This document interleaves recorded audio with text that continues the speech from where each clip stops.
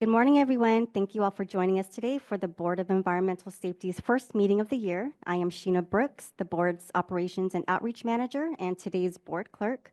Today, we are joined by the following Board of Environmental Safety staff persons: Swati Sharma, Executive Officer; Sheena Avila, Staff Engineer; Courtney Bailey, Board Specialist; Lauren Chandler, Ombuds; Gregory Forrest, Board Counsel; Evelyn Nuno, Board Specialist; Linda Ocampo, Senior Staff Engineer; Firdos Mirza, Environmental Program Manager; and Marcus Raymond, our Senior Environmental Scientist. This meeting is being live streamed and recorded. Your continued participation is acknowledgement that you are being recorded. Today is January 30th, 2025 at 9:01 a.m. and the meeting is now called to order. Thank you, Sheena. Please call the roll. Thank you, Madam Chair. Member Bhatia, Present. Member Brostrom, Here. Member Gomez, Here. Vice Chair Strauss-Tacker, Here. Chair Rizzo. Present. All members are present and a full quorum is established. I will now review some logistical items. Today's hybrid meeting is being held both in person and remotely via phone and Zoom. For those joining us on Zoom, please select either English or Spanish as your preferred language option by clicking the interpretation icon located at the bottom of your Zoom toolbar. If you don't see the icon, you may need to update your Zoom application.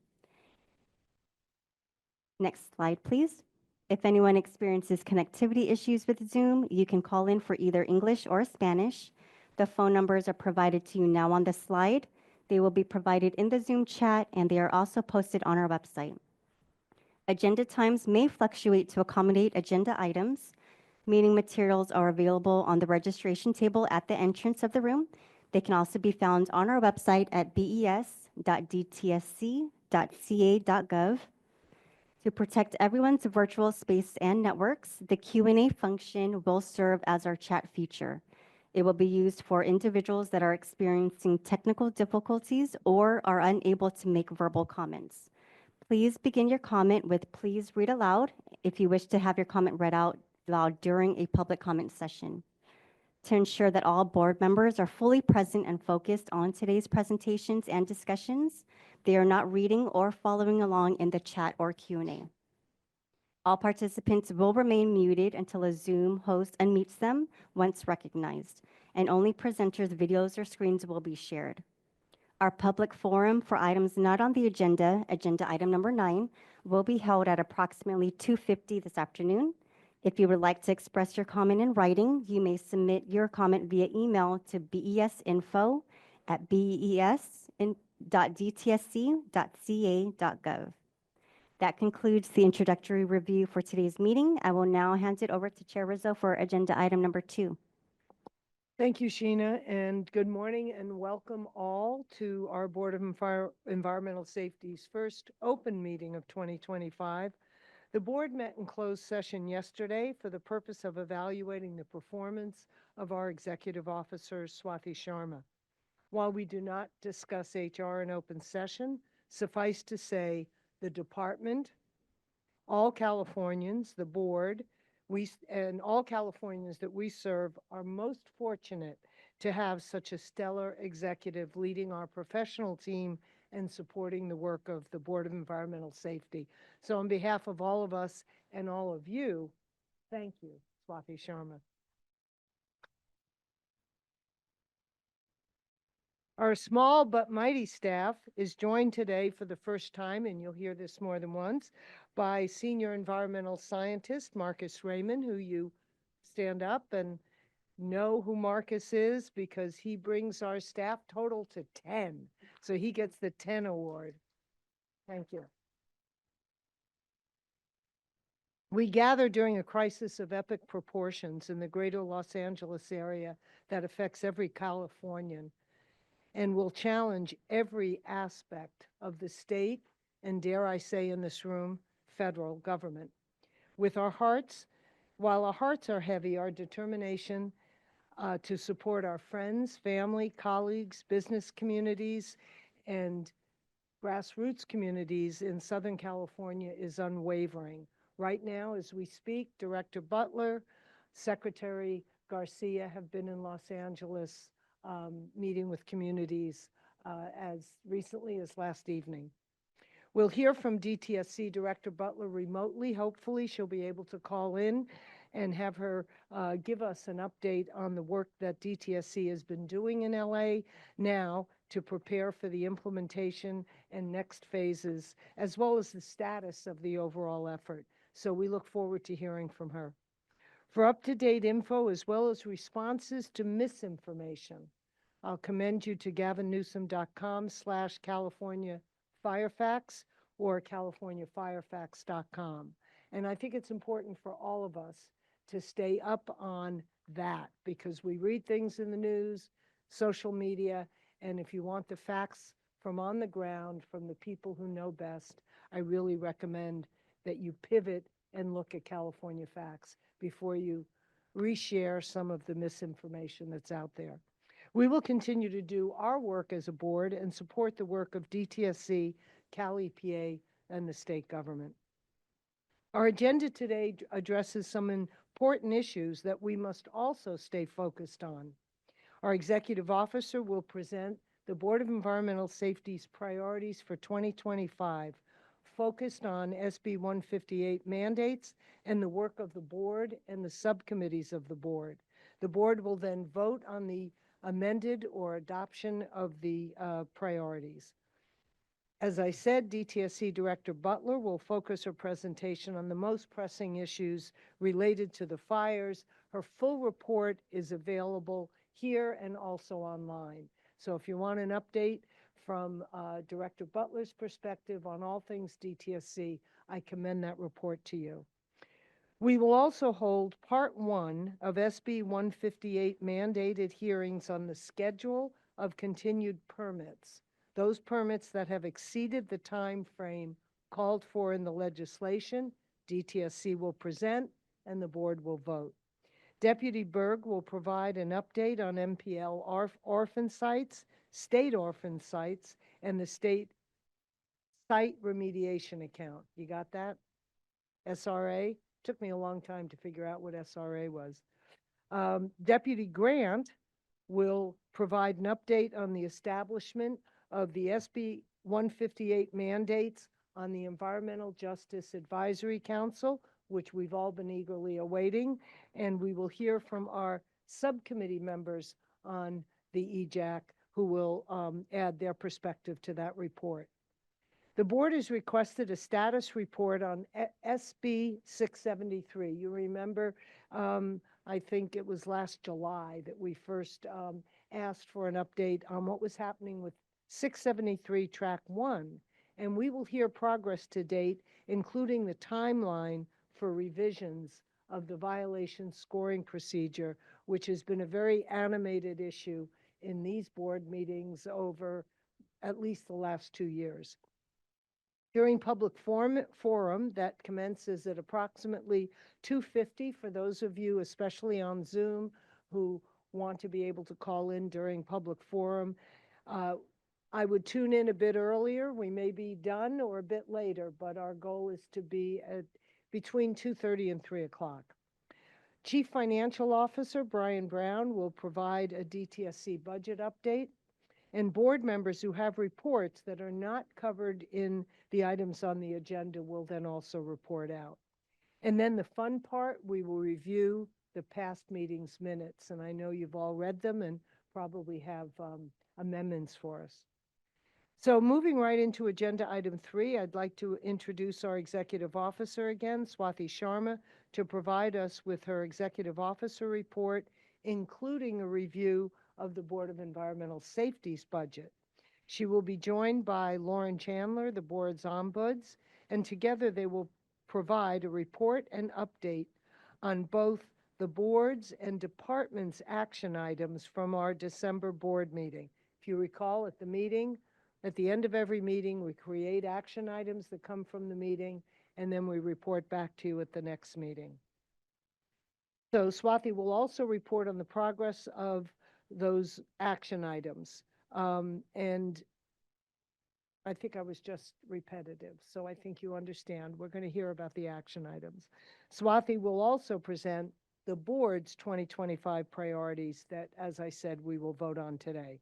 So now, E.O. Schwama.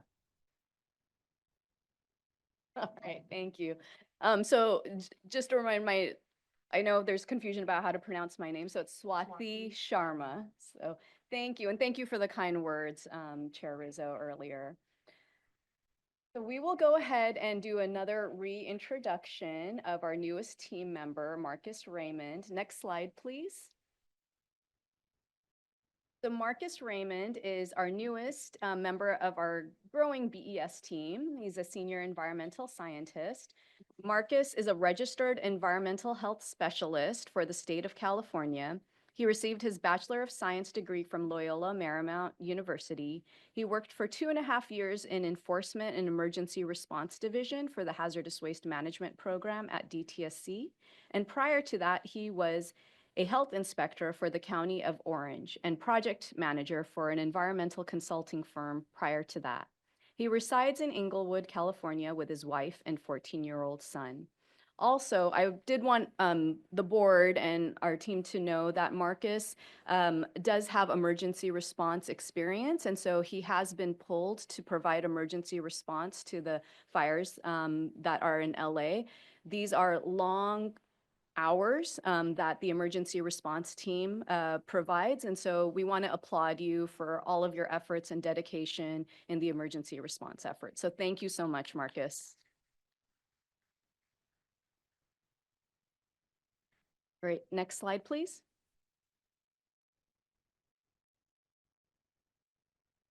This is a review of the 2025 board meeting schedule. Our next meeting will be on March 19th and 20th in Central Valley, likely in Fresno. And this will also be the first time we are hearing the Hazardous Waste Management Plan, where we'll be holding the very first hearing.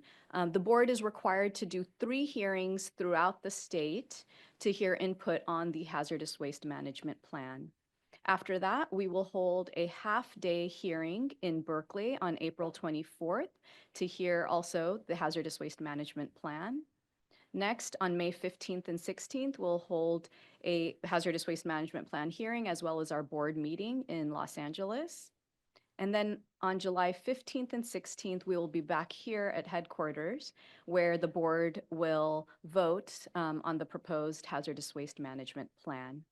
After that, we will have an August board meeting, August 27th and 28th in the Bay Area. And this is also when the board will adopt the fee rates for the following year. And then November 5th and 6th, we'll be back here in headquarters to have our last board meeting of the year. We may have additional workshops on metrics, fees throughout the year. So please check back on our BES website for the most updated dates. Next slide, please.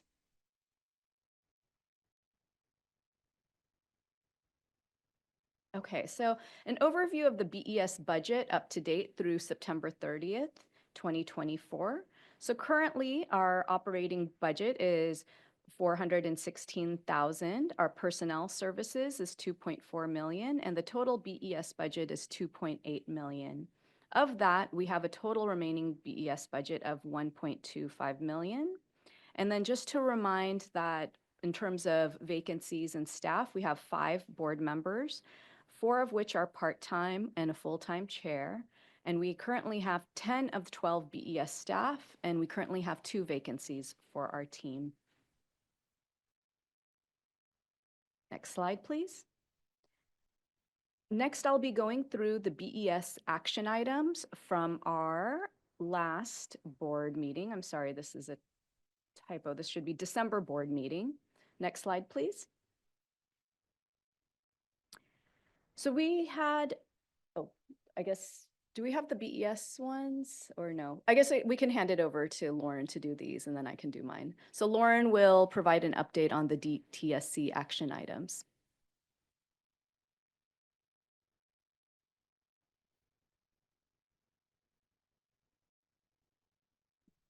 Good morning. Oop, can you hear me? So there were 3 action items recorded for DTSC during the public meeting held. Okay. Can you hear me now? Better. Okay. There we go. It's a long way to travel. Okay, so there were 3 action items recorded for DTSC during the public meeting that was held on December 4th in Berkeley.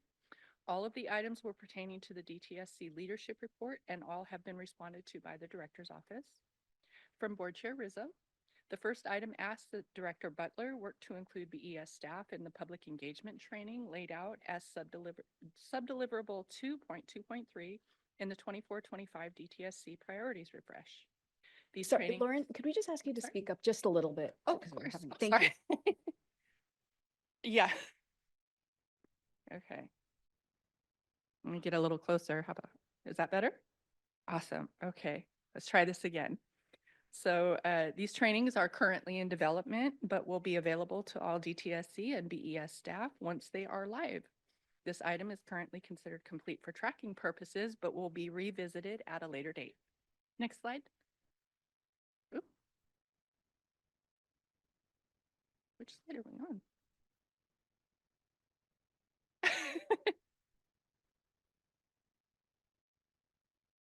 There we go. Yeah, one more.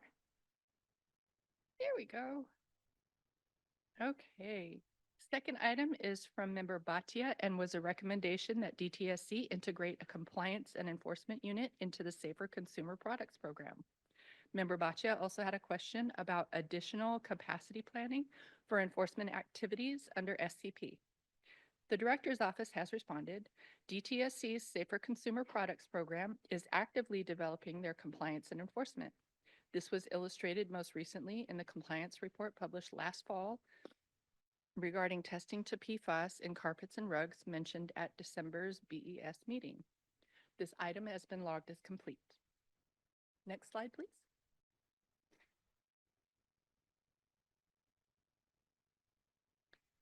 Our third and final action item from December comes from member Brostrom pertaining to a request for data on possible DTSC involvement in the Albany bulb radiation issue.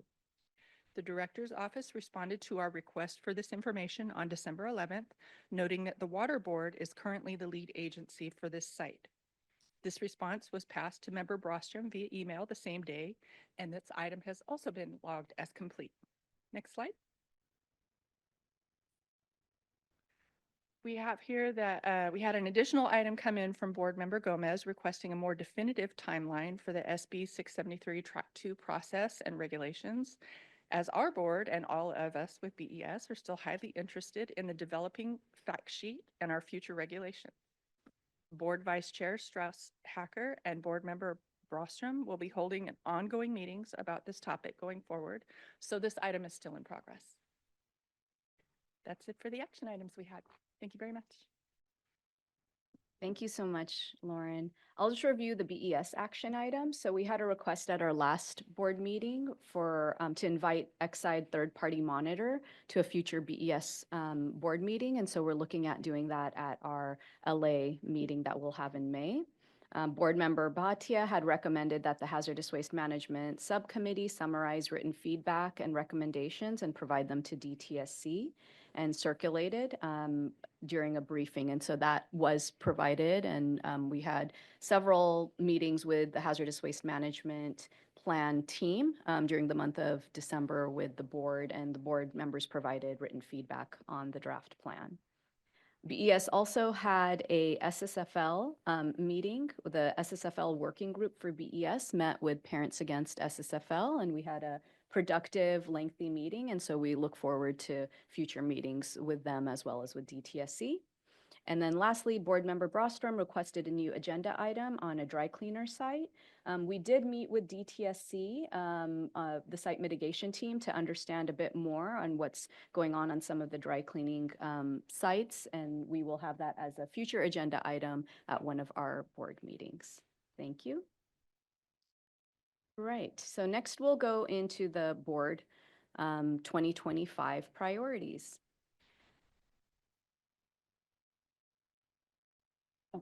Okay, thank you. So these priorities are up for the board to review and adopt and take vote on. So our first priority is to hold public meetings and workshops, to conduct 6 to 7 board meetings and numerous workshops statewide, half of which must be conducted throughout the state. and to ensure high public attendance and to foster transparency and accountability. This is the primary platform for public engagement with the board and DTSC leadership on key priorities. Our priority is also to hold a site-specific hearing on an individual permitted site or a mediation site in late 2025. Next slide, please. Permit appeals. Our next priority is to hear and decide appeals, adjudicate appeals of hazardous waste facility permit decision, appeals of decisions to grant, issue, modify, or deny a permit. The anticipated volume is to handle between 2 to 3 permit appeals in 2025 and be responsive to ongoing PRA and litigation. Next slide, please. Our next priority is performance measurement and strategic planning. We heard robust engagement and discussion yesterday that we had about our performance metrics for hazardous waste management program. We plan to continue this engagement with further programs with DTSC and to develop performance metrics for DTSC, collaborate with DTSC to define and evaluate these metrics that align with the public's desired outcomes for each of DTSC's programs, and also to develop long-term goals for DTSC in consultation with the director and considering available resources. Next slide, please. Hazardous waste fees. So the board is mandated to establish fee rates by regulation for a generation handling fee, facility fee, and environmental fee to ensure adequate funding for DTSC and board operations. The board is also partaking in fee structure analysis to conduct an analysis to ensure fair distribution of fees among businesses contributing to hazardous waste management and the elimination of resource gaps for BES and DTSC to achieve annual priorities and performance goals, and to conduct a fee analysis based on the criteria that's laid out in SB 158. We will be holding public engagement and hold public workshops to gather input on DTSC's fee rates and structure. This process typically takes place later in the spring and throughout the summer and is finally adopted in early part of fall. Next slide, please. The state of the hazardous waste management plan. So DTSC shall prepare a state hazardous waste management plan by March of 2025. And based on the 2023 hazardous waste management report, the board will conduct the following. Hold 3 public hearings statewide to receive comments on the plan, collaborate with DTSC to finalize the plan considering public input, and review and approve the plan after the 3 hearings. Next slide, please. DTSC oversight and evaluation. The board has a mandate to perform an annual evaluation of DTSC to prepare and transmit to the Secretary for Environmental Protection an annual review of DTSC's performance against its 2024-2025 objectives, including the director's performance, and then to approve DTSC's priorities. So review and approve DTSC's 2025-2026 priorities, which would occur later in the summer. Next slide, please. Public engagement. I'm excited that our team will be launching concerted efforts on public engagement. We now have our Ombuds program, and so to launch outreach and engagement of the Ombuds program and receive inquiries and respond as needed, and also do stakeholder outreach. So engage with community members, organizations, and the regulated community through meetings and enhanced public communication. Our operations operations and outreach manager, Sheena Brooks, and our ombuds, Lauren, will be reaching out to several organizations over the next month or two to hear from them and share what is on the plate for the board this upcoming year. And also conduct site tours of facilities and cleanup sites. Next slide, please. Cleanups in Vulnerable Community Initiative Annual Report. The board is required to submit an annual report to the legislature to analyze CVCI's expenditures, analyze expenditures allocated to DTSC for CVCI against its 7 objectives and assess CVCI's performance. Evaluate the subsequent use of investigated or cleaned up sites and assess CVCI's impact on public health in affected communities. And lastly, to provide recommendations to the legislature for future cleanup initiatives. Next slide, please. Exide remediation. This is something the board has been involved in since the board began. So continued engagement, maintain ongoing engagement with the public, attend working group and ETAG meetings, and also to ensure progress on cleanup goals. And lastly, we're excited that the Environmental Justice Advisory Committee has been stood up. And so the board will be involved in shaping and providing input and continue to shape and provide input of DTSC's EJAC, monitor EJAC's progress once it's formed, and provide a forum to hear updates on the EJAC's priorities and progress at our board meetings, as well as engage with the EJAC to receive recommendations from the EJAC on selected items for DTSC and BES priorities. Thank you, and that is the conclusion of BES's 2025 priorities. A lot of work ahead for the board. I commend your pulling it all together, hearing from board members, and at these meetings, what priorities do you want us to focus on? So I think we've been listening attentively to that. And now let's hear any board discussion on the priorities. Thank you, Swati. A couple of points.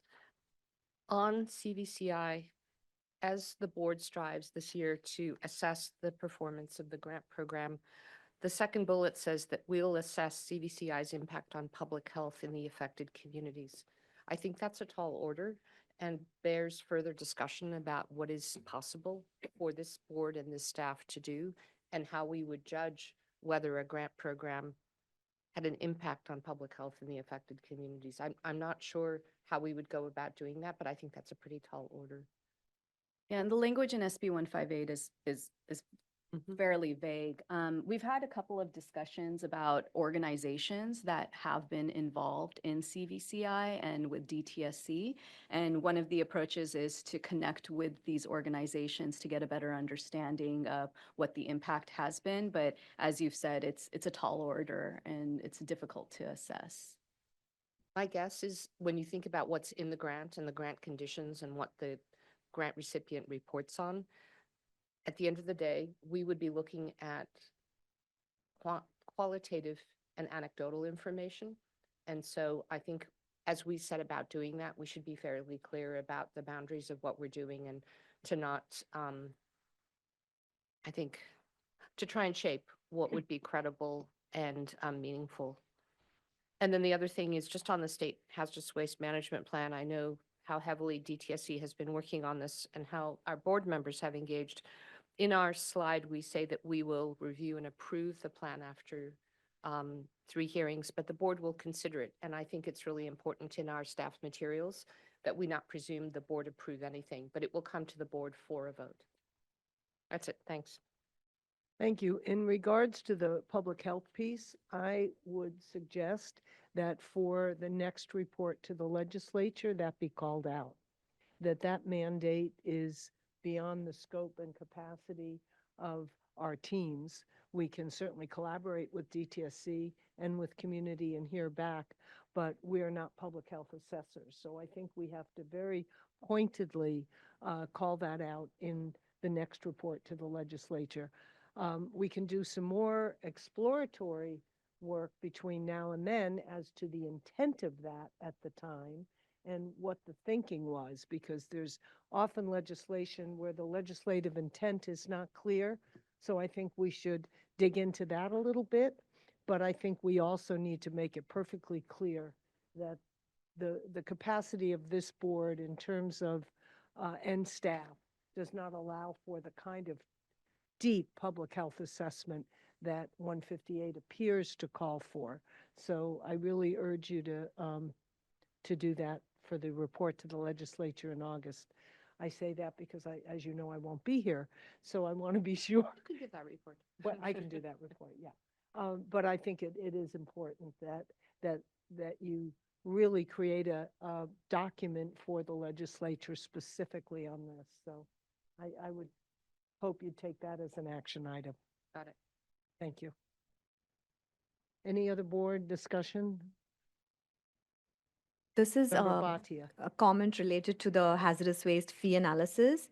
We talk about conducting an analysis to ensure the fair distribution of fees among businesses contributing to hazardous waste management. Two call-outs here. One is that this will likely be a multi-year effort. It's called out in SB 158. We will initiate it this year, but the expectation is not that we will have completed it in 2025. That's my first call-out. And the second is that there will be a heavy dependency on DTSC team's ability to provide input so that we can complete the analysis. So I wonder if we can just modify the language to clarify that we will initiate the exercise and that we will work with DTSC to ensure that we have the right set of inputs to progress this mandate in 158. Is there any objection to that caveat? I think that's fair to say, if you would add that. Thank you. Any other board discussion? Alexis covered mine about the hazardous waste management plan and being very careful about not presupposing the outcome. So I do Perfect, suggest that we change that language. perfect. Georgette? Okay, let's open it up for public comment, please, Sheena. Thank you, Madam Chair. We will now open the floor for public comment for this agenda item. For those that are joining us in person and wish to comment, please raise your hand and I will call you up individually. For those joining us on Zoom, please raise your virtual hand on your Zoom toolbar or press *9 on your phone. And if you have joined the Spanish channel, please wait for the interpreters to provide instructions. I will acknowledge each commenter by first and last name as displayed on Zoom, and I apologize in advance if I mispronounce any names. We ask that your comment be no longer than 3 minutes. The time allotted will be doubled for participants expressing their comment in Spanish to allow time for translation.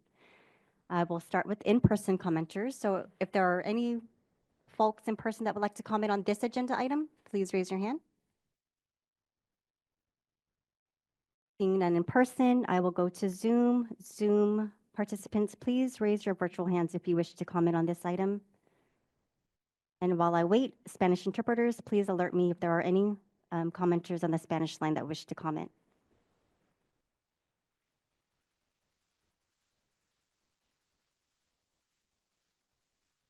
Seeing none on Zoom.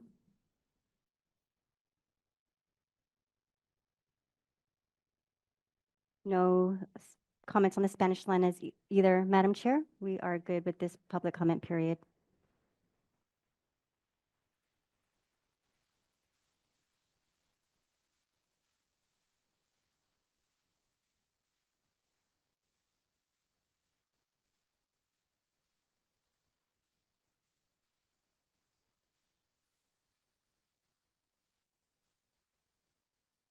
Okay, let me try and then folks can amend. Madam Chair, I move that we amend the BES priorities for this year in the following ways. That we will modify the language with regard to the hazardous waste management plan to reflect not that the board would approve after 3 hearings, but that the would come to the board for a vote or be considered by the board. And that with regard to the fee section, that we would modify the language in 2 ways to include that the task is not completed this year and as further described by Member Bhatia.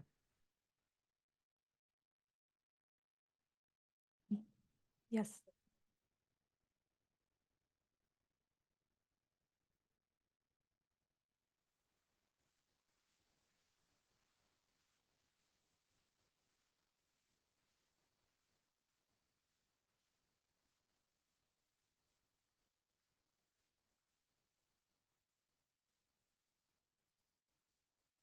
Thank you, Madam Chair. All those in favor say aye. Aye. Any opposed? Seeing none, the motion passes to approve the amended 2025 BES priorities as Vice Chair Hacker restated. Thank you, Madam Thank you. Chair. Can someone tell me if Director Butler is available at this moment for Zoom? Yes, She Director is? Butler is on. which is amazing, given where she is and what she's been dealing with in the last weeks, but in particular in the last couple of days. So I want to introduce DTSC Director Katie Butler to provide us with her report and thank her for all she and the teams in LA are doing. And again, acknowledge that we are surrendering Marcus to the greater cause, and it's a privilege to do that. So thank you. Katie Butler, where are you? Thank you, Chair Rizzo. I am reporting to you all today from Los Angeles because of our laser focus on recovery efforts down here.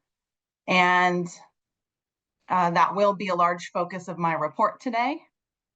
Before I dive in, Chair Rizzo, I want to thank you again for the tremendous service that you have given to California, DTSC, all the communities we serve, and cannot thank you enough for establishing, leading the way for this board. And it's my commitment as director to continue the charge that we have to protect communities from toxic substances and do whatever I can to support the board. You will be missed, and look forward to working with the board going forward, of course, and carrying on the many endeavors here that are underway under your leadership. So thank you. Thank you, Katie. It's been a privilege working with you. And DTSC is in great hands, and the board will be in great hands. So thank you. We're eager to hear about what you've been doing, which I know is amazingly stressful, I'm sure. So talk to us. All right. So next slide.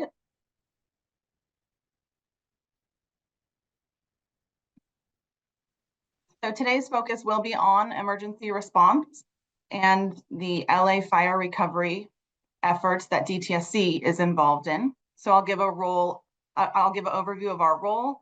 I'll also touch on our involvement responding to another fire in the Bay Area, the Vistra Energy Storage Facility fire, and recap at a high level some other departmental news, because in the midst of all of this emergency response, we are continuing forward and making good progress on our other mandated activities and goals for 2025. Next slide. All right, so the Southern California fires, as you all know, so unprecedented, and they've impacted the region in Los Angeles in a historic way. And for us at DTSC, it also impacted us on many fronts. If you can go to the next slide. DTSC, our teams here were quick to take action to address multiple concerns. So from the day after the fire started, our emergency response teams jumped into action with pre-planning and planning events. Office closures and impacts to staff were temporary, but shortly after the breakout of the fires, our administrative services did assess the safety of our offices. We closed down our Pasadena lab for a couple days due to poor air quality. And then the San Diego office was closed for a day due to the proximity of the Friars fire. And so I was really proud of our internal communications team, our Office of Civil Rights, our administrative services team. They all came together. They worked collaboratively to get information out about resources to our own staff. Of course, our first priority is to make sure our staff are safe. And then we also provided them with resources, information. We're mindful of the mental health impacts of this emergency as well. And so we have to, monitor that at the same time that we're being called to respond. Some of our team members sadly were directly impacted. We do have staff who lost their homes and others who had to evacuate.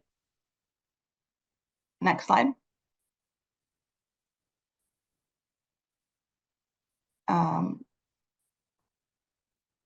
Sorry, I did forget to mention that the hazardous waste facilities in the LA area, because this is such an urban, dense environment, they were also top of mind for our technical staff. And so hazardous waste management program did track the fire's progress in real time, monitoring potential impacts to permitted hazardous waste facilities. And fortunately, these sites were not impacted.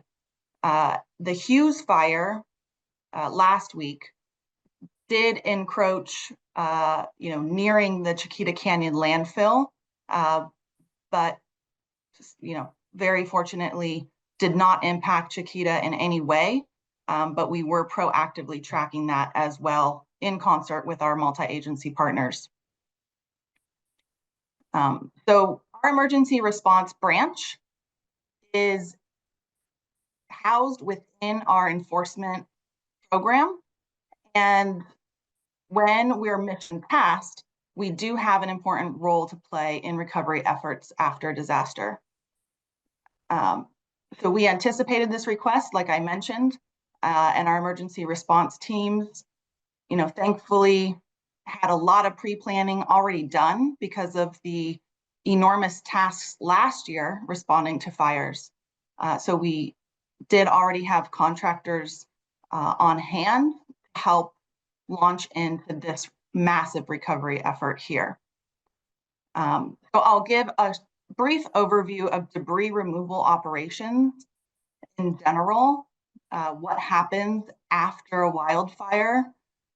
Debris removal occurs in 2 phases.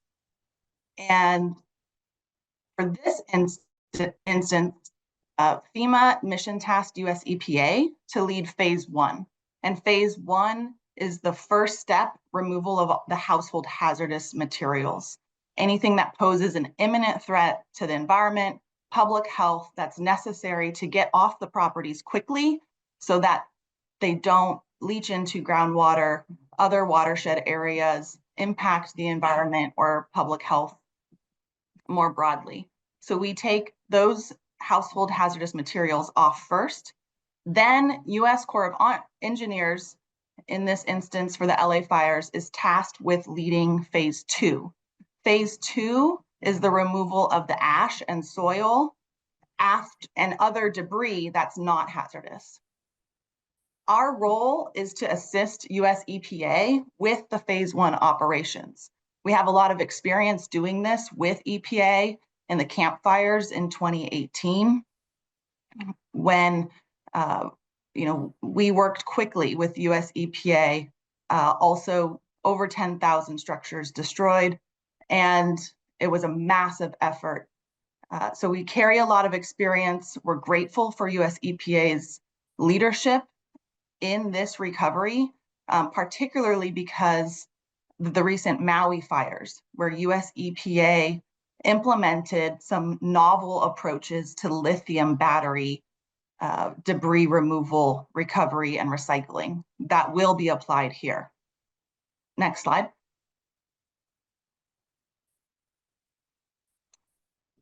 So phase 1 removes the household hazardous waste. This happens automatically.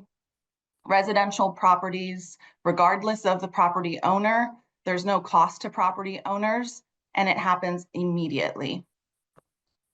So our teams in this LA fire response began this process January 27th. Next slide.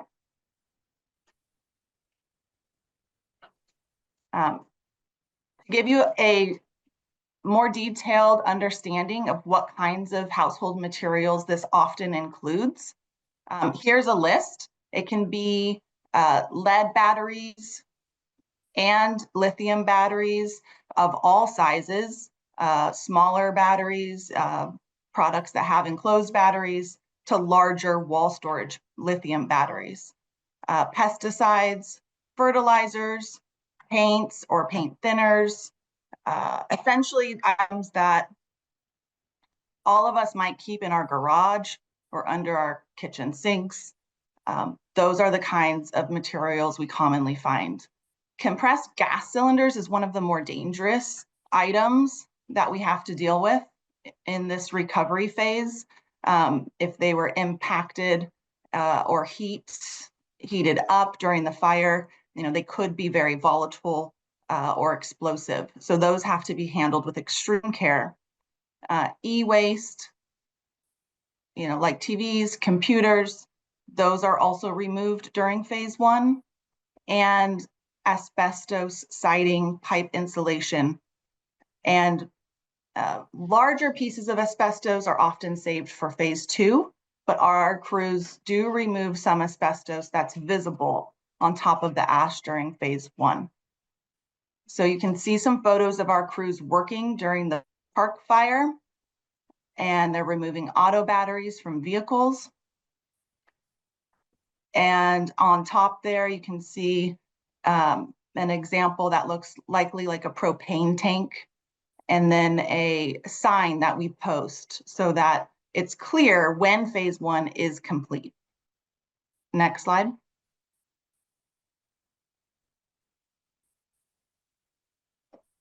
The signage used to identify parcels as having been cleared of hazardous waste is important so that the crews working the next phase have a clear understanding of where the debris removal process is at.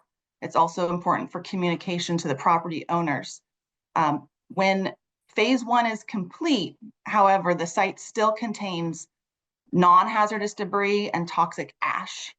And that ash can be extremely irritating to skin, respiratory systems, and we're working together with our agency partners to make sure we get that message out, that coming into direct contact with that ash, even when phase one is complete, can be harmful.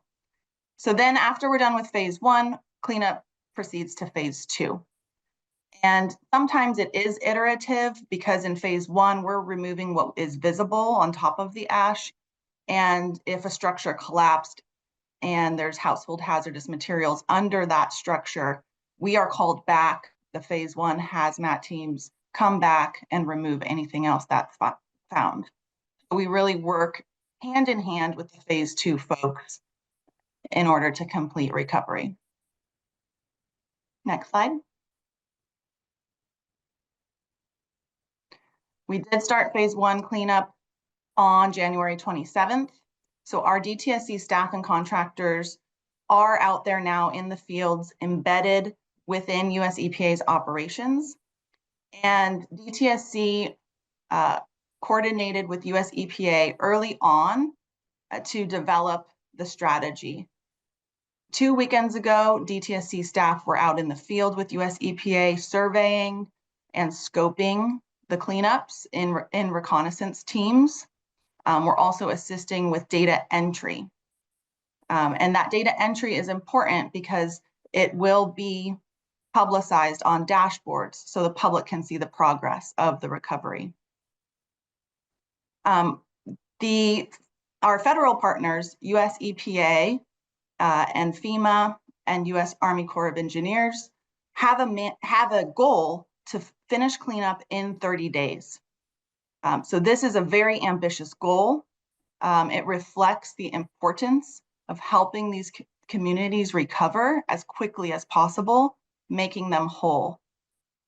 So we are all hands on deck and deploying as many staff and resources as possible. I also want to highlight that it's not just our emergency response teams involved because of the enormity of this task. Our DTSC programs across the board are lending their expertise and assisting with their relevant, knowledge, capacity, programmatic experience. So our Office of Communications and our Office of Environmental Information Management have been collaborating very closely with other agencies on messaging, on data collection, dashboards. Our Office of Environmental Equity is assisting in addressing inquiries received from tribes, also attending community meetings. Our administrative services, financial services, legal teams, contract teams, everyone's working extremely hard behind the scenes to ensure that, contracting processes go as smoothly as possible. So I cannot be more thankful to our entire DTSC team and just really rising to the occasion, meeting the moment. And this road to recovery, is not going to happen overnight. We know this will be a long haul, and we're here for the communities through the entire journey. Next slide. I mentioned a bit about the dashboard so that the public can track the progress of phase 1 recovery efforts. US EPA set up a website to track all of the activities associated with the wildfire response. So this is a great website for the public to go to and get regular updates, including the phase 1 activities that DTSC is involved in, but then also other recovery efforts that our agency partners are undertaking. So this is a one-stop shop on response information. Next slide.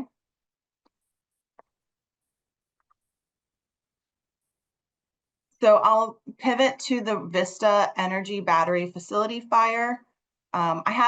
Chair, I have a couple slides on this and then one slide on other departmental news. Do you want me to continue or do you want to pause for questions about the LA fires?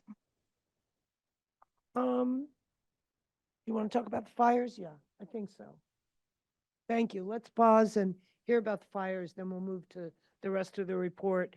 And I just want to be sure that your updated slides about the fires are also up on our website now, correct? Okay, thank you.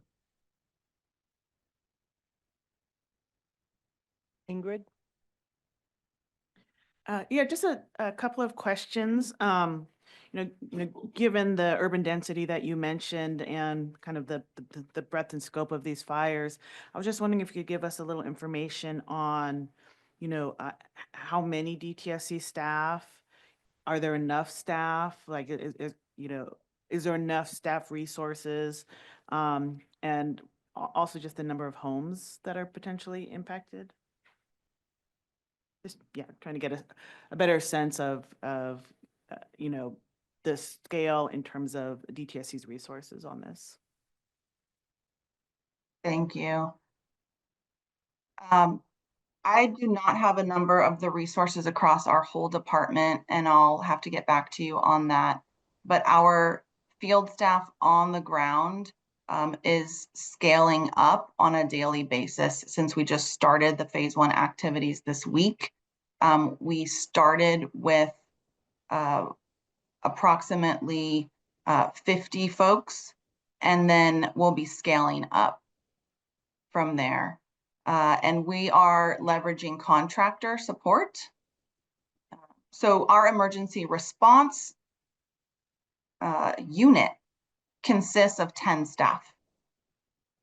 And they are the experts who oversee the contract teams to carry out the phase 1 operations. And so we have a good system set up where we are embedded within the contract team so we can provide direct oversight to their work and leverage the capacity of our contractors. We're currently looking across the department for more folks because we have more folks who are HAZWOPER trained, have field experience. And so we're working closely with our US EPA partners and looking at exactly what you suggested. How can we increase our capacity on a daily basis? Thank you. Any other, Georgette? Yeah, thank you, Katie, and please express gratitude for the rest of the team that is out there. I only have one question in regards to the debris and what the plans are in terms of managing it, especially some of it being hazardous. And I know capacity is an issue. So what is the thinking around that in terms of the management aspect of it? And I know we're doing it within the lenses of being an emergency and wanting to manage and respond as quick as possible. So I just want to make sure that because of it, we're it's a sensitive thing, right? We need to react quickly. We need to move debris that is toxic. We might take shortcuts, or if you can talk to us a little bit more about that. Okay, yes, thank you, Board Member Gomez. Great question about the safe handling and proper management of the hazardous materials that we're removing from the properties. And we do take extreme care. Our crews have best management practices they have to follow to make sure that, you know, any waste is contained. And I didn't talk much about how it, you know, gets off the property, so I can explain that a bit. We have trucks that don't go on the property because we don't want to disturb the ash, so they stay in the public right of way.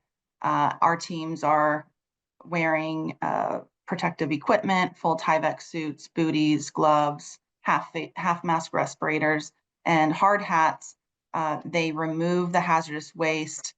Sometimes they have to, you know, containerize or wrap blanket lithium batteries to make sure that they're not going to, you know, suffer from any kind of thermal runaway or create another fire issue. So there are management practices that our field crews follow. They place the material on the trucks, and then the trucks transport the material to staging areas.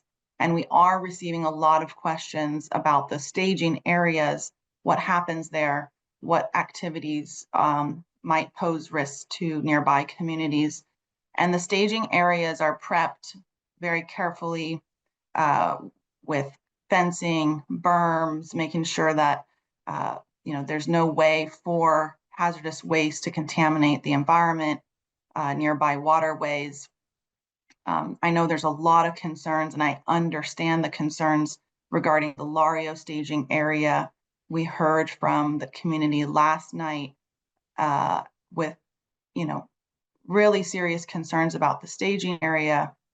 And, you know, we explained that US EPA and our agency, DTSC, we have a lot of experience overseeing these staging areas. We have monitors on the staging areas. They're sampling before and after the staging area is set up. There's air monitors while waste is consolidated. So the whole purpose of that staging area is to group, you know, like waste with like waste, so then they can be transported to their final destination. So, you know, all the e-waste, the electronics will be put together, and then they'll be most likely taken to an e-waste, universal waste recycling facility.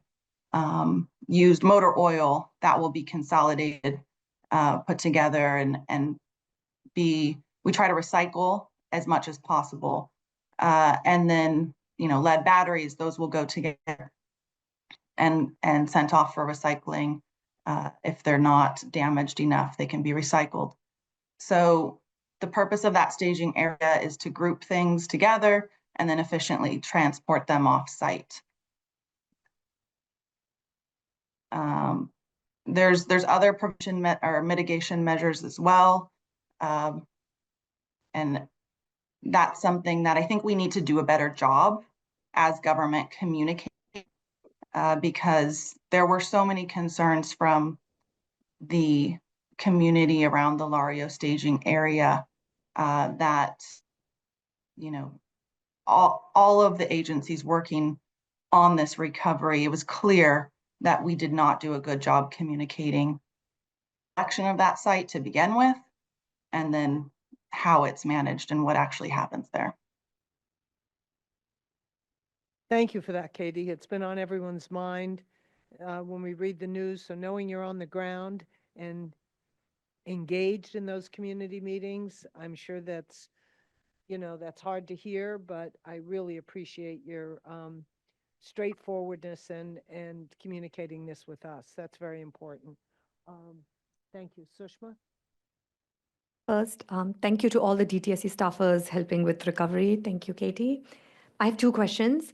My first question is, do you anticipate any impacts to your strategic priorities given this focus on recovery? It may be too soon to tell, but we'd love to hear if you expect any work that you had previously planned to slow down or pause. That's my first question. My second question is, you mentioned a novel approach to lithium battery recovery. Uh, I'd love to hear what that is, and you talked about the Maui fires, but also happy to hold the question because I know your next next part of your presentation is about the Moss Landing facility. So we'll take, you can take that question when you cover the Moss Landing facility. Thank you. Yeah, great. Thank you, Board Member Bhatia. So there's probably a couple YouTube videos that can explain it a lot better than I can, and I can share those links. But in essence, the lithium batteries are actually, there's a metal casing around car lithium batteries, and the metal casing itself is usually still intact after a fire.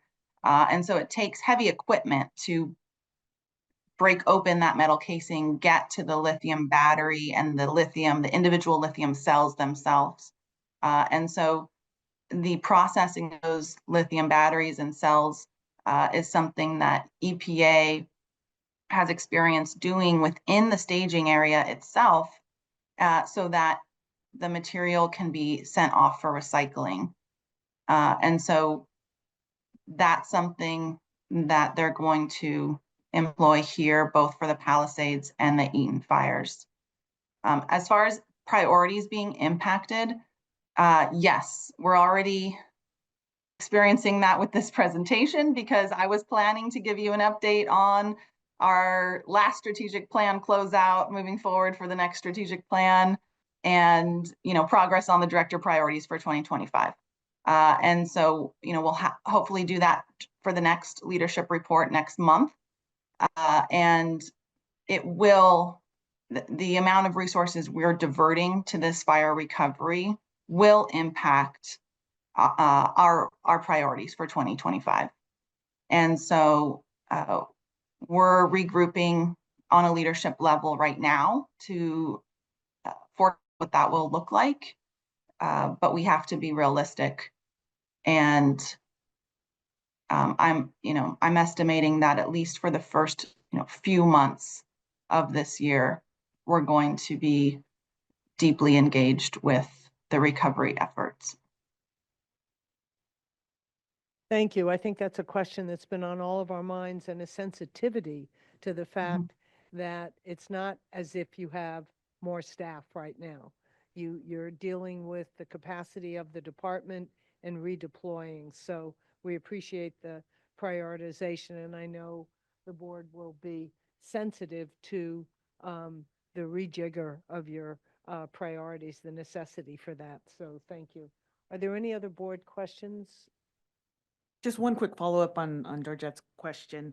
How long does the waste generally remain in the staging area before it gets transported to the final location? It really varies depending on the fire mission, the response effort, the incident. And typically, when we do phase one, DTSC will move the waste off, on a weekly basis. And it really just depends, though, on the volume and the types of waste that we're finding.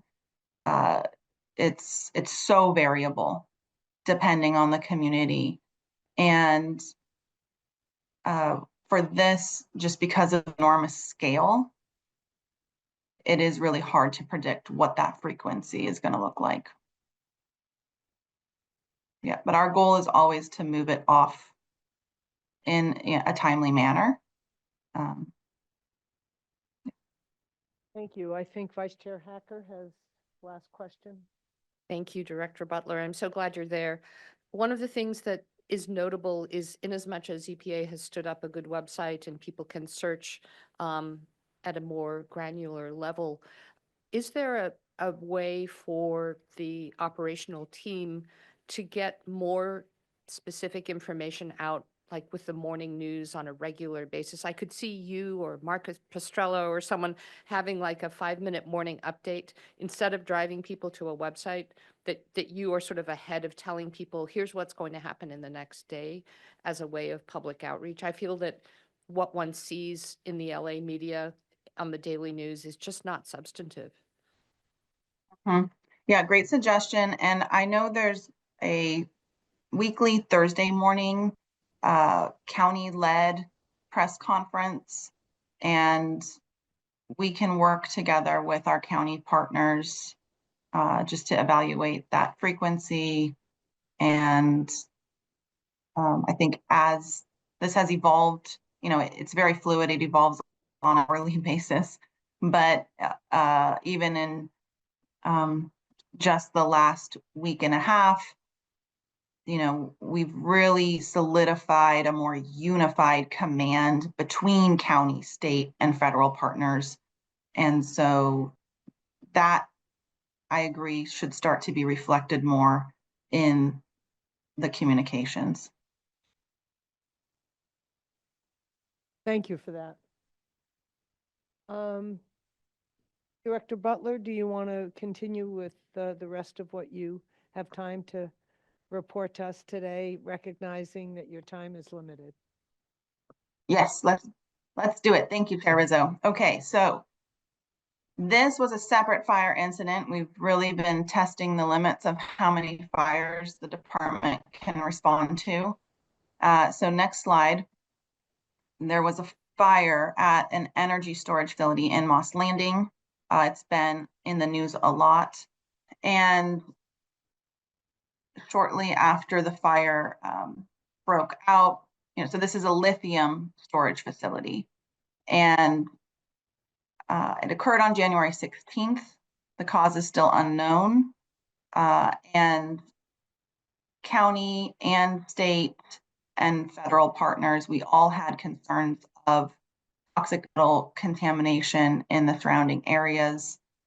The communities were very concerned as well and wanted to really understand what are the impacts of a major incident like this. And so our scientists and investigators in the Office of Criminal Investigation have been working on this together with Cal EPA to better determine the extent of the potential impact. So we conducted screening in the area immediately around the facility. Next slide. I think we go into the role a little bit more here on the next slide.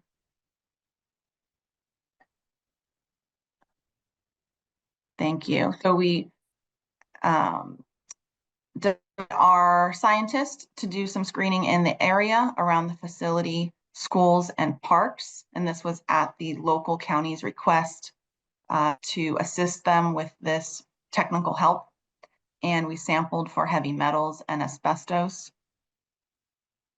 We also collect samples of, ash, dirt, dust, and this was done on January 24th.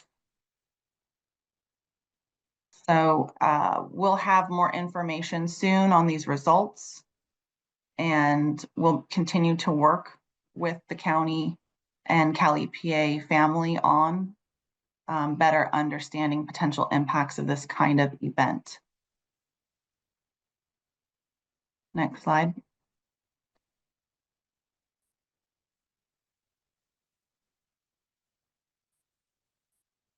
Okay, so while much of this presentation has focused on emergency response and our fire work, there good work at DTSC that continues to move forward the priorities that you asked about.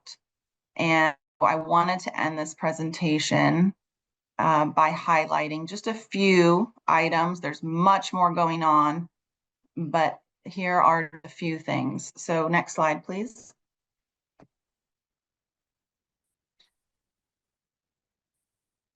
Okay, very happy to report that David Sadwick has been appointed our chief counsel. I swore him in on December 29th, 2025, just before the new year. And we are so fortunate to have his continuity in leadership for our Office of Legal Counsel. Previously, he served as the assistant chief counsel. We are happy to report that the generation and handling fee e-regs were adopted. These went into effect on January 27th, 2025. And these were clarifications to our fee structure, much needed for the department and the regulated industry to provide clarity in a number of items. And just thank you to the board for hosting the regulatory concept workshop at the October 2024 meeting.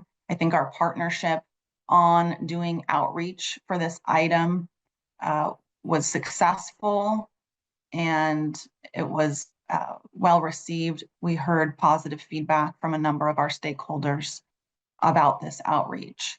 A quick note regarding the fire debris, household hazardous waste that we recover during the fires is exempt from this fee because the hazardous waste from the cleanup of any declared disaster is exempt from the fee. If a government entity is conducting phase 1 or phase 2 cleanup as a result of emergency response, that entity will be exempt from the fee for that material. And that's one of the clarifications that we made with these new regs. We attended the Kettleman City community meeting along with board member Ingrid Brostrom. I think you reported on that earlier. And that was a good dialogue with community members on many of the environmental burdens that they're facing, many around the built environment that we heard from them. And then lastly, I want to lift up the recognition of Gloria Gamino, who is an investigator, and she supervises our investigators in Southern California. She was recognized by the U.S. Attorney General. She received the William French Smith Award for outstanding contribution to cooperative law enforcement. So she flew to Washington, D.C., met the Attorney General from the Biden administration, and she was part of this intergovernmental team known as Operation SoCal Team. This includes members from DOJ, from the Department of Homeland Security, US EPA, and their focus is to combat the illegal smuggling of hazardous pesticides brought into the US from Mexico. So this work led to the arrest of 90 smugglers and 2 convictions. So she, along with the other members of this operation, were honored at the 72nd Annual Attorney General's Award ceremony just 2 weeks ago. So join me in applauding Gloria Gamino. Very proud of her and her whole team. Okay. And I don't have time to go into detail, but I do not want to end this leadership report without mentioning the importance of us in monitoring the executive orders coming out of the federal government right now. So we are doing that together with our Cal EPA family. We are monitoring the executive orders. We are starting to see some impacts on on pausing of some of our projects. And so we are tracking that, and that's something that we will start reporting to the board. But we have just started undertaking this effort, and will stay coordinated with Cal EPA in giving you information on impacts and what we're doing to mitigate those impacts. So, you know, we have a lot of good work coming out of the department over the next couple months that is centered around protecting vulnerable communities who historically have been, you know, disproportionately impacted by environmental pollution. And we are committed to continuing that work and strengthening that work with all of our state partners. So I'll end on that note and give it back to you, Chair, for questions. Thank you. We know that all the attorneys up the chain have been looking at the executive orders, and we look forward to a briefing in terms of its impact on DTSC. So a combination of your response, but also I don't know if there's a succinct assessment of the executive orders that is postable, but at some point when there is, I think that would be useful. It'll help mobilize people around the issues that are important to them and their communities, but also give us a platform. And I think it will have an impact on your priorities and our support of your priorities going forward. So I can't imagine just hearing from Attorney General Bonta on the work that office is doing, the appropriation in the budget revision of money for the AG's office. That's vitally important, and I think we all want to be supportive of whatever it takes to protect California and certainly the department. And so give us the means to do that. Thank you. I think we should move on to public comment now, if there is any. I know we have well over 100 people on Zoom, and as well as the 30, 40 people in the room. So let's see if there are questions or comments. And if board members have questions, by all means, carry on. Ingrid. Just a couple of questions about the Vistra fire. Two things really. You know, I know just in the news there have been reports of elevated heavy metals already coming in. I don't know that it's state or agency tested, but there already are reports of that. And so I guess I'm wondering about two things. One, I saw that you mentioned a park that was across the street from the facility. And so given the ongoing, you know, analysis, you know, are there protections in place to prevent potential exposures like closing the park? And then I also know that you mentioned screenings. I'm assuming that's soil screenings. And I know this is a multi-agency response, you know, but have there been any conversations or plans around biomonitoring, health screenings, or anything else to, you know, to ensure that the people in the area haven't been exposed and have health impacts? Thank you. I did see the news article in the Los Angeles Times yesterday reporting the concerning levels of metals. And this, from my understanding, is from a university that did some sampling. So I'm directing my team to coordinate with that university, make sure we have the information they have, and then they can also benefit from the data that we're collecting, and that our results are not back yet. But once they are, we can coordinate with that university. The screening was XRF type screening, so that, you know, we can use a XRF in the field just as an initial survey for metals.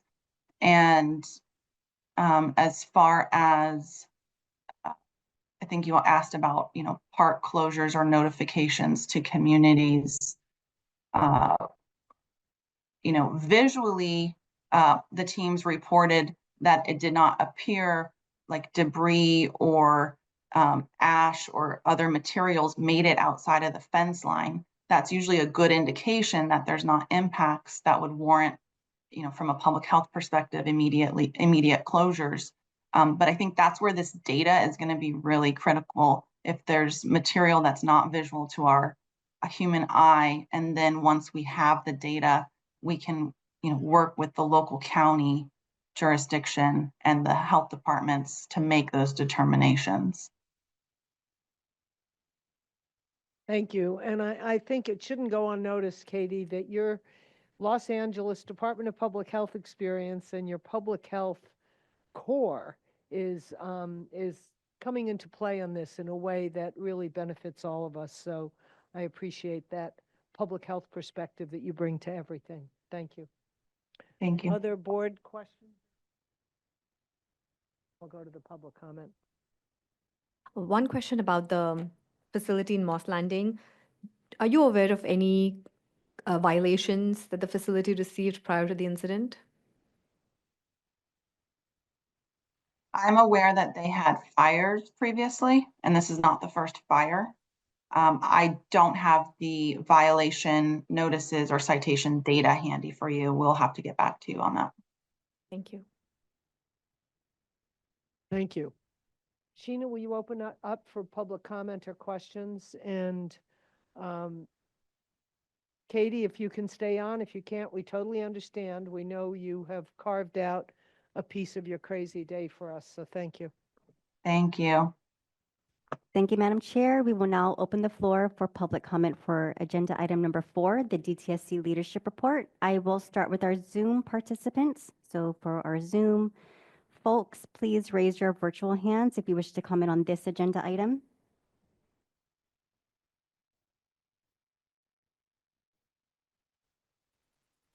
Seeing none on Zoom, are there any folks in person that would like to comment on this agenda item? We got a shy house, Madam Chair. No hands raised on Zoom, no hands raised in person. Spanish interpreters, please let me know if there are any comments on the Spanish line.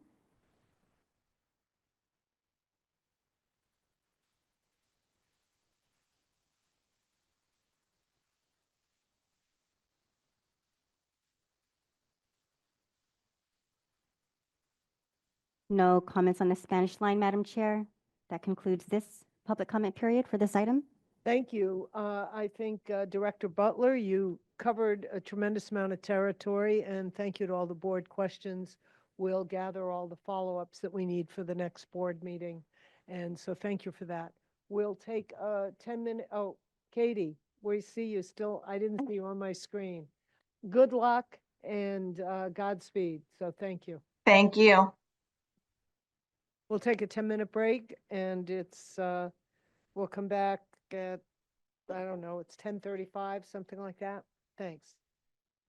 We will take a 10-minute break and return at 10:35. Welcome back. It's 10:36. We did pretty good on that one. And Tina, do we have a quorum? It Thank you, would Madam appear Chair. so. We have a quorum with 4 of 5 members present. I'm sure Georgette will rejoin us shortly. Thank you. We'll now move into our continued permit decision schedule hearing.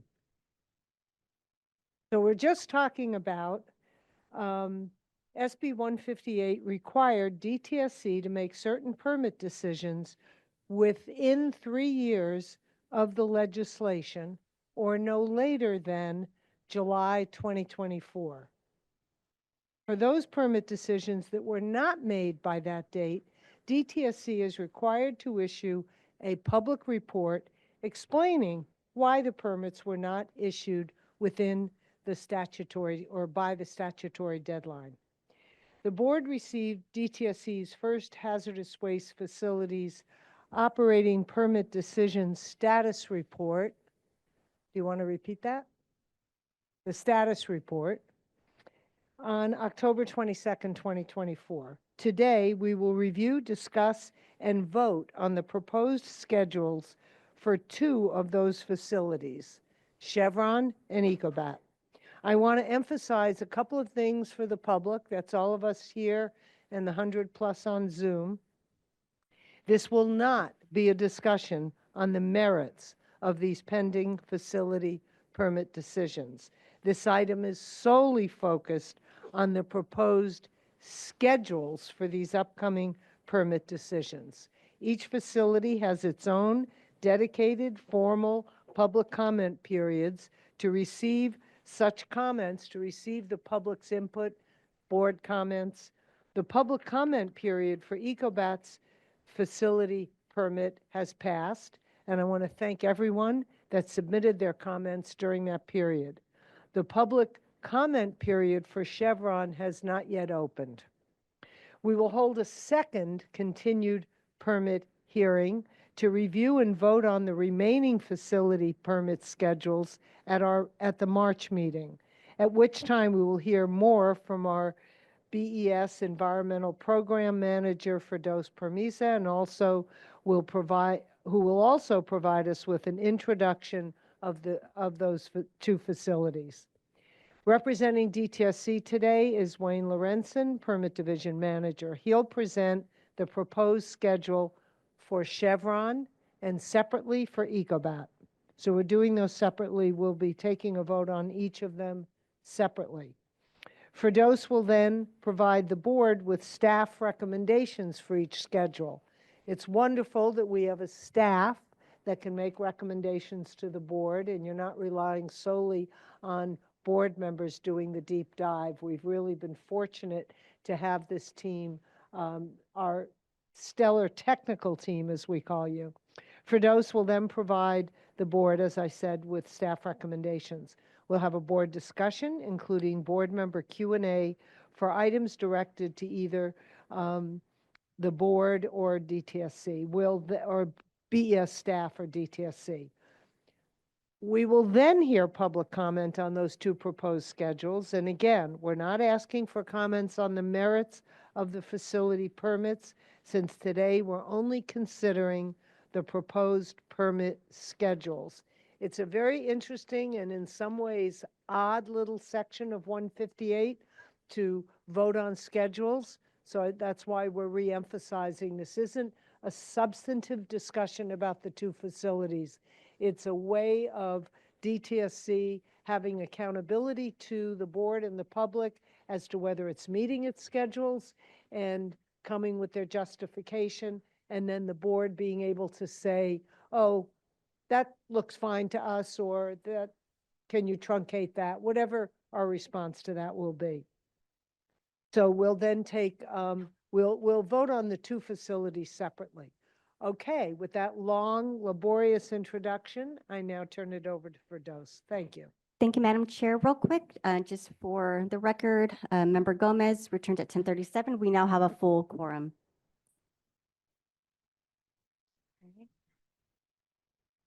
Thank you, Madam Chair. Good morning, everyone. As mentioned, before Can we you bring it begin, a little closer? before we begin with the continued permit hearing, I'll be providing a brief introduction on the statutory requirements for expired permits as laid out in Senate Bill 158, as well as the purpose of the report. This will provide some important background information as we move forward with today's hearing. As mentioned, prior to the board's vote, I will be sharing the technical team's recommendation to accept or modify the proposed schedules for the permits of the 2 facilities we'll be hearing today. Next slide. Senate Bill 158 established statutory timelines for the renewal and processing of continued hazardous waste facility permits. For permits expiring before January 1st, 2025, the Department of Toxic Substances Control must issue a final permit decision within 3 years of permit expiration or by the statutory deadline of July 12, 2024, whichever is later. Next slide.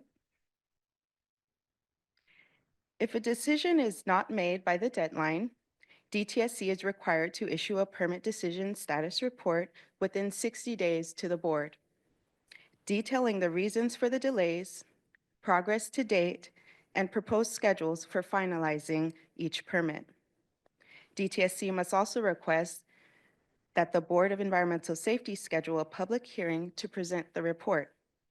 It is the board's responsibility to evaluate the report and either accept or modify the proposed schedules through a majority vote at a public hearing. Next slide. In October 2024, DTSC issued a report explaining why certain hazardous waste facility operating permits were not issued by the 3-year timeline set forth in statute. The report addressed the current status of work completed for each facility, actions and information still needed, and DTSC's proposed schedule for issuing final operating permit decisions. 7 facilities were included in that report. For today's hearing, DTSC will be presenting on EcoBat Resources California and Chevron Environmental Management Company. Please note that the final permit decision for Veolia was issued on December 23, 2024, so it has been taken off the agenda for the board to review and will not be subject to vote today. Next slide. The remaining facilities include Chemical Waste Management Kettleman Hills Facility, Clean Harbors Buttonwillow, Fibrotech, and Rochem. These proposed schedules will be heard at the hearing currently scheduled for March 19th and 20th, 2025, including Clean Harbors Wilmington, which was not included in the report. After DTSC's presentation, there will be a board discussion followed by public comment. Again, as Chair Rizzo mentioned, I want to remind the public that comments should not be on the merits of the permit itself, but on these schedules. Prior to the board vote, I will then present the technical team's staff recommendation to either accept or modify the schedule. Now I'll hand it off to DTSC. Thank you, and welcome, Wade.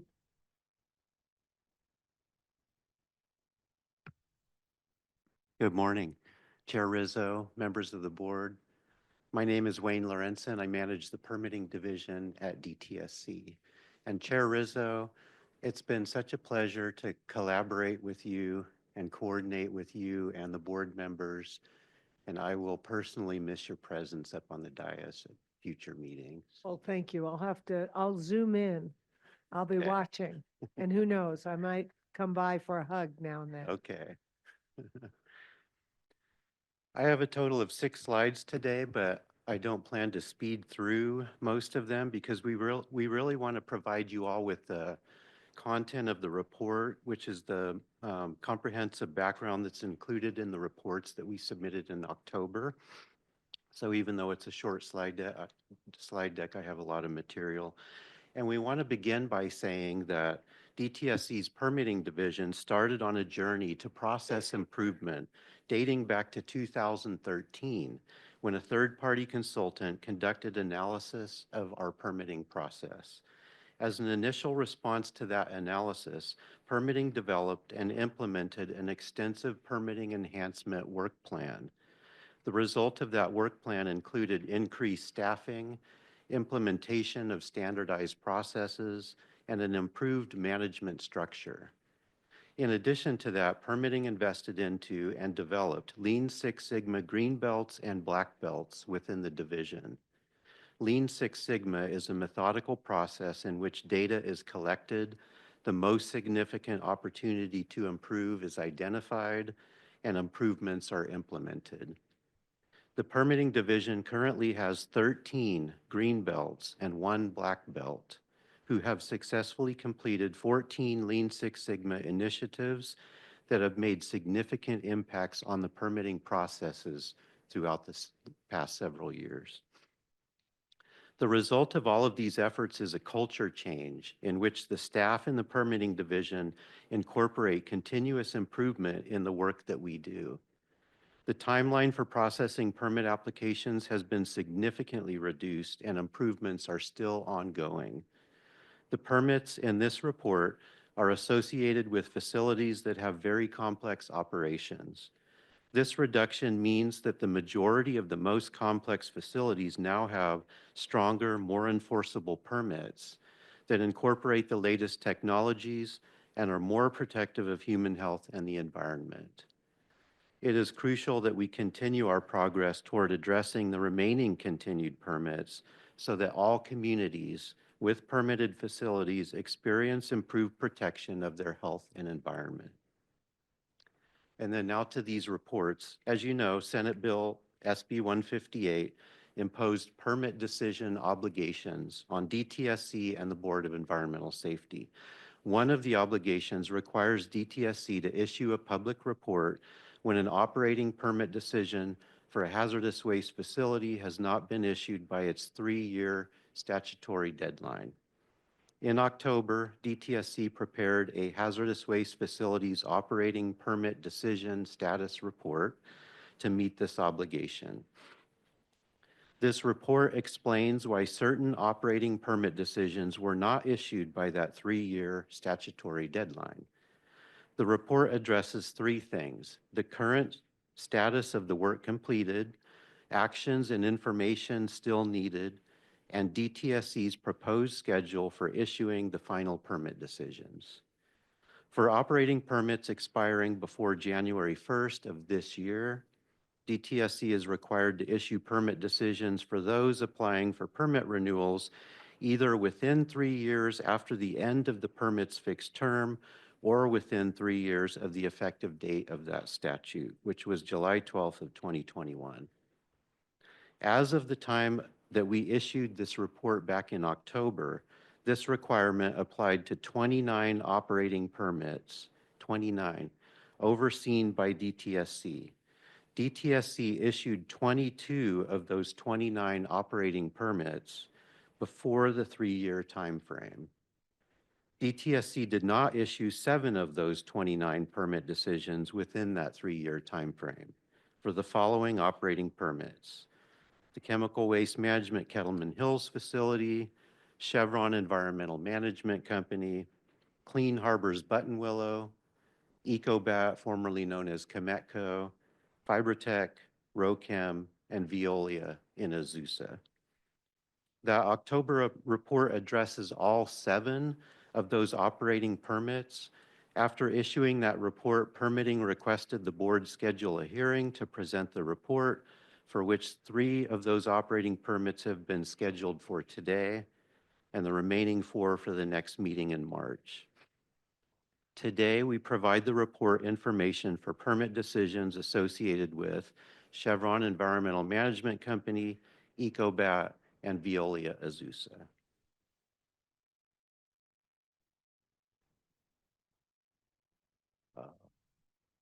I thought I would have it dialed down. Okay, nope. Previous slide. Oh, can we go to the continued permit slide? It's the second slide.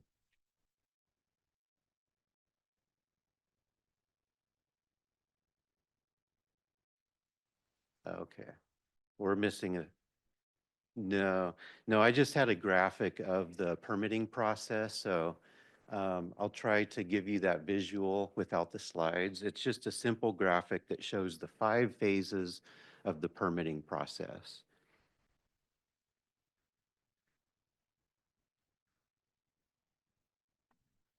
So I'd like to provide you with some background of the permitting process. The permitting process consists of 5 different phases: pre-application, administrative review, technical review, the draft permit decision phase, and then the final permit decision phase, those 5. Each of those phases has different objectives and deliverables. The first one, the pre-application phase, initiates direct communication between permitting and the applicant before they submit a permit application. During that phase, permitting issues a reminder letter 3 years before any permit renewal application is due and schedules a pre-application meeting where permitting informs the applicant of the permitting process, estimated costs, and the applicable statutory and regulatory requirements.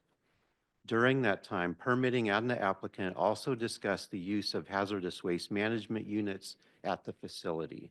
The intent of that phase is to minimize potential deficiencies in the permit application before it is submitted that could lead to processing delays, extra costs, or permit denial.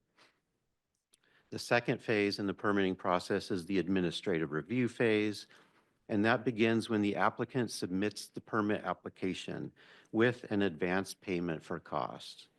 During that phase, permitting issues a public notice to notify the public and other agencies about our receipt and completed initial review of the permit application, and we specify where the public can access that initial permit application.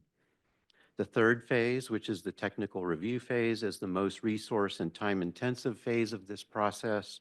The completion of that phase heavily relies on the applicant's submittal of a permit application that meets all applicable statutory and regulatory requirements.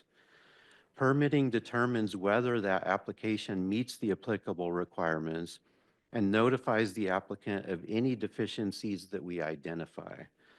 It's the applicant's responsibility to then address any of those deficiencies and submit a revised permit application. During the technical review process, the California Environmental Quality Act, CEQA, analysis and community outreach efforts occur in parallel.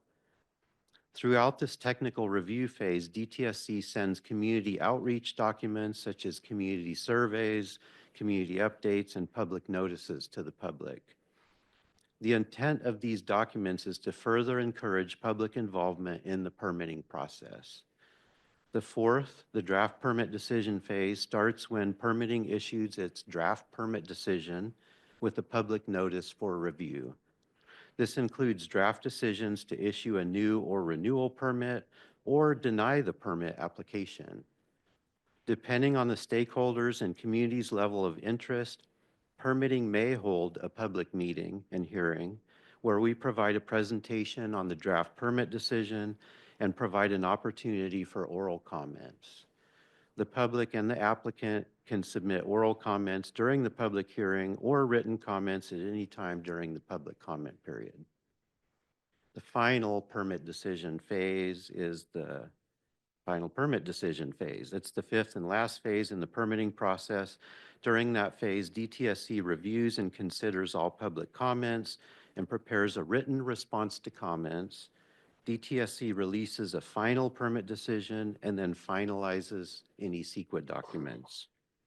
Appeals of permit decisions are then administered by the Board of Environmental Safety. This same permitting process is used for all of the permit applications that we process.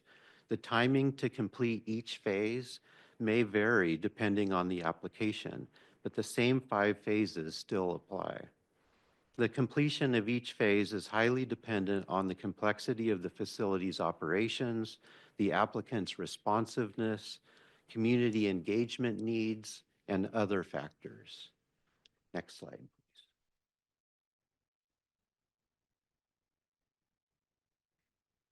Now to the permit decisions in the report. The Chevron Environmental Management Company, historically known as the Chevron Chemical Company, is a permitted hazardous waste storage facility located in Richmond. Chevron currently has 2 permitted units. In the picture on this slide, the large area highlighted in green or in blue on this slide depicts one unit called the Integrated Wastewater Pond System, which I'll just call the ponds from here on out. And then if you look at the top of the highlighted area with the blue outline, there's a brown, almost like a rectangle or square sitting in the little nudge up there. And if I had my laser, I would point to it, but it's that brown area right at the top of the picture. That is the other unit, and that is called the consolidation area. The consolidation area is a closed landfill. In 1995, DTSC acknowledged the closure of that consolidation area and then required Chevron to conduct post-closure care of it by issuing a post-closure permit. The ponds, however, the area highlighted in blue, everything inside that blue highlight, those have not been closed and have been processing only non-hazardous stormwater runoff and non-hazardous treated groundwater under an operating permit from DTSC. And if you look at the lower portion of this slide, you can see, like, outside of the bounds of this blue boundary, at the bottom of the slide, there used to be a former fertilizer plant that was operated many decades ago. That fertilizer plant caused contamination of the groundwater underneath the blue highlighted area. So the water board has a remedy in place. It's a treat and pump remedy where they're continuously extracting groundwater from beneath those areas and then managing that stormwater and the runoff in the ponds area before they're released under a waste discharge requirement. Chevron has ongoing groundwater monitoring under the Regional Water Quality Control Board waste discharge requirements, and further corrective action activities are needed for contaminated soil underneath the ponds. The current status of the work that we've completed is that we've completed the administrative review and issued 3 notices of deficiency. And we hope that the 3rd notice is the last notice. The actions and information that we still need to review updated cost estimates for the consolidation area at the top and the ponds that we just received these recently. We have these now and they're under review. We also need to review revised closure and post-closure plans for the facility. We have these now and they are under review. We still need a revised application that incorporates enhanced seismic, groundwater, and sea level rise protections, an updated list of contaminants of concern, and an independent engineering analysis for floods. We expect to receive these soon and start working on the logistics for public noticing a draft permit decision. Afterwards, we need to consider all of the public comments that we receive and make revisions as needed based on those comments. Then we need to prepare a response to comments, file the CEQA document, and issue a final permit decision. And then to the meat of this all is the reasons for delay. First, during the technical review phase, Chevron proposed an administrative clean closure approach using pre-RCRA impacts to the site as the baseline for an assessment of contamination rather than background or risk-based concentration levels. This approach would have allowed Chevron to close the ponds without conducting any closure activities. Since November of 2020, Chevron has held 5 coordination meetings with DTSC to discuss their proposed administrative clean closure approach. Overall, the primary reason for delay for this permit decision is Chevron's continued opposition to our position that closure is not complete. DTSC reviewed all of the data presented by Chevron and held many internal discussions, as well as discussions with Region 9 staff from US EPA to review Chevron's proposed approach. Throughout this time, DTSC provided Chevron with feedback on their proposed clean closure approach and requested further data for review. After an in-depth review, DTSC confirmed its prior position and determined that Chevron's proposed clean closure approach is not appropriate and not protective of human health and the environment. These discussions between DTSC and Chevron, and those discussions internally within DTSC and between DTSC and US EPA, which also included the question of the appropriate nature of a delayed closure raised by US EPA, have led to significant unforeseen delays. However, the questions about delayed closure, clean closure, and the handling of pre-RCRA activities are relevant to many other sites and have merited the careful consideration that DTSC has provided. As of this date, Chevron is responsive to our position and working with us to renew their permit. In the report we submitted in October, permitting identified January as the timing scheduled for the draft permit decision. Today, we ask for your vote on a modified date. Since meeting with the facility in August and holding several technical meetings with them in the following months, DTSC specified required submittals from Chevron. Chevron and their team have been responsive to us, but there are a few remaining submittals for them to submit. Chevron submitted and we approved a few extension requests over the fall to revise their application according to our requirements.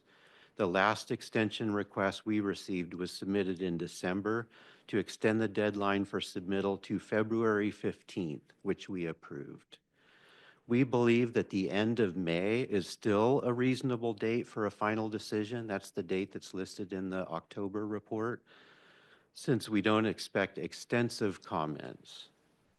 Chair Rizzo, members of the board, we ask for your vote today to modify the draft decision date specified in our report from January to April for the draft decision date, and to approve the final decision as proposed in the report for the end of May.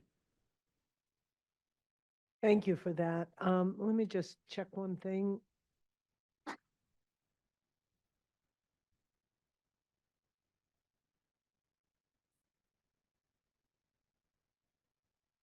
Okay. So we'll have we'll have board discussion and then public comment and then vote. So if you would, Firdaus will come up and, right, I'm sorry. We'll first hear the recommendation from the Board of Environmental Safety from Firdaus. My apologies on the order.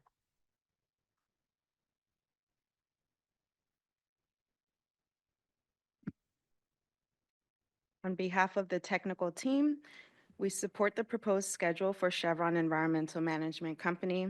The technical team has reviewed the October 2024 Hazardous Waste Facilities Operating Permit Decision Status Report, including reasons for delay and remaining actions and information needed. We believe the timeline is realistic, efficient, and aligns with the remaining requirements of the permit process. Therefore, we recommend the board vote to accept the schedule as proposed by DTSC. Thank you, Firdaus. Now we will have board discussion, and if there are any questions for Wayne.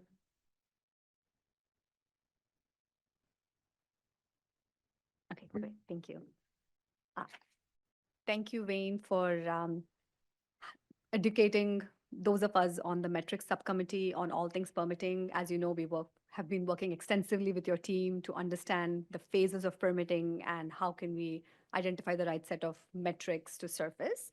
So in that context, we spoke a lot about metrics at our metrics workshop yesterday. I have two questions related to the permitting process itself, and then one question that's related to Chevron specifically.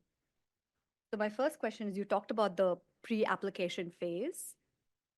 Because SB 158 now mandates that applicants submit their renewal applications 2 years before the expiration, I imagine that the pre-application phase starts before that. So can you talk a little bit about when does it actually start? Is it 3 years? Do you have a timeline schedule? When do you do the outreach? Sure. We've found that the most effective time to start the discussions with a potential applicant, especially for renewal when they need to renew their permit, is a year before their application is due. So that would mean that we send a reminder letter out. That's our first step. That starts off the pre-application phase. We send a reminder letter out. We ask for a meeting. We hold a pre-application meeting.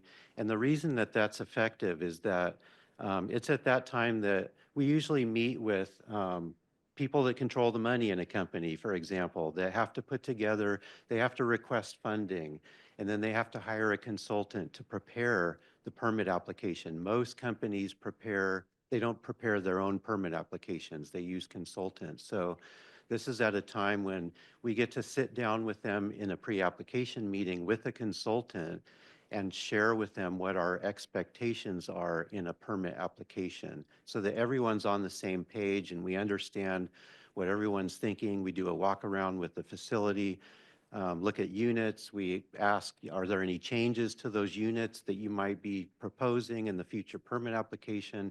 And really just get an understanding of what their plans are for the new application. Okay, so the pre-application phase starts, did I hear you say 1 year before the applications are due, which would be if the Yes. applications are due up to 2 years in advance, then a year before that? Yes, 3 years before expiration of their permit. Great, thank you. My second question is about this during the technical review phase, I understand that you may reach out to the facility through these notices of deficiency and solicit more information. Do you typically find that the facilities are responsive and responding in a timely manner? I asked this question because we spoke yesterday about what good looks like and completing the administrative review and the technical review within the 140-day period. I imagine that the notice of deficiency could kick your review phase over the 140 days. So can you speak to, on average, do you have applicants responding in a timely way, and are you able to stick to that 140-day timeline? Thank you. Good question. It varies from permitted facility to permitted facility. Most of them are responsive. But where you get into time delays is, if you can imagine, notices of deficiency may ask for clarifications in a permit application, which are very easy to do. A consultant just needs to add, a descriptive language to it. Sometimes that's the case, but there are other issues or other deficiencies where they may need, like the seismic report. A seismic report is something that cannot be put together in a short period of time. So it broadly ranges on the time commitments for facilities to respond to our notices of deficiency, depending on what the deficiency is. It could take many months to just get one item. And the permit holders are not mandated to respond within any given time frame.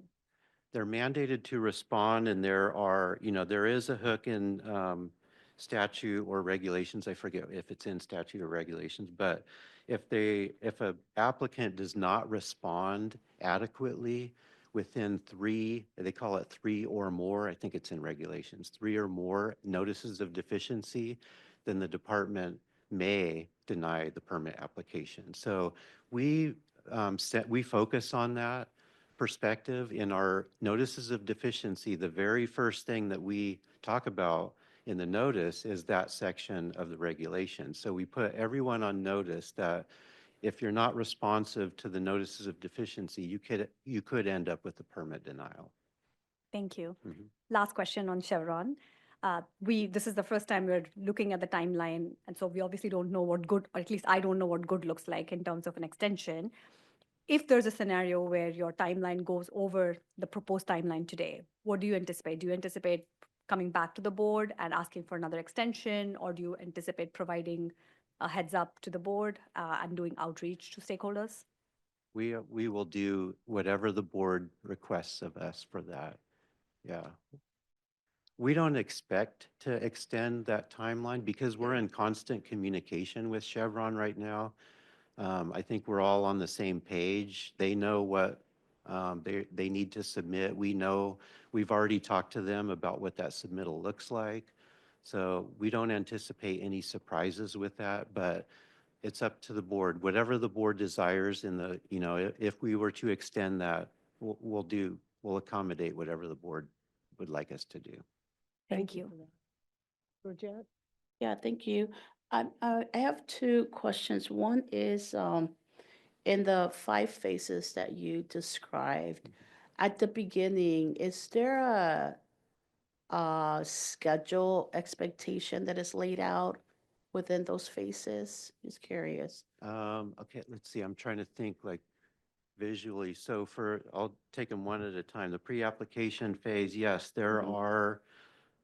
We have metrics, internal metrics about those phases. For example, there's a certain amount of time frame between the time that we send the reminder letter to the time that we meet with the applicant. That's one of our internal goals. It's not in regulation, it's not in statute, it's just something that we strive to meet because we know that's the good timing associated with getting a permit decision out in time.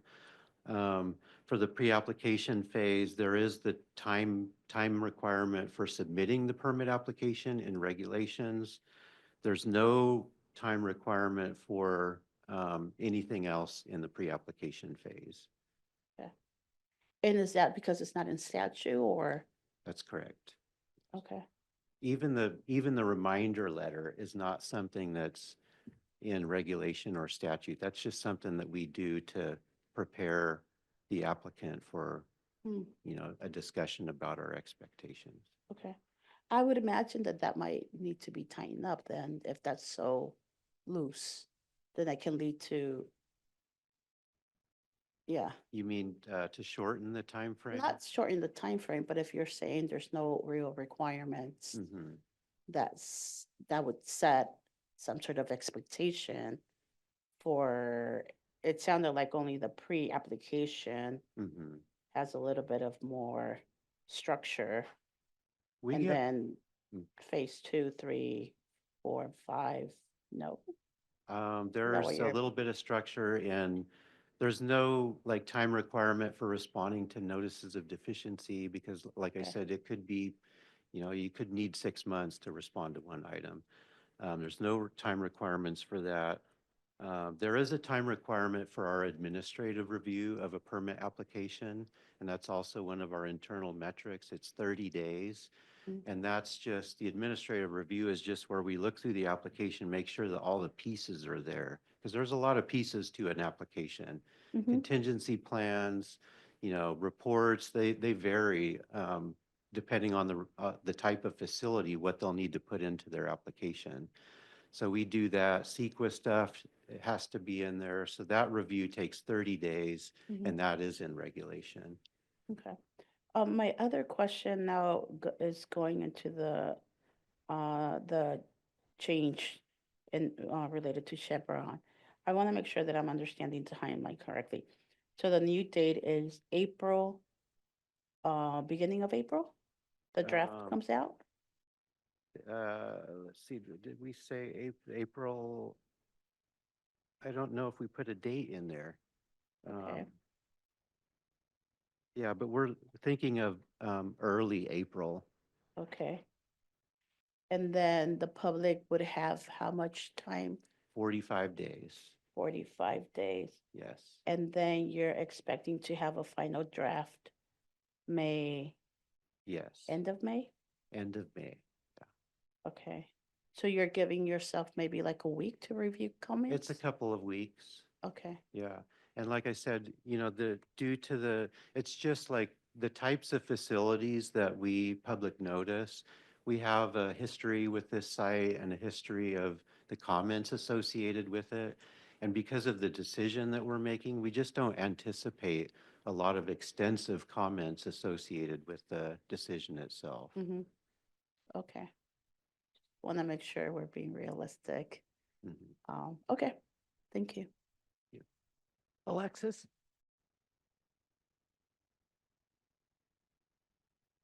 Wayne, thank you to you and your team for the hard work in the time this board has been operating below these 3 years in continuing to bring forward and renew permit applications so that that burden of long continued or expired permits is chipped away until we get to this steady state that I'm hopeful we will see, where we are in any given cycle seeing permits that are current and up to date and have the enforceable language that you described. So I think this reflects not only the investment that you made over the last decade in better processes, but I think that this is kind of where we want to be. And as soon as we get past these 8 facilities permitting, and Veolia thankfully was not appealed, so 7 facilities remaining, I'm hopeful that we don't have to in the future have another hearing around such permits.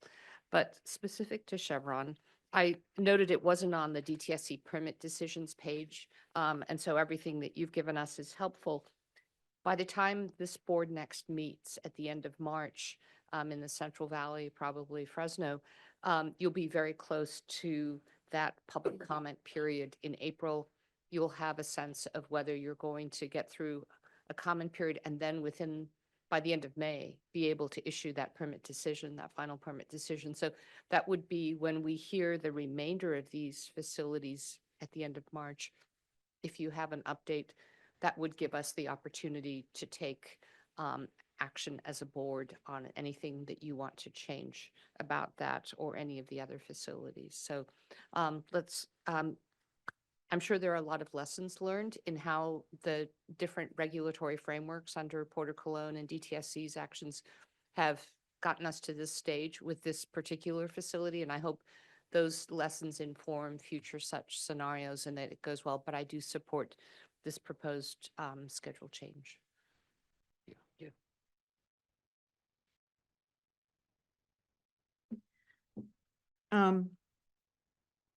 I guess two things.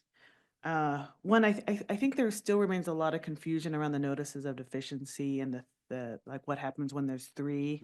My recollection is that it's in statute and it's not a may initiate denial, it's a shall. But I know this has been a subject of long discussions for many, many years. And so I hope we can get clarity at some point on really, what is the trigger and what that language means. So I just a note on that. And then toward Georgette's point in terms of the short window of time between a draft and a final, I appreciate that it's a very site-specific kind of analysis based on, your historic knowledge of the facility.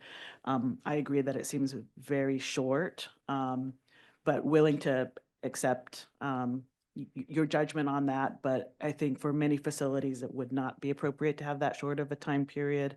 But again, I'm okay deferring to you on this, but would hope generally, particularly when there's some community interest, that you would have a far greater time to really dig into the comments.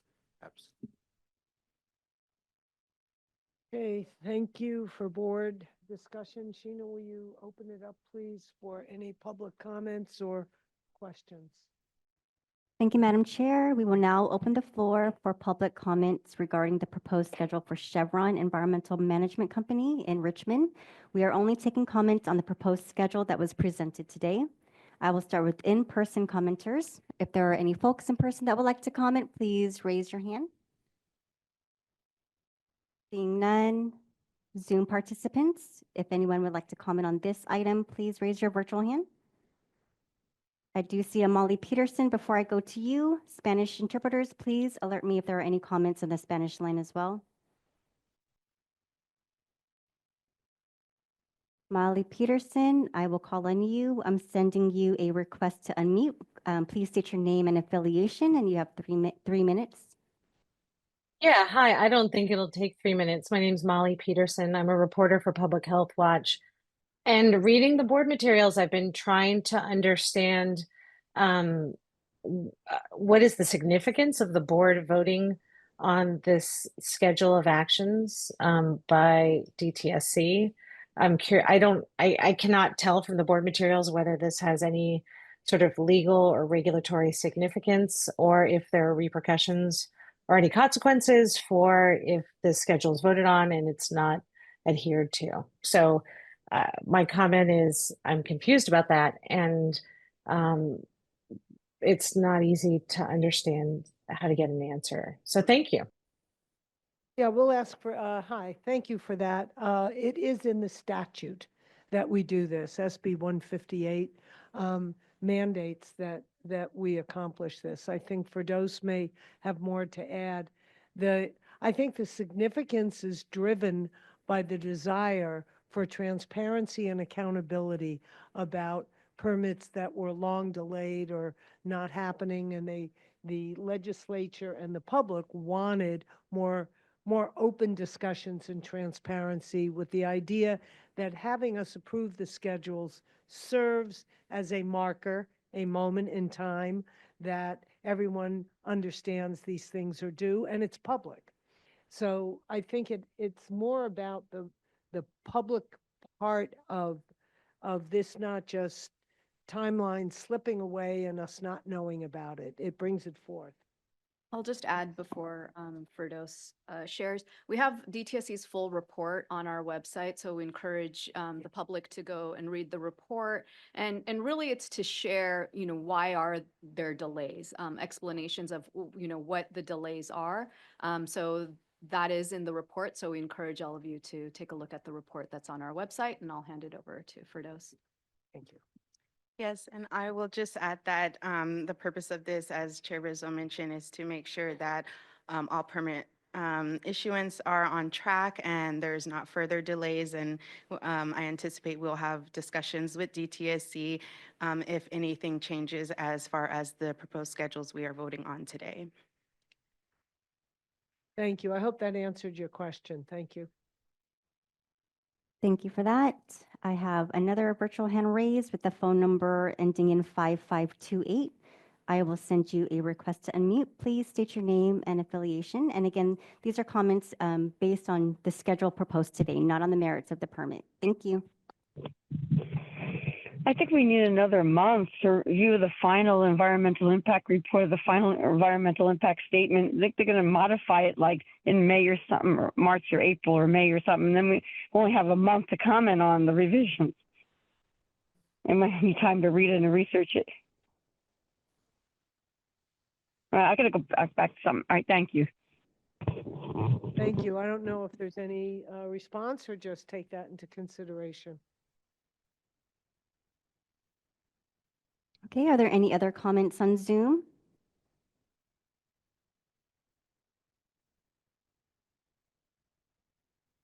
Seeing none, Spanish interpreters, please let me know if there are any comments on the Spanish line.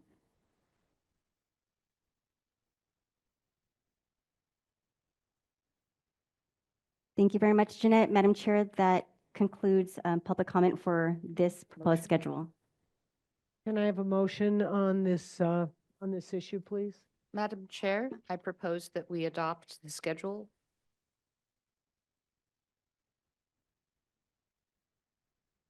Well, just in response to the last commenter, I think we had heard that there wasn't much public interest or comment that we anticipated. It gives me a little pause that we may have heard now that there potentially is a desire to have more public engagement on this issue. So I'm not sure what that means. Question was the amount of time for public comment once the, correct? Isn't that what? Well, no, to me, the real short time period between the draft and the final was based on this premise that there hasn't been a lot of community interest or engagement on this particular site. However, the last commenter, raises at least an issue that potentially there might be. And if you do get public comment, are you giving yourself enough time with just that few weeks between the draft and the final? I just wanted to raise that. I think Alexis wants to respond to that. My suggestion is that our ombuds reach out to the commenter. I note that she didn't provide name or affiliation, but if she could be in touch with our ombuds and she could obtain further information about this facility. I note from yesterday's metrics workshop that people hearing Chevron tend to assume that this is a permit for the refinery enrichment and not this different Chevron facility. And so it may be helpful to the commenter to have our ombuds work to increase understanding about what the permit will be covering from both a DTSC and larger perspective. And I'm sure that'll include you somewhere along the line, Wayne. Thank you. All right, let's go back to a motion. Madam Chair, I move that this board approve the DTSC proposed schedule for the Chevron Environmental Management Company facility. Do we have a second? I second. Tina, will you call the roll, please, the vote? Thank you, Madam Chair. There's a motion and a second. Board members in support of the motion, please vote by saying aye. Aye. Aye. All right. No oppositions, Madam Chair. That motion passes. And just a reminder, as we're taking a vote, let's call for those in favor, those opposed, and any abstentions in case we have someone with a conflict of interest.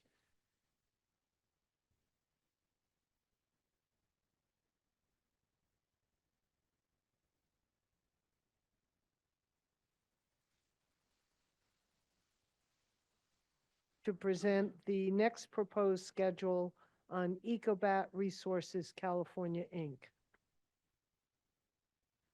Thank you for having me back. The second permit decision for today is for Ecobat. Ecobat, formerly known as Quemetco, is an existing permitted hazardous waste storage and treatment facility located in the City of Industry. Ecobat recovers lead mostly from spent lead acid batteries. The batteries, primarily from the auto industry, are shipped to Ecobat, where the lead is separated from the other components. The batteries are crushed up in a mill. Pieces are sent to different parts, and the lead paste is isolated in a different building. And then the lead components are smelted and then refined to meet customer specifications. Ecobat also maintains a closed surface impoundment and a former waste pile that were both closed in 1995. And if you look at the picture on the screen, it would be the very top. There's like a few parking lot areas you can see in the lower left-hand corner. And in the middle of the facility at the very top-hand portion is a blacktop area. And that's the area where the closed surface impoundment and former waste pile were both closed in 1995. DTSC requires Ecobat to conduct post-closure care activities through a post-closure permit. DTSC also requires corrective action at the facility and has established a corrective action consent agreement with Ecobat. Under the agreement, Ecobat has performed DTSC-approved soil investigations on-site and off-site, but the corrective action work is ongoing. Ecobat submitted its permit renewal application in 2015. The completed work that we've done so far, DTSC has completed the administrative review and the technical review phases. We've prepared an addendum to the previous CEQA EIR, prepared 2 draft permits for Ecobat's operations, the first one for their operations and the second one for their post-closure care activities. And we public noticed both for public input. The public comment period began on July 16th of last year and ended on December 23rd. The actions and information that we still need for this permit decision are to consider all 369 of the public comment submittals that we received and make associated revisions to the draft permit decision based on those comments. We need to prepare a response to comments, file the CEQA documents, and then issue a final permit decision after we review all of those comments. And then now for the reasons for delay for Ecobat. The following are the significant reasons for delay that we identified in the report that we submitted in October. And there's a few reasons with this one. So the first one is the permit renewal decision for Ecobat is technically 2 permit decisions, 2 draft permits, one for operations and one for post-closure care activities. Previously, in 2005, Ecobat was issued a combination permit that included both the operations and the post-closures. The second reason for delay, Ecobat's application is complex, which necessitated a lengthy technical review. Ecobat is a large treatment and storage facility that includes 52 proposed hazardous waste management units, including a containment building.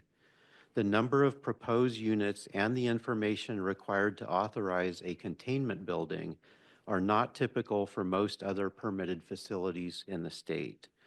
This increased the amount and complexity of our regulatory analysis.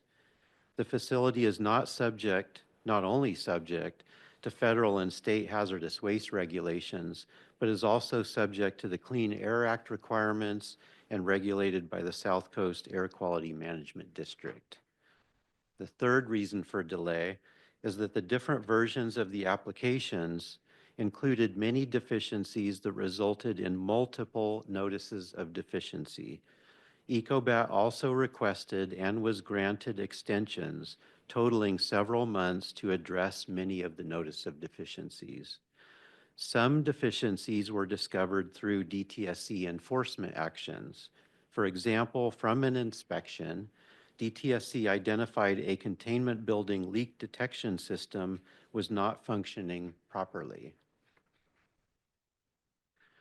This resulted in DTSC requiring Ecobat to provide a reconfigured floor and leak detection system design in a subsequent revised permit application. Fourth, during the technical review, DTSC required Ecobat to design a groundwater monitoring program for post-closure. Once Ecobat provided a proposal that DTSC ultimately accepted, DTSC required approximately 15 new groundwater monitoring wells to be installed and operational for a full year so that an accurate background data set could be established. Fifth reason, DTSC required a soil pore gas study containing data obtained from summer and winter seasons to be completed. Sixth, DTSC's site mitigation and restoration program has been overseeing soil investigations on-site and off-site, reviewing required cost estimates, and reviewing an ongoing perimeter soil monitoring plan that the permitting division considered as part of the review of the permit application. And then the last reason, lastly, in 2023, DTSC extended the permit review timeline to hold opportunities for earlier public engagement before the release of the draft permit decision. DTSC held 2 pre-draft decision public meetings in July and November of 2023. And the purpose of that was to proactively address public concerns in the draft permit decision and get public input before we got to a draft permit decision stage. The report that we submitted in October specifies a final permit decision in July. And since we've already made the draft permit decision or released the draft permit decision for public input, we asked the board to approve the schedule as specified in the October report for a final permit decision in July with no modification. Thank you, Wayne. We'll hear from Firdaus. Thank you.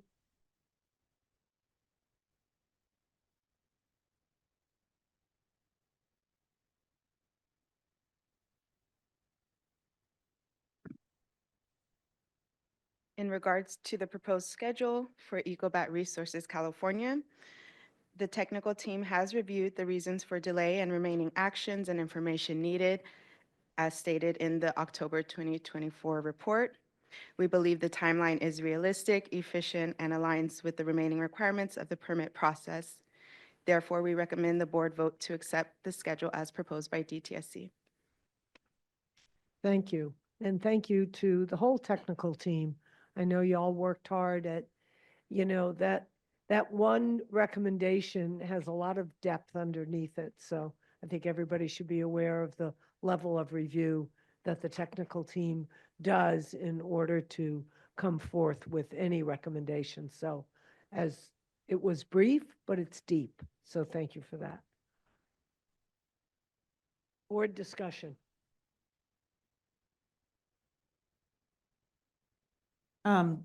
Given that the draft decision has already been released in a public comment, I am wondering, just in terms of, I know this is a site where there's a lot of active community engagement and concern.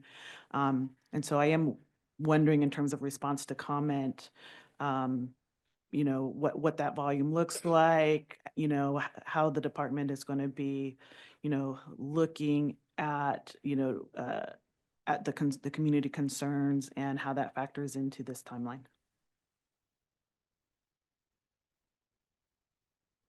Sure, thank you. I can just say that, Ecobat is a focus for permitting and the department. And we have an extensive team. It's an extended team of reviewers that are working on reviewing the comments, summarizing for many others to look at, to develop a path forward, a vision, and then eventually put together a response to comments. But right now, we're looking at all 369 of those commenters' comments.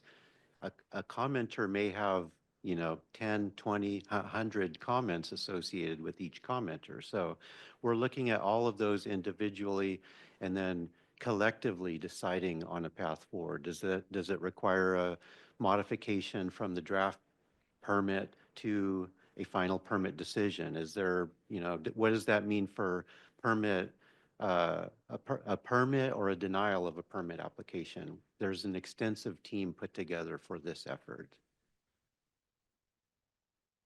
Yes. Georgette? Just a follow-up to Ingrid, because I was going to ask about that in terms of what the plan is. And I'm glad that there's an extensive team, because I think that's what's going to require to look through all of it. It sounds like that's over 300. That's a lot. But I'm wondering if once reviewed, once there's a collective response, would there be, and I know that you had also a public input meeting during the draft creation, if I remember correctly. So I'm wondering if there's a plan to have a reporting back community meeting to, once you go through all of that, all of this is what we heard and this is how we're moving forward, versus just creating a document and putting it in the website. And I only say that just because the intensity of this particular site, I think it's worth thinking out of the box. Any thoughts on that? Yeah, that's an excellent suggestion. In the past, that had never been done. And I think what you're describing is like, going back to the public and explaining what we did with their comments. Right, I think it's worth It's an excellent suggestion, and I think that, we're looking to leverage some of the upcoming stakeholder meetings as a means to keep the community members updated on where we're at with progress on reviewing comments. Of course, we can't talk about, what the response is going to be until we come out with the final decision, but it's a great suggestion to follow it up and go back into the community and talk about how we use their comments to end up with a final permit decision. Yeah, well, I would strongly recommend that. Thank you. And then if I heard you go, okay, that was my only comment related to that. I have another one, but I don't know if Ingrid was done. Yes, you're done. Okay, my comment that I had was in relation to the final recommended date in July. If I heard you correctly, but I think I didn't, because now you're saying that there could be modifications based on the comments, right? Because I heard that Yes. there weren't going to be. I took it as there's not going to be any modifications to that draft adopted in July, but I think I'm not hearing that correctly. We expect modifications. Okay, Yeah. thank you.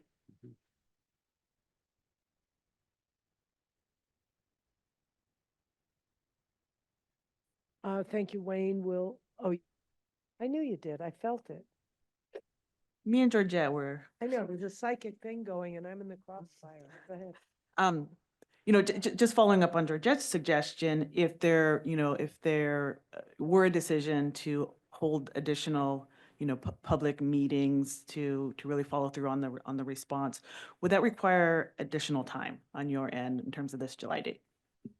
I don't think so, because the way I'm picturing it is that we follow up with the community with progress reports, whatever that looks like. We're looking at leveraging the stakeholders meetings, but it could be other means too, website, e-blasts.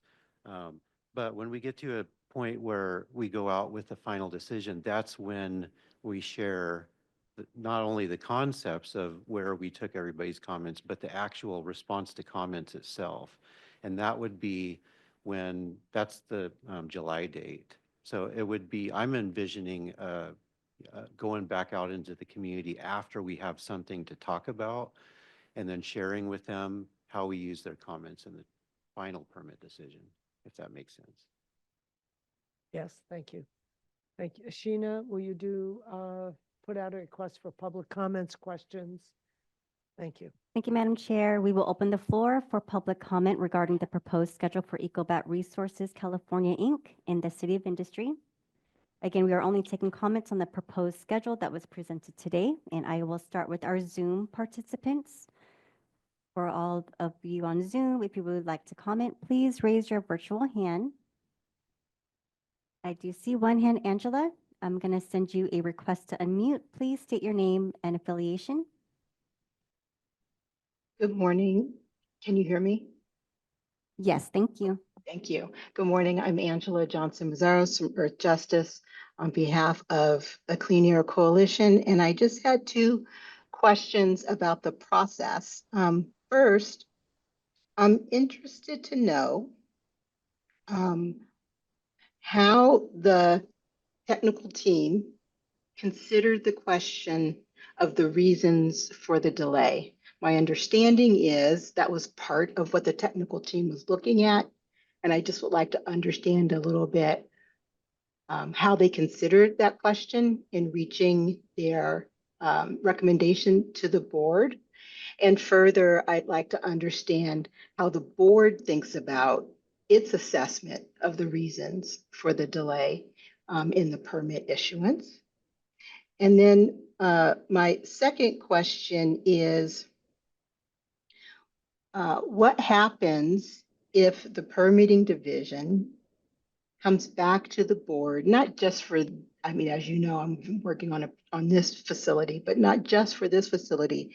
But what happens if the permitting division doesn't comply with the timeline that the board is voting on today? I heard the conversation when this was raised previously, and my understanding of Wayne's comment was that the permitting division is willing to do whatever it is the board would like it to do. And I would like to understand a little bit about what the board thinks is its responsibilities, obligations, and pathway forward around these questions of what Chair Rizzo described as a transparency and accountability. So I'm particularly interested in the accountability part of that analysis. Thank you. Firdaus? Thank you, Angela. I'll respond to the question regarding what the technical team reviewed. So in the October 2024 report, it does outline the remaining actions, what has already been done, and also the reasons for the delay. So we did look at all of those items presented for each of the facilities laid out in the report. And based on what was laid out, we determined that it was realistic, and we do believe that DTSC should be able to issue those final permits by those scheduled dates. So I'm sorry, can I just ask clarification? So I understand, I think, how you would think about what your view is about how long it would take for them to finish, but I'm asking specifically about the reasons for the delay. And I got the report, I see them, they were, they submitted the application in 2015. There's been a lot of back and forth. And I'm just wondering, when you think about the question of the reasons for the delay, how did you assess whether or not those reasons are reasonable? And how did that factor into your final recommendation? Sure. So obviously for this facility, there have been significant delays. We have to look at what is presented as of now, and we reviewed what is realistic for the proposed date now. Again, these are changes that occurred in statute to make the permit process more efficient. So unfortunately, we are not reviewing the years prior and determining if those were realistic, if that answers your question. Thank you. And back to the second part of your question, Angela. I think it's pretty clear from the minimal amount of language in the statute that our job is to create the transparency for the schedule and the accountability of the permitting department to DTSC, to Cal EPA, to the state, and to the legislature. So were there to be unreasonable ongoing delays in accomplishing this, then we take that. We don't have an action to force. What we have is an action to report. And we report to the legislature, to the governor, to Cal EPA, if we're feeling that if it were determined, and I in no way suggest that it is, that there's a failure on the part of the department to take care of its business in a reasonable amount of time. And that's our authority. Our authority doesn't go beyond that to deny, issue, or take any particular action so much as to make it really obvious, transparent, to report it, to up the chain, across the chain.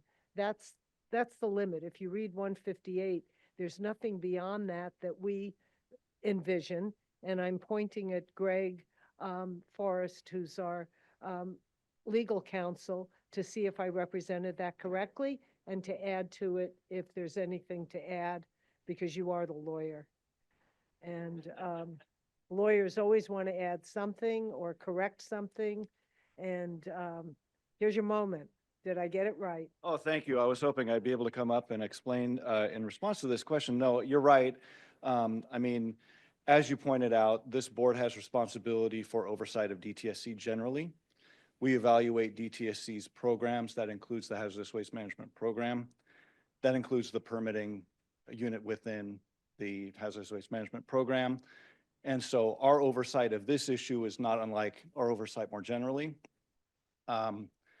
I suppose had the legislature wanted to follow the approach that I've seen in other contexts, like at the local government level, where a local government may be dragging its feet, then it could have built in some kind of automatic remedy to provide for the permit to be issued automatically. But it didn't do that here. I think there's good public policy reasons why that would not make sense here. And so what we've got is just ongoing oversight and valuations. Thank you. And I think I want to go back to something Wayne reported early on in, I don't remember the numbers, but this was driven, the reform was driven by the tremendous backlog of permits. That was one of the issues that came up in how long it was taking and the efforts that were made starting in, I think you said 2013, to get these things back on track and get the permits done in a timely manner. And the reorganization of the permitting department of overall at DTSC, the commitment to that was made. And this is, I don't want to call it the tail of it, but it's sort of those last 7 or 8 facilities that have dragged on. And that's what we're dealing with now, trying to get back onto the correct schedule and to fix, to repair the ones that took too long for a combination of reasons that we probably have heard at other hearings, whether it's the facility, whether it's DTSC's ability to turn it around, respond to public comments. So I think the permitting department has taken this, from our view of it, quite seriously in cleaning this up and getting to the point where the legislature said by July 2024, you should have these things done. By July 2025, we're still a year past that, but it's one of the reasons that we want to hold to that timeline so that we will have all 7 of these facilities cleaned up. And going forward, we wouldn't expect to be dealing with this again. So that's the broader view of it. It doesn't give us any unique authority to do anything except to keep having these conversations. And, you know, there's public trust that comes from the compliance, from getting this done. And that's part of our mandate. We build public trust by the transparency and the accountability. And that was one of the goals of 158, and that's why we have these open hearings. And Greg wants to correct me on something. No, I just wanted to add one more thing. That was beautiful. But one thing I wanted to add, yesterday we had a workshop on metrics. The very first metric that we had was on this topic. So I think that's the other place, where you Very look good for point, the very good point. And those metrics, the reporting on those metrics, they do go to the legislature. They do go all, up to Cal EPA, to the governor's office. So these things are open discussions, and I think that's what's vital. And did you want to add something? Thank you. I could see that energy on the mic. Wonderful. Okay, so first I want to acknowledge that there's some newness around this, and eventually we're going to build the muscle of how to get this, how to improve upon this. As in, we don't know what good looks like in terms of approving a continuation of a permit decision, or like what a good schedule looks like. I do think that as we do more of this, we might come up with a framework for what good looks like in terms of approving these schedules. Having said that, I do think that DTSC, we had this conversation about, for the sake of transparency, letting the board know, letting stakeholders know if they anticipate not being able to meet this new schedule. So perhaps as soon as DTSC becomes aware that you might have a slippage in the timeline you provided, if you could please report out to the board and stakeholders, that's number one, or at least 1 month perhaps in advance of when the draft is due, if you think that there will be a delay, providing some notification. I think, can we at least take that Right. action? Well, I think Alexis has requested in the past that a part of the regular report at the board meeting be the schedule or any schedule updates. And it would seem to me that that's an easy enough thing to do. It's just part of a leadership report, so that we stay on top of it and we know if there is any slippage. So we've asked for that, and I think incorporating that on a routine basis would help again. If you know you have to report it, you know we're all going to comment on it, and it just makes the dialogue more open. And what- Anybody else before we? Sorry, one last thing I just want to close out my comment is to say, yesterday at the workshop, we spoke extensively about permitting. And one of the things we acknowledged is that ultimately we want to optimize for protective permits that are legally defensible. And that is more important than sticking to a schedule. In principle, that's my position too. Let it take the time it takes, but let's get it right. Excellent point. Thank you for that. Any additional public comment? Thank you, Madam Chair. Angela, if you're still on the line, you may finish your time.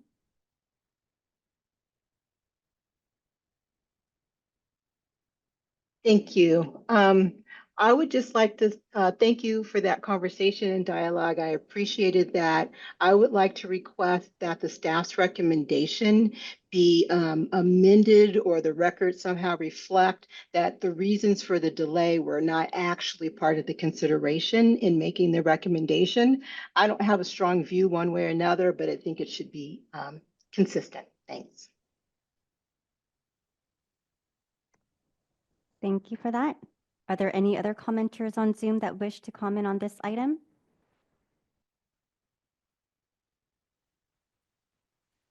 Seeing none on Zoom, for those folks in person, if anyone would like to comment on this agenda item, please raise your hand. Seeing none in person, Spanish interpreters, can you please alert me if there are any comments on the Spanish line?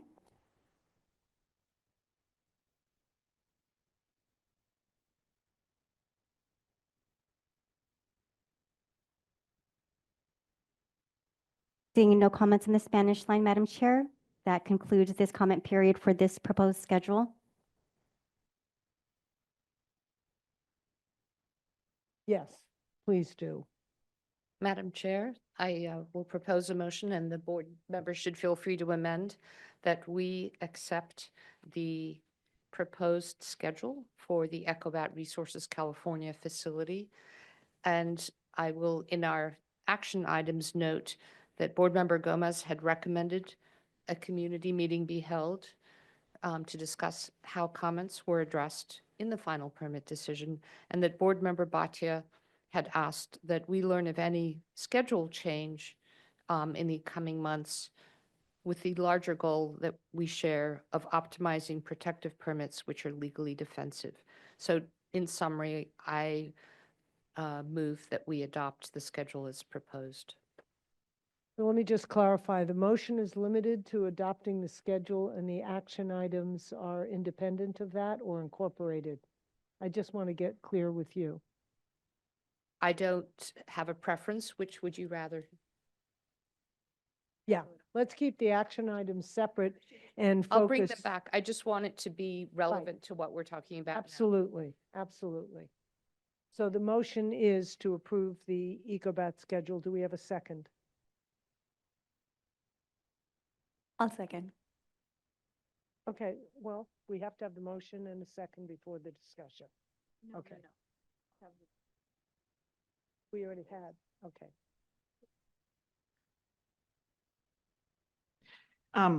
So just to clarify, the vote we are taking now is only on the schedule.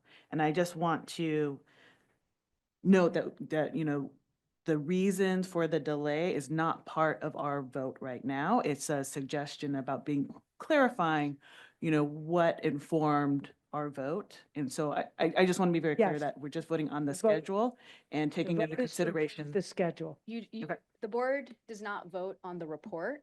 Okay. The vote is only on the proposed schedule. Right, Okay, That's it. thank you. right.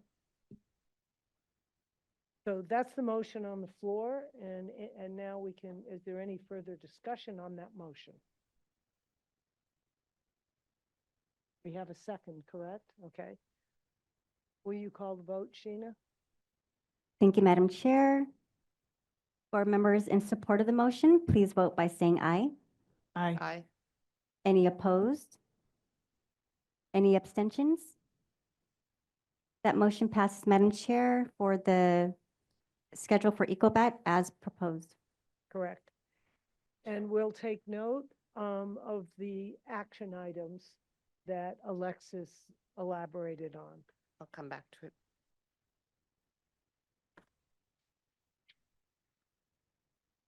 Do you want to have lunch? Okay, we are amazingly almost on time. It is noon. We'll meet back here at 1 o'clock. Thank you, Madam Chair. We will take a 1-hour lunch and return at 1 o'clock. Welcome back, everyone. It is now 1:01, and we have a full quorum. Madam Chair? Yes, welcome back, everyone. And those of you who have rejoined us on Zoom, I think you've hit the 100-person mark a couple of times today. Appreciate that. Do we have a quorum? Yes, Madam Chair, a full quorum is established. Thank you. And everyone is reminded, right? Yes, thank you, Madam Chair. I would like to take this time to remind everyone that this meeting is being recorded, and by your continued participation is acknowledgement that you are being recorded. Madam Chair? My apologies. I had a very important interrupt. Okay. Thank you, Sheena. The meeting is now officially called back to order. And for agenda item number 6, I would like to introduce our next presenter, Deputy Director Than Berg, DTSC's Deputy Director for Site Restoration Program.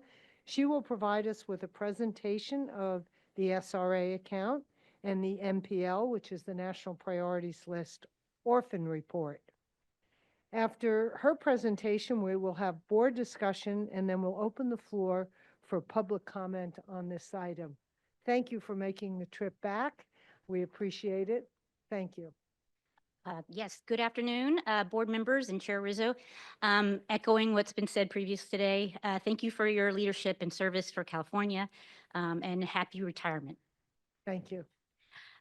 Today, we're talking about the site remediation cost and site remediation account. Next slide, please. So first, we're going to give some background information on the cleanup process and what exactly the account is. then go through the 2024 report, challenges and solutions. So next slide, please. So apologies for those who already understand the cleanup process, but I thought it'd be good to just give a brief overview of what it is. What happens is we find a site that's contaminated, and at that point, when it's discovered, we do an assessment if there's a liable party out there to actually do the cleanup. And if we cannot find a viable, liable party to do the cleanup, it becomes what we call an orphan site. So it means that the state of California or the federal government is then responsible for doing the cleanup and taking care of it long term. And then it goes to investigation, remedy selection, remedy construction. For MPL sites, so the MPL, the National Priorities List, it's a list of the most contaminated sites across the country. The federal government proposes it and then lists it, and then the federal government, US EPA, is the one that is doing most of the work, all the investigative work, right up until the remedy. And when it comes time to do the remedy, the state then has to put up 10% of the cost in order to implement the remedy. And then once the remedy is instituted, it goes on to operation and maintenance. And at that point, the site then reverts back to the state, and the state's 100% responsible for taking care of operation and maintenance to site closure. So our partners at the Water Board have some sites that they work with the US EPA to oversee, and that they, like DTSC, would pay the 10% of construction costs of the remedy. But once it comes to operation and maintenance, all MPL sites come to DTSC. So the long-term responsibility lays on DTSC for these sites, and we have a vested interest in trying to get to site closure whenever possible, so that there's not a long-term responsibility and cost on the state. All right, next slide.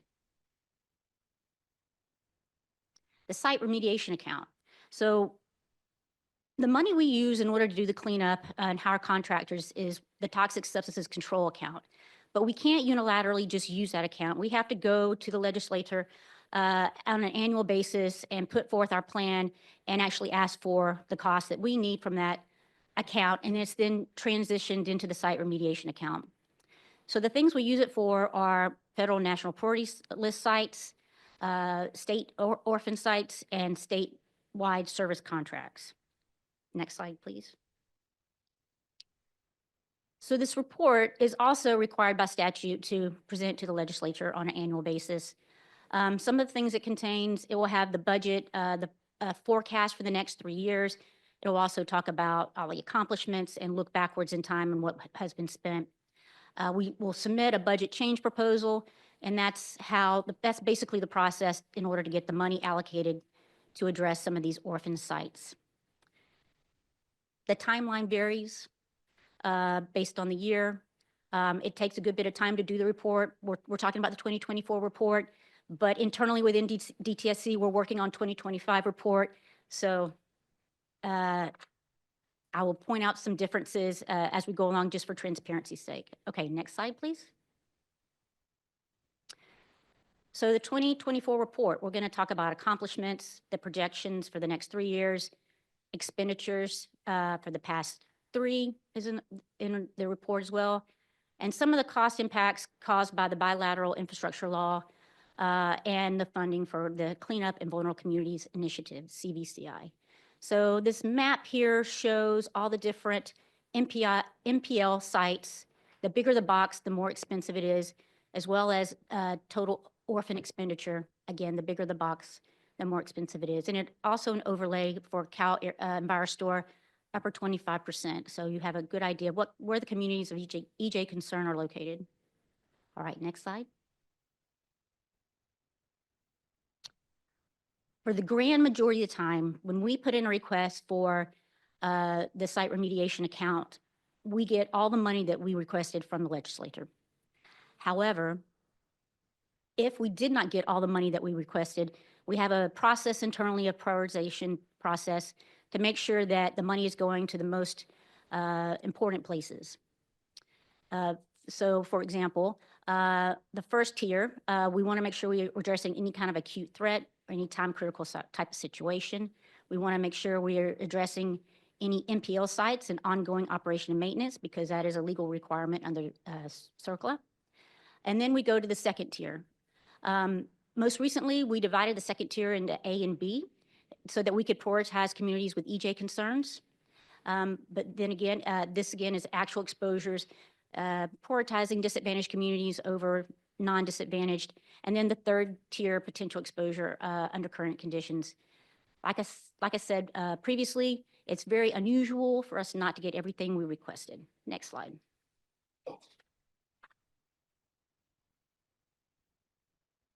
So this just gives you an overview of how much money went to those different tiers. And how much we actually got everything we requested in the 24-25. And this is how it was split up by priorities. Next slide. And this just is a different way to slice and dice the numbers so you have some idea of how much money we requested and where it went, what types of priority projects we were supporting. And I will note, as you're looking out in the future, you use the best information you have at the time. But things change over time, and particularly when you have projects this big, things slip and deadlines. And so for full transparency, the prediction for 25-26 or 26-27, when we come out with our next report, those numbers are going to be a little different. And that's just unfortunately how it goes. Next slide, please.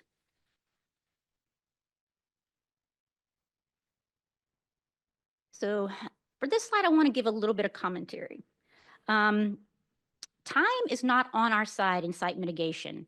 Contaminated sites, the longer you wait, the more diffuse the contamination gets, it migrates, it becomes a bigger problem.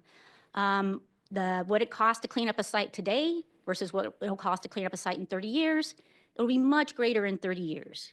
Inflation, but just in general, that's just the way it goes. And so time is not on our side, and we have this huge problem, and we're trying to move things forward as quickly as we can. And that's why it's really great to have these milestones or these deliverables to show that we're making progress on this effort. The last on the investigation and cleanup bullets, 2 RPs found for operable units, removing them from the SRA.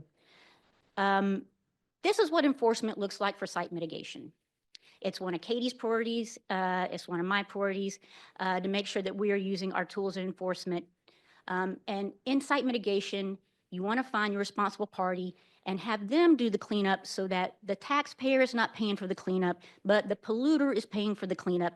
And we need to consistently have the folks out there, our investigators out there looking for responsible parties to make sure that burden is shifted to the right party. And finally, we have a strategy right now in SiteMed called Path to Closure. So we're trying to find a way to get to more sites closed more quickly. We have so many orphan sites, you cannot tackle everything at once. So part of the strategy is asking for funds and picking a handful of sites to really push them towards closure as quickly as possible to start eliminating some of the long-term burden these sites pose financially. All right, next slide. So this is just another way of looking at our future cost projections.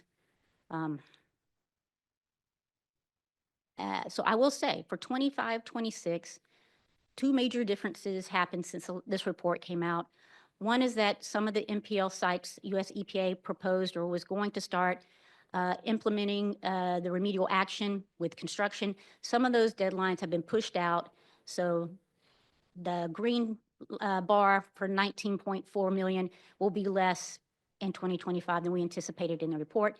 Conversely, the 14.6 for state orphan sites will be much greater because cleanup CVCI funds were no longer available. So the site remediation account will then now take over that responsibility. We have 21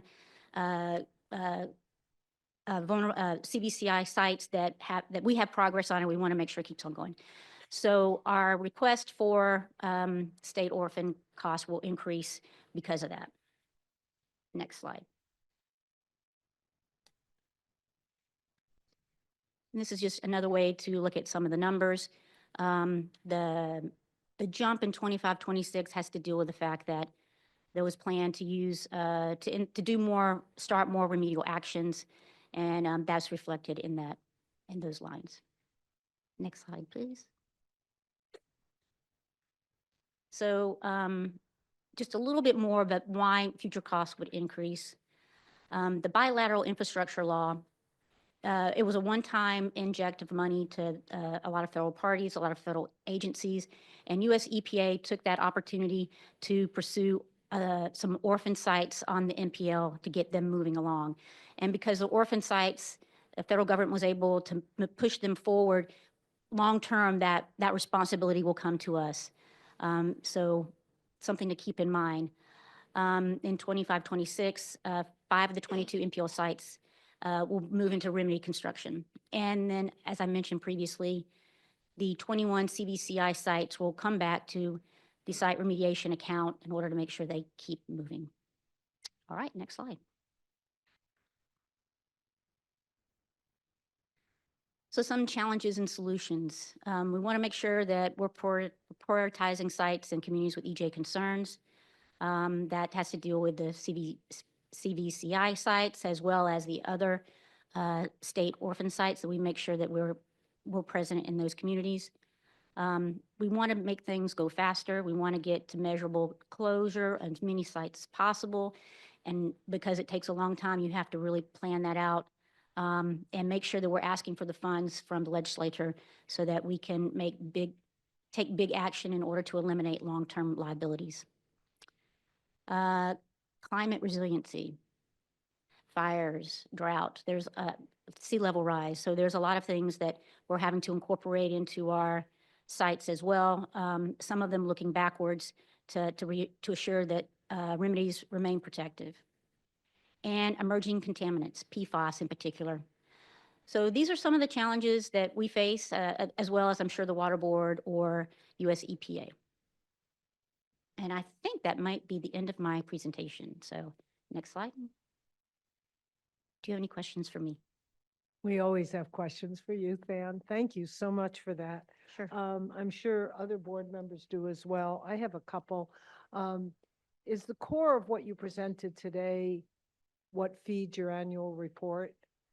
I don't think we've ever, I haven't seen an annual report, so I'm really asking. Yeah. Right, sorry.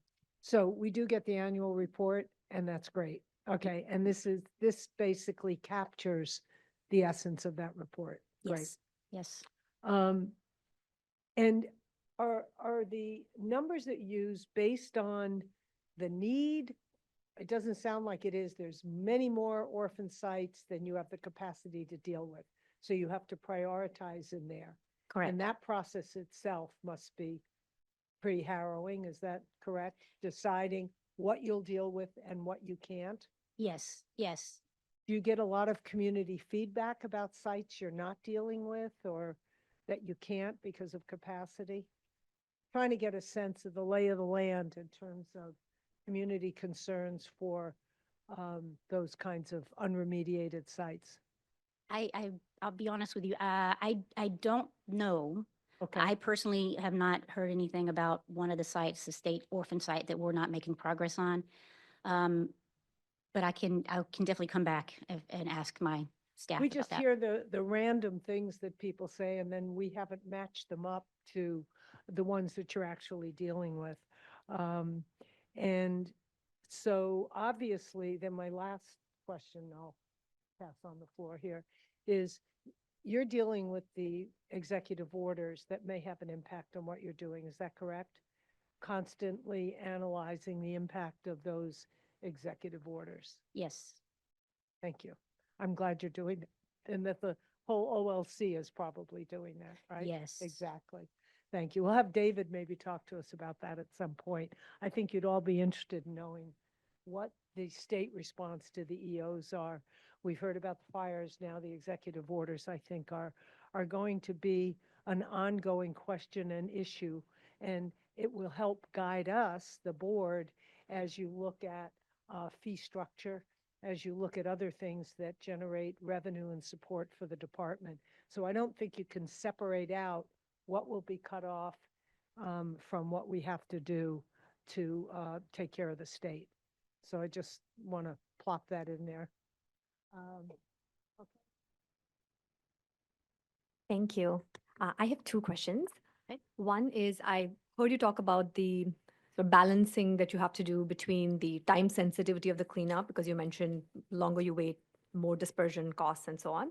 And the second thing is the polluter pays principle. So in practice, I want to know how this plays out. Do you start the cleanup first and then do you identify the responsible party in parallel and try to recover the cost? Or do you wait until you've identified the party and you have like an agreement in place before you start cleanup? Great question. It's kind of site specific and it kind of depends on how hard it is to identify the responsible party. Owner operators or past owner operators are liable parties, and sometimes those are really easy to identify. If it's easy to identify the responsible party, we're going to ask them to do the work. And if they don't want to do it, we may probably do enforcement to make them do the work. But there are other situations where the liability case may be very complex, and we don't want to wait if there's an existing threat that is a risk to the population. We're going to go ahead and start the work as on a parallel track, the investigation continues on identifying responsible parties.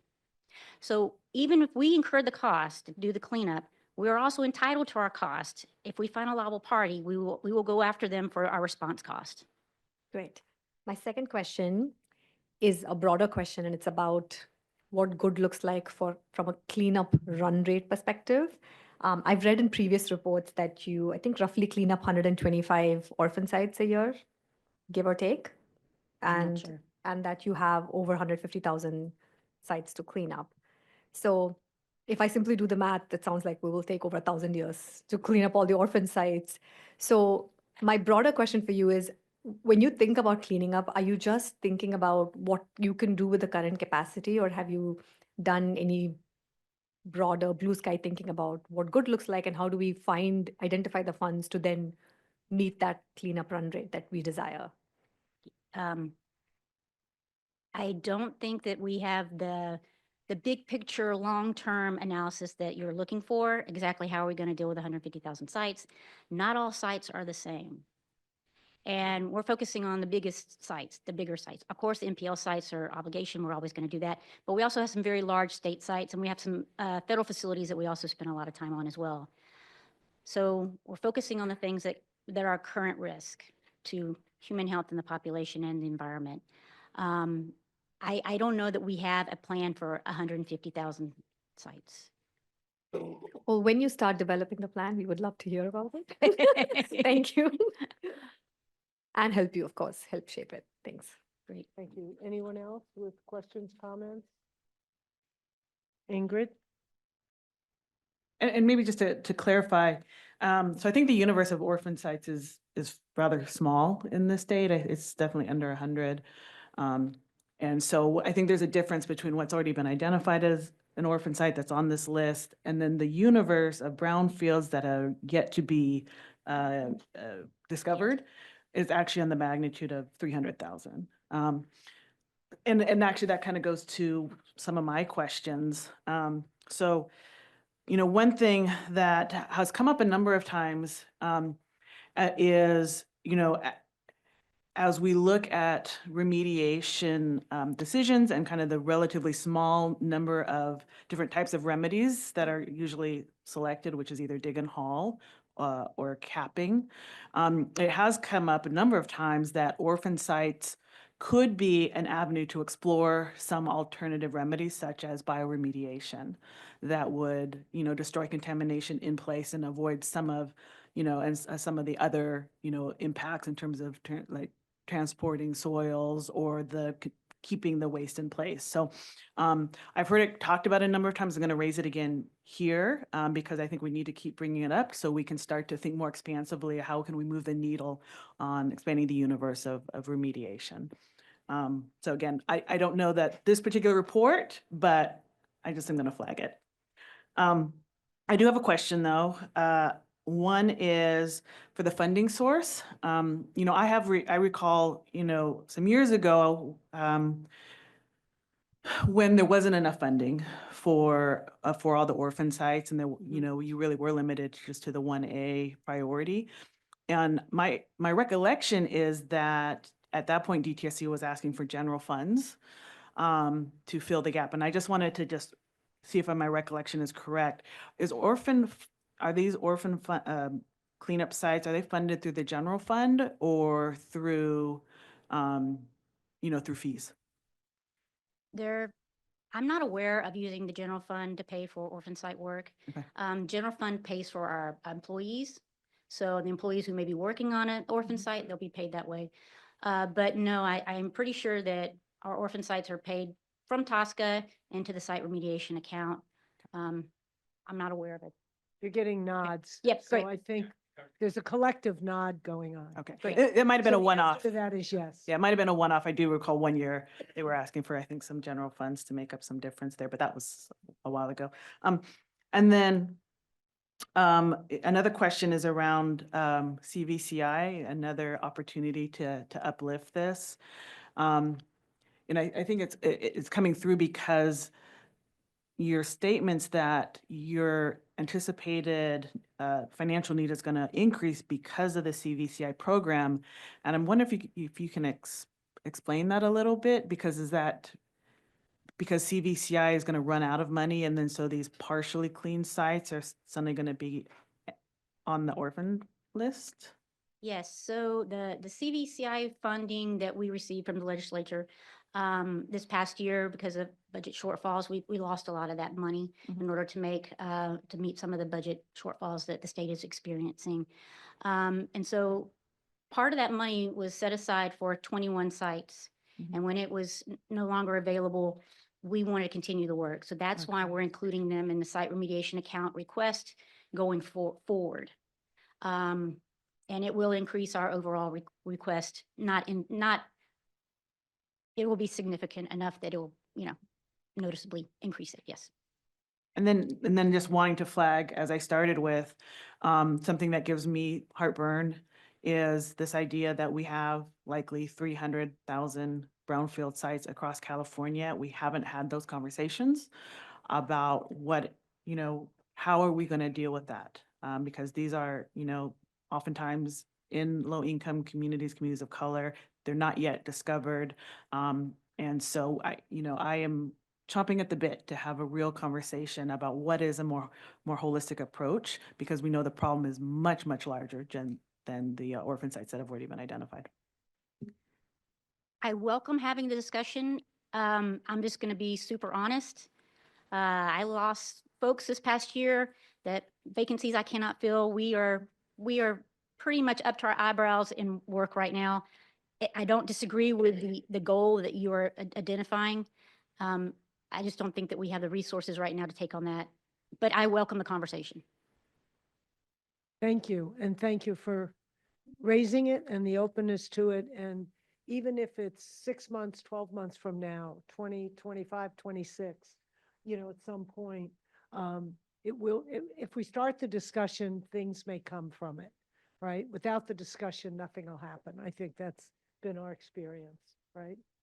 Thank you. Any other questions from the board? Can we open it for public comment or questions? Thank you, Madam Chair. We will now open the floor for public comment for agenda item number 6, Site Remediation Account, National Priorities List Orphan Report. I will start with in-person commenters. So if there are any folks in the room that would like to comment, please raise your hand. Seeing none in person, I will open the public comments for our Zoom participants. For those joining on Zoom, please raise your virtual hands if you would like to comment on this agenda item.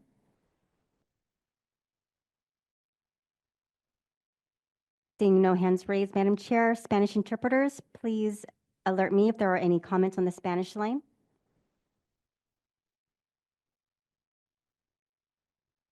No public comments for this agenda item, Madam Chair. Thank you. Any last minute thoughts anybody has, or? Thank All right. you once again. We appreciate you. Of course. Yeah.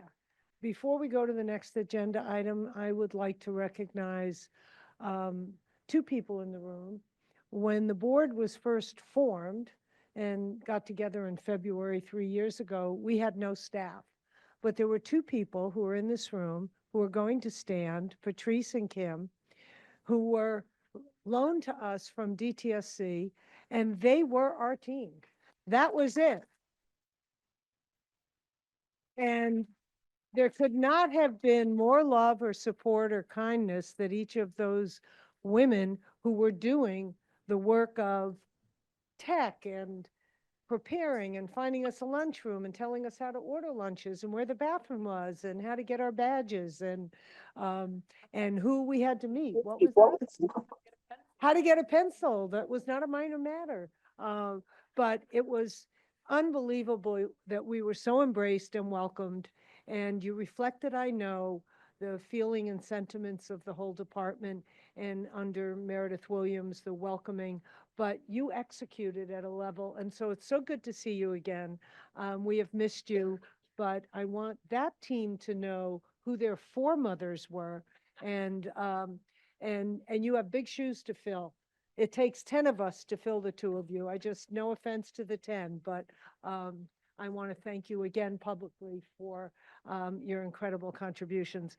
And I'll go on to say that that extends to all the deputies and the managers who have responded to our requests to provide information, to do briefings. There are briefings that happen every week all over this department with board members, preparing us for the work that we have to do and preparing us for board meetings. So my gratitude extends beyond Kim and Patrice, but it started with Kim and Patrice. So thank you. Okay, I have an agenda that I'm supposed to follow. Great. So we're going to move on now to agenda item number 7, which is the Environmental Justice Advisory Council or Committee, depending on which PowerPoint you look at. It's either a council or a committee or both. And Serlene is going to do the ultimate correction on that. I would like to invite Serlene Grant, Deputy Director of the Office of Environmental Equity. She will provide us with an EJAC update. And after her presentation, we will hear from the board EJAC subcommittee members, Member Gomez and Brostrom, and then open the floor for public comment. And hopefully within that, we'll get to meet some of the EJACers. So thank you. Welcome, Serlene. Thank you. Indeed, you will get to meet some of them.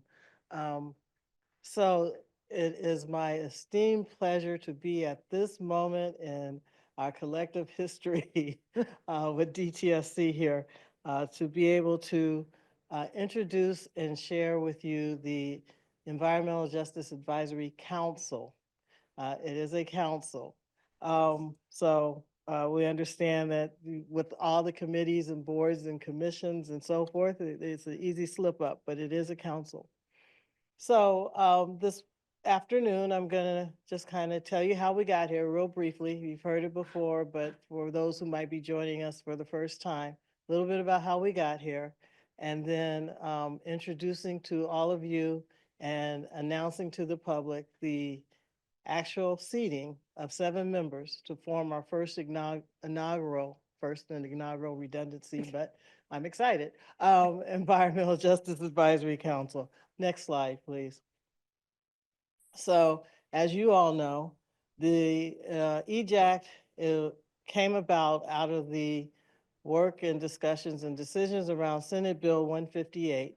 And that bill authorized a forum for the purpose of providing independent environmental justice advice, consultations, and recommendations to DTSC director and to the BES.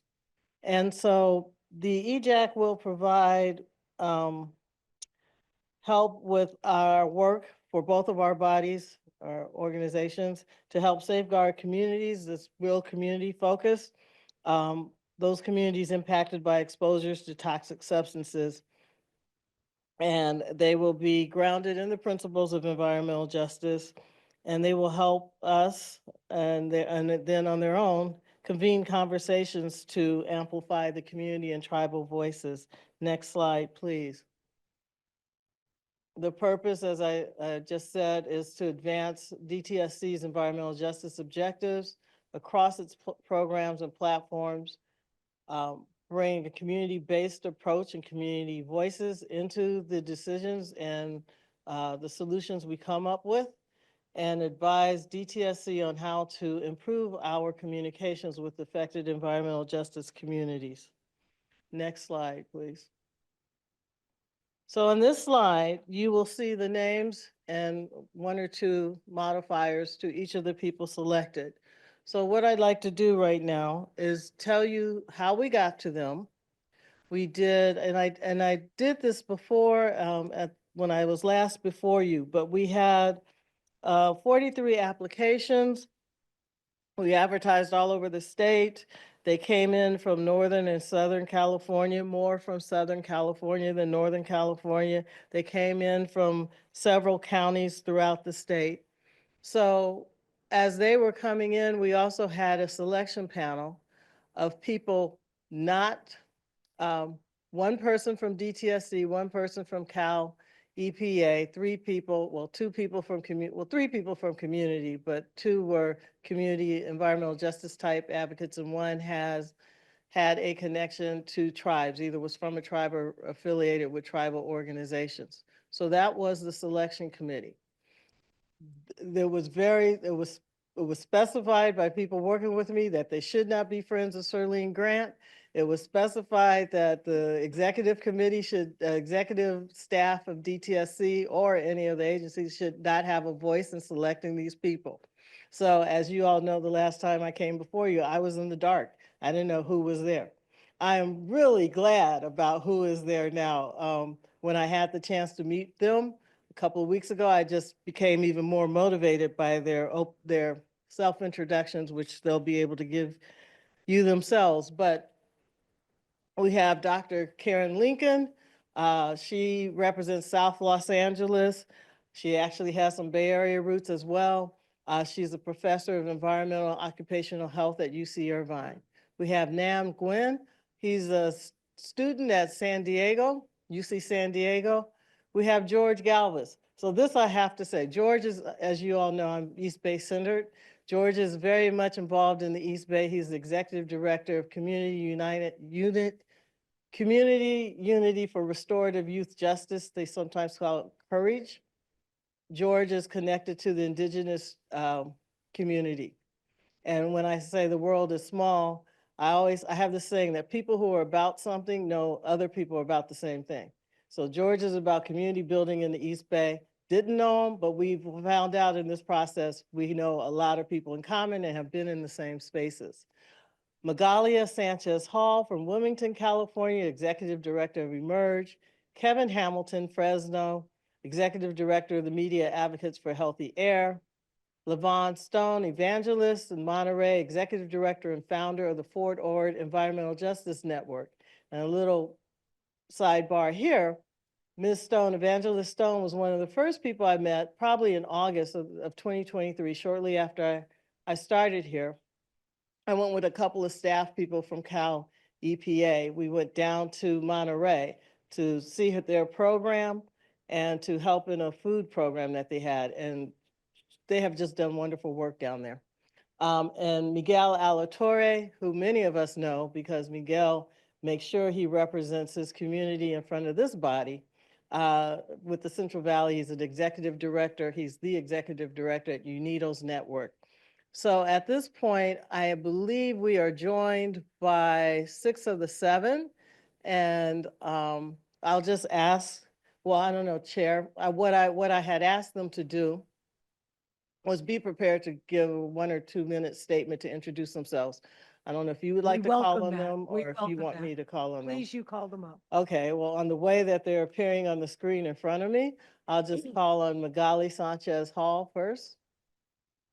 Thank you. Thank you so much for having us in this space and, well, for choosing us. And I think on my part, I'm really concerned about the information that is coming out from any of the agencies and not being addressed in the people's language.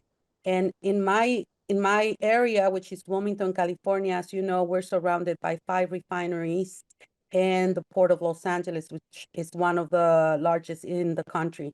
So we have a lot to talk with you We have a lot to probably show you as well, as it was addressed right prior to this item in the agenda. We are looking forward in working with you and guide you in anything that has to do with environmental justice. And that's about it. And I'm here to work for the people. Thank you. Thank you and welcome. Very nice to hear from you. Dr. Lincoln.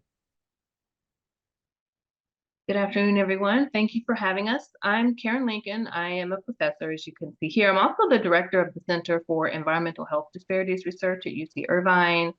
I am from the Bay Area. I grew up in Richmond and lived in Oakland, California for many years, went to UC Berkeley for undergrad. And I represent not just South Los Angeles, I represent other communities in Los Angeles, as well as communities in Orange County, given my new role at UC Irvine. I was at USC for 15 years.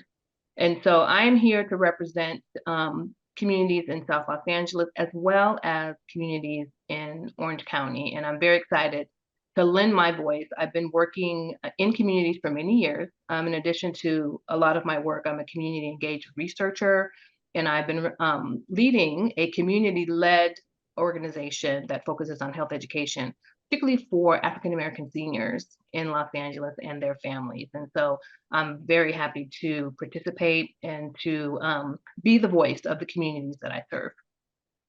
Thank you, Karen, and welcome to you. Nam.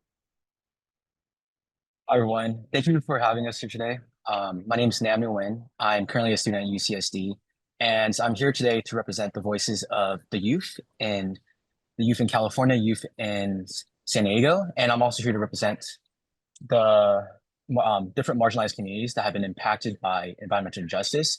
I'm a member of South Bay, California. I'm in San Diego, where I'm from an area that's been impacted by the Tijuana sewage crisis. And so I want to have more representation of the youth who've been impacted to that community to have a voice on order to resolve issues that relate to watershed, water inequality, water pollution, and also air pollution as well. And I just want to say thank you for hearing us out here today. Thank you, Nam. We look forward to more. Thank you. Ms. Stone, Evangelist Stone. Ms. Stone, you appear muted.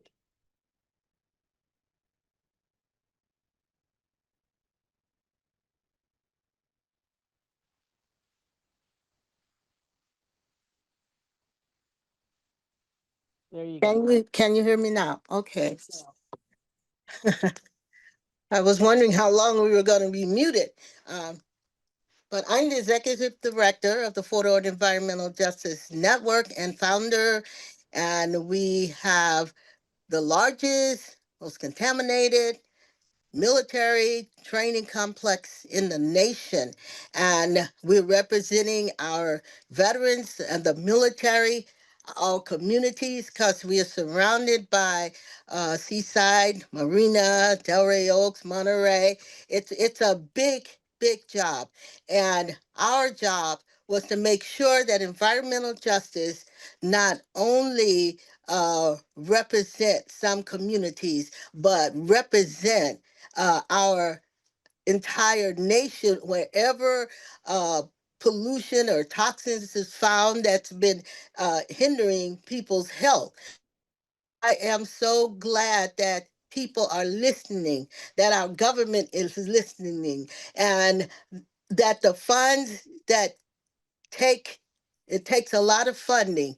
And for a lot of us, especially ourselves, funding have been very limited. And I hope that this is going to change because the people who are doing the work, they're doing the work for everybody else to make sure that the information that needs to go forward to the right people, and that the health, the cancers, and all of the different diseases are going to be addressed because we want to balance the need of the people with the care of the environment. Thank you, Ms. Stone. Thank you, Levon. And I'm recalling how wonderful it was to meet you at one of our board meetings over the last several months. So it's lovely to see you again. Thank you. Thank you. And I think at one moment when I was looking at the screen, I did see Miguel Alatorre. Yeah, Miguel's on, but I'm here. I just don't know why I can't be spotlighted. Oh, is your camera on? Because if you're Yeah. not, oh, it shows. There, There we There, go. oh, There we okay. go. There we go. No, I just had to turn it on and turn it off. So sorry about that. Good afternoon, everyone. My name's Miguel Alatorre Jr. I represent the Unidos Network as the executive director, and I'm here in the Central Valley out of Kettleman City, California. And I've been working towards environmental justice issues hyperlocal to my community since I was about 4 or 5 years old when they put the first picket sign in my hand. And I'm really proud and blessed to be a part of this Environmental Justice Advisory Committee where we're going to be really dedicated to bringing in the front lines of people who have been affected by environmental justice burdens since I've been 5 years old. I've been dealing with the pressing issue of being home to the largest hazardous waste facility on the West Coast, which is Waste Management here in Kettleman City. And so I'm really glad to finally bring some closure to some issues that have been plaguing my community for a really long time, and really glad to be working with the department to further the community's understanding of the issues that are going on. So thank you all. Thank you, and thank you, Miguel, for all the schooling that we've received from you over time, both out there and here. So much appreciated, and welcome to the EJAC. Thank you. And I'm not sure, is Kevin Hamilton on? We don't see a Kevin Hamilton by name. There is a phone number. So Kevin Hamilton, if you are on Zoom, please raise your virtual hand so we can identify you.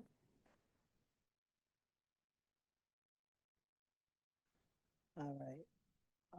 As we wait, I'll also introduce, we were not expecting George Galvez to join us. He had a conflict. So just for the record, I'll just read about a little bit about his bio. Personally, he's a father, a grandfather, has a couple of dogs, and he is very rooted in the his traditional Native culture. And as I said, one of the ways I know of him is because he has participated in traditional drumming and other types of spiritual ceremonies, sacred ceremonies and sacred spaces. And so he has that connection. And then from his work, he writes, I am very committed to supporting an intersectional framework, particularly because formerly incarcerated communities are often excluded from discussions on climate and environmental justice. These communities, however, are among the most directly impacted by these issues, making their inclusion essential in shaping effective and equitable solutions. So I look forward to working with him as well. And as I close, there's a few things I want to take liberty to say. First, I want to thank all of you on the board for your time, especially Board Member Gomez and Board Member Brostrom for the countless conversations and reviews of documents to get us to this point. I want to thank the selection committee. We can't thank them enough for the time they put in pro bono to do the work to find and identify these 7 individuals. And I want to thank all the folks who worked with us in partnership, Cal EPA, the various divisions and units with DTSC, the legal teams, the administrative folks, the graphics and communications folks, all of that was needed. It's still needed. This moment is not the end. When we end this meeting, we're going to be sending out some emails to our community partners. So I want to thank all of you. And I want to, my colleague Wayne said it best to the chair. I'm going to miss you. You'll be my first chair.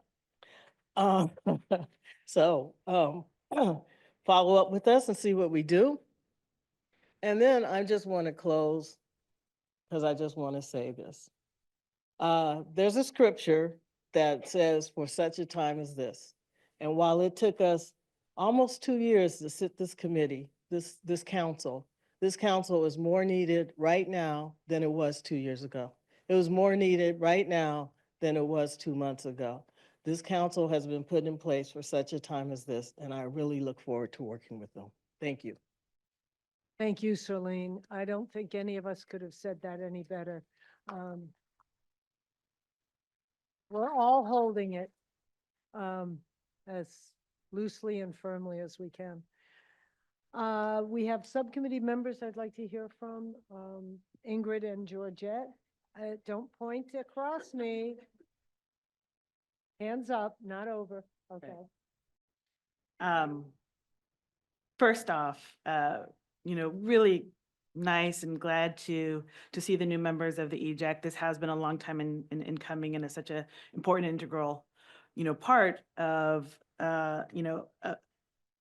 of SB 158 and, the vision for, how do we move some of these intractable issues around environmental justice communities, and how do we work directly with environmental justice advocates to, help ensure that DTSE is protective of communities, and how to rebuild community trust.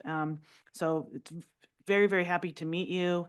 Look forward to working with you. And, I think right now is when the work starts more. And, one thing I wanted to just point out is that while the EJAC is housed at DTSC, it is meant to work both with DTSC and the board. And so I am really looking forward to the conversations about how we're going to work together with DTSC and figuring out how do we really make the most of this opportunity. As a more of an oversight board, we're really looking for your expertise in also helping track performance over time. What are the things that we need to be looking at? How do we ensure that we're making progress and that we're being more responsive to environmental justice communities? So I think it's going to be really important that we all meet together soon and that we integrate our work in a way that makes sense. So again, just very pleased to see where it goes from here. And I certainly have some ideas on where I would really appreciate having some recommendations from you all and council. So I will pass it off to Thank Jet. you, Ingrid. And we know that your drive for the reform came in large part with an environmental justice lens. And and we're really looking forward, if the EJAC members are still on the call, to seeing representatives from the EJAC at our meetings, presented at our meetings, and we'll set up a system for that communication. But that's part of the measure. And Yeah, I'll just add that Lauren, our ombuds, who's already been in communication with the EJAC members, will be our constant liaison between the board and the it's EJAC. already done. It's And- already done. Yeah, and so. Excellent. Thank you, Lauren. So you have a contact and you have a way, and we're here. And Georgette? Yeah, thank you. And thank you to the folks that have been selected that are part of this group, and very excited to be here. As Serlene mentioned, it's been a long awaited process, but here we are. And I do have a question, Serlene, in terms of it is our intention that this body is supposed to give us guidance to both entities, DTSC and BES. So what are, because I haven't heard, but I do want to hear a little bit more in terms of when are we, as committee members, as the subcommittee members, we're supposed to be integrated into whatever meetings are happening. So what does that look like? When are we getting together? Because we definitely already have a list of things that we would love to Ooh, you already have a bring list. forward. Oh, we're ready. We've been waiting. We've been waiting, and we've been working on this pretty hard. So, yeah. All So right, so right now, the 7 of them are going through an onboarding process. They met the first time about 2 weeks ago, and it was like your first day on any job or anything, filling out forms, electrical and whatnot, and learning north from south, east from west within the structure of how to get some things done. And then they've had some follow-ups. So next, maybe in another couple of weeks, we're in early February, they'll be meeting with department heads from DTSC, and there's also a schedule to meet with board members 2 at a time, so that we're not in conflict with the conflicts, with the conflict of interest laws and whatnot. And then out of that, they'll probably, you all can have the conversation to find out, you know, when, if you want to have some kind of subcommittee meeting or something. But we're not anticipating having their first formal business meeting, if you will, until March. Thank you. And But I I'm sorry, appreciate, I and still I've have a heard couple about of the 2-2-1. questions. We call it the 2-2-1. Yes. Right, to get all 5 board Get all members. 5 of you. You may only appointed. have to have 2-2. So that'll work out.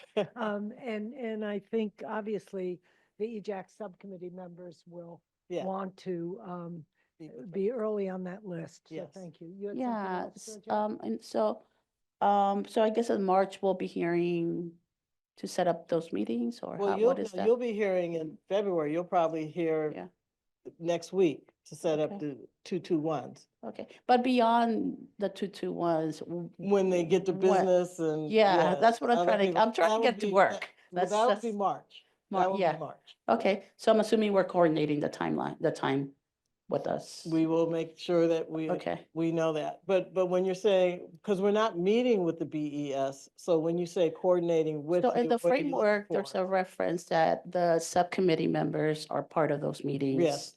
Yes, okay. So we're coordinating supposed that, to be yes. integrated That- into that these us, meetings. Yes. Yeah, the yes, subcommittee, which is Yes. Ingrid and myself. Yes, Yeah, yes. okay. Okay.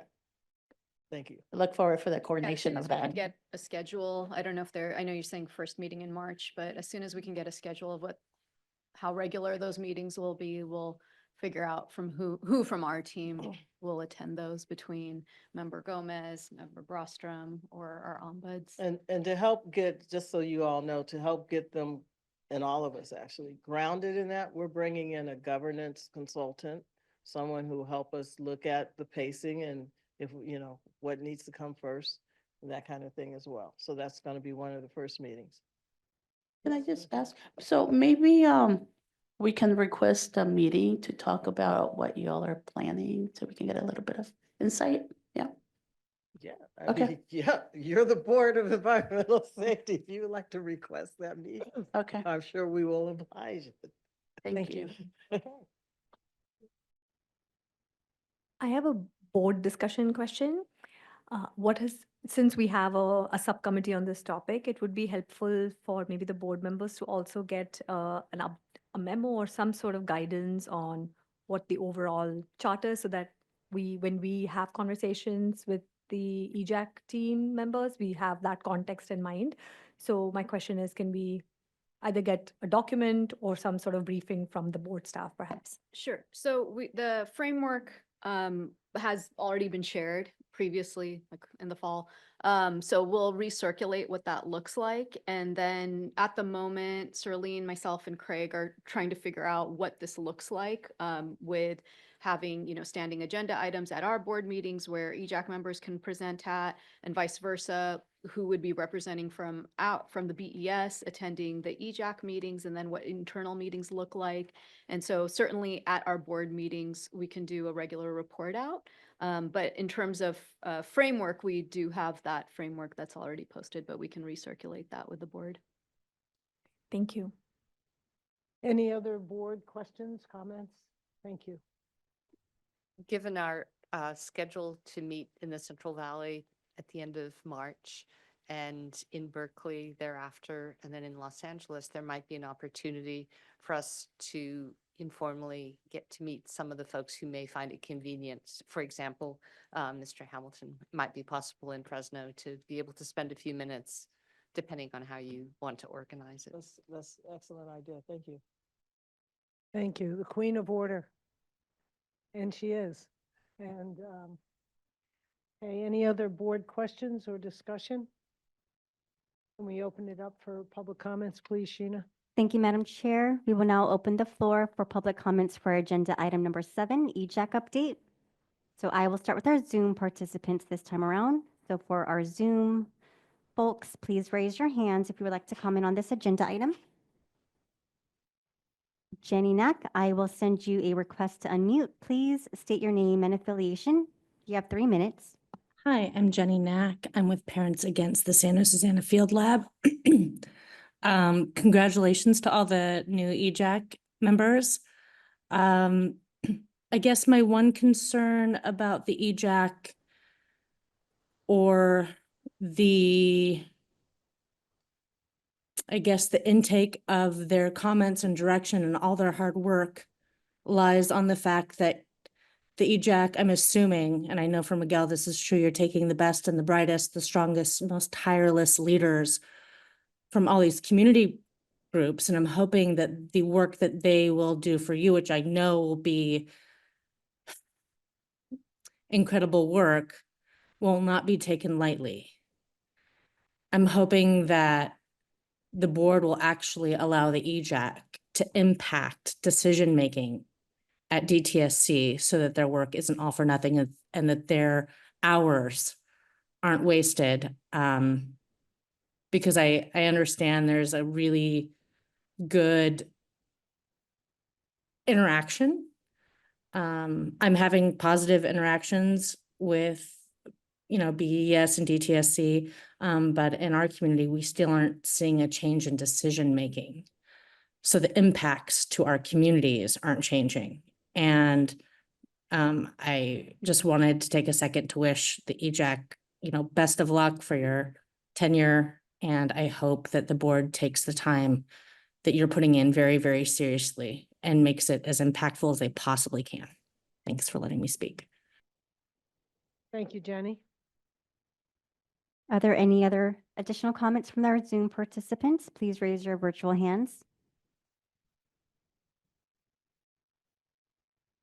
Seeing none from Zoom, in-person participants, if anybody would like to comment on this agenda item, please raise your hand.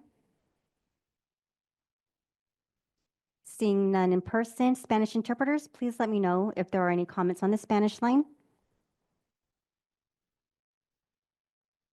There are no comments from the Spanish line, Madam Chair. That wraps up this. 1 second.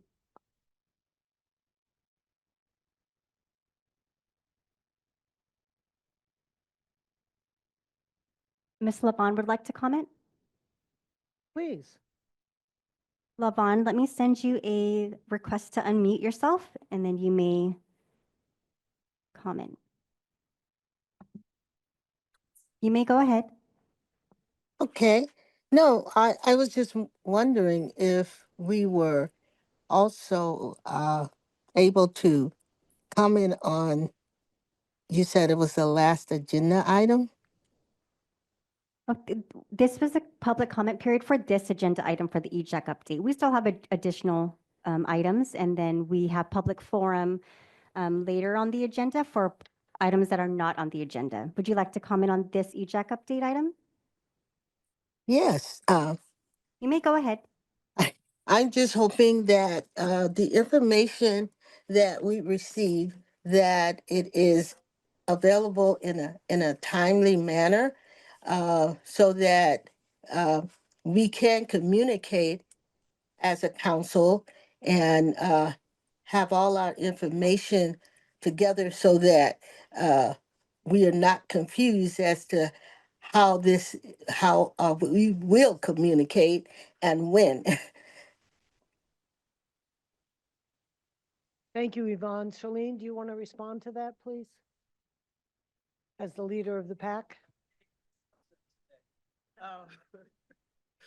I should have just sat in the front row. Ms. Levon, thank you. As you continue to work with the DTSC OEE staff, as you continue to work with Jillian, Jessica, Renee, and Christy, you will, as a group, come up with the communications methods that work best for you. So if something is not working for you now, please, the next time we're all together or you're with them, please bring that up. We're still All right. working out the processes and the procedures. Thank you. Thank you. Thank you. Thank you, Charlene, and thank you, Lavon. That concludes this public comment period, Madam Chair. Okay, I think we're done with, we're not done with EJAC, we're just starting with EJAC, which is really exciting. I'm so glad it's in place. And now, yes, and now we're going to agenda item number 8. And I'm going to invite Wayne Lorenzen back. Now, Wayne has the distinction of having had the most public appearances at Board of Environmental Safety meetings of all the deputies. So I don't know if you get some kind of prize for that, but Hope so. you hope so. I know, I noticed that Craig bolted right before, but Grant will communicate the need for, I mean, literally, I was going through old, because that's what you do when you're leaving, you go through old stuff. And I was looking at all the meetings, and Wayne, Wayne, Wayne. So thank you, Wayne, for being here again, and we appreciate you. And this particular item is an update on the violation scoring procedure, track 1. And this is something that we had requested. I think it was at the July board meeting last year.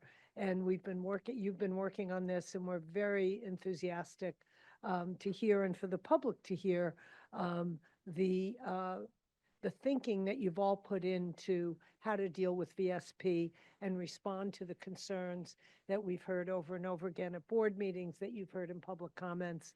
And so we welcome you to present to us the revisions to VSP. Thank you very much. Proposed. Chair Rizzo, members of the board, you heard from our amazing director, Katie Butler, this morning, delivering her remarks. If you remember, Katie made a commitment in her first 100 days to introduce the violation, a rulemaking package for changing the violation scoring procedures. And I'm pleased to report today that we have a draft rulemaking package for changing the violation scoring procedures.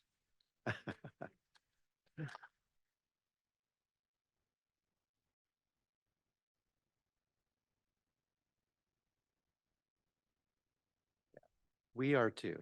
We've referred to this in the past meetings as track 1 reg changes. And this is something that we've been talking about for a long time, completing for a while, and I'm excited to present to you the vision of those changes in the next few slides. Next slide.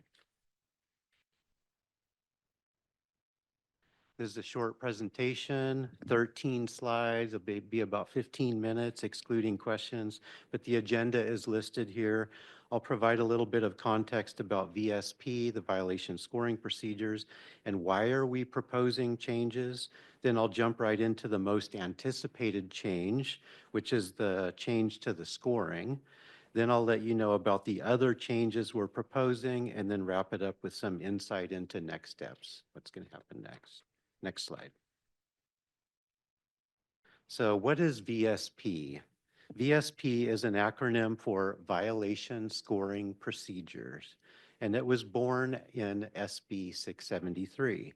As you know, several years ago, SB 673 established a new law directing DTSC to adopt regulations establishing or updating criteria used for the issuance of a new or modified permit or the renewal of a permit, which may include criteria for the denial or suspension of a permit. The law required DTSC to consider 7 items for inclusion as criteria.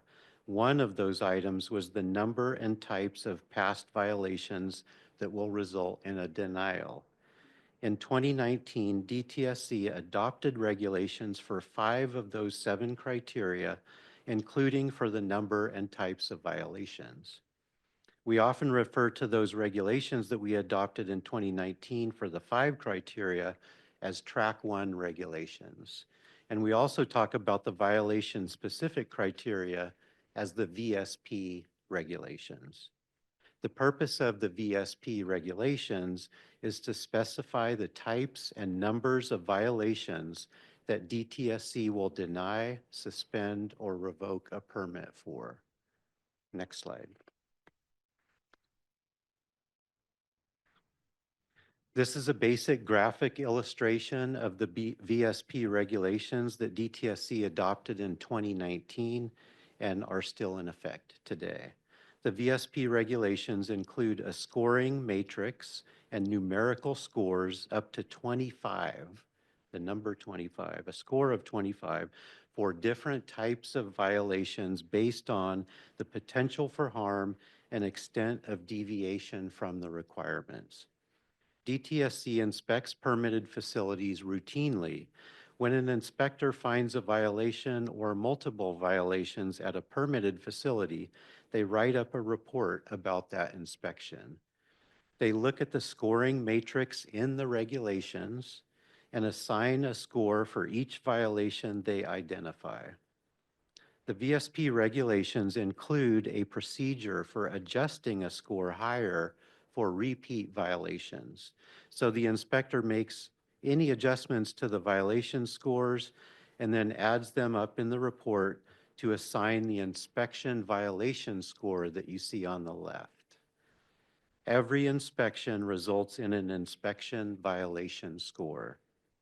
Some facilities are inspected multiple times per year, and those facilities receive multiple inspection violation scores, one for each inspection. In September of each year, DTSC looks at all of those inspection violation scores each facility has had over the last 10 years and calculates a facility VSP score, which is the middle icon on the screen, for every permitted operating facility. It's important to remember this middle icon, the facility VSP score, because I'll talk soon about how that score is calculated now and how we are proposing to change it. DTSC provides this score to every operating permitted facility by September 30th of each year. That's in the statute. Once a facility is assigned this facility VSP score, they are also assigned to a compliance tier, as you see on the right, that is based on that September 30th score. Similar to the stoplight in the icon, there are 3 compliance tiers. Next slide. If a facility is assigned to the acceptable compliance tier based on their September 30th score, DTSC VSP regulations impose no additional requirements. For permitted facilities, this is probably the tier they want to be in. For DTSC, this isn't the only consideration for permit decisions. We may impose additional permit conditions based on our observations from inspectors or violations that were noted in the inspection reports that didn't rise up to a score.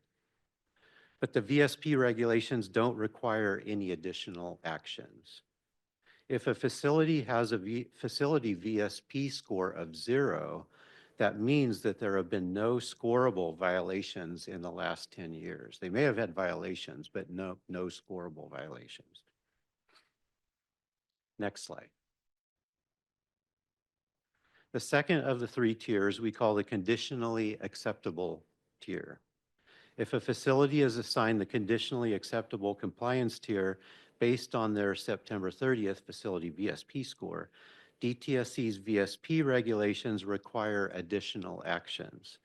One requirement is to retain an independent auditor to conduct an inspection, prepare an audit report identifying compliance deficiencies, and then submitting a compliance implementation plan describing how the operator will correct all the deficiencies identified in the audit report. The VSP regulations also specify that DTSC may impose other requirements, such as a shorter operating period, restricting activities that are already authorized, and imposing additional conditions or requirements that are not already in a permit. Next slide. Then the last of these tiers is the unacceptable tier. If a facility is assigned the conditionally acceptable compliance tier based on their facility score, if a facility is assigned to the unacceptable compliance tier, the regulations provide the permittee with an opportunity to challenge their tier assignment following a specific process laid out in the regs that includes a written demonstration from the permittee, a public meeting, and a decision by DTSC to either uphold the tier assignment or change it to conditionally acceptable. If DTSC upholds the unacceptable tier assignment, the regulations specify that DTSC will initiate a process to deny, suspend, or revoke the permit. Next slide. DTSC has been implementing these regulations since 2019. It's been 6 years. And in the last 6 years, we've received feedback from stakeholders and communities. We've had a chance to reflect on our implementation experience. We've heard from Senator Durazo and others and about how the existing regulations could be improved by changing the calculation of the facility VSP score. We've heard from community leaders and community members about how that calculation doesn't adequately represent facilities that they live near. We've heard from permittees about how the language in the regulations could be improved to provide more clarity and to change procedures to be more meaningful.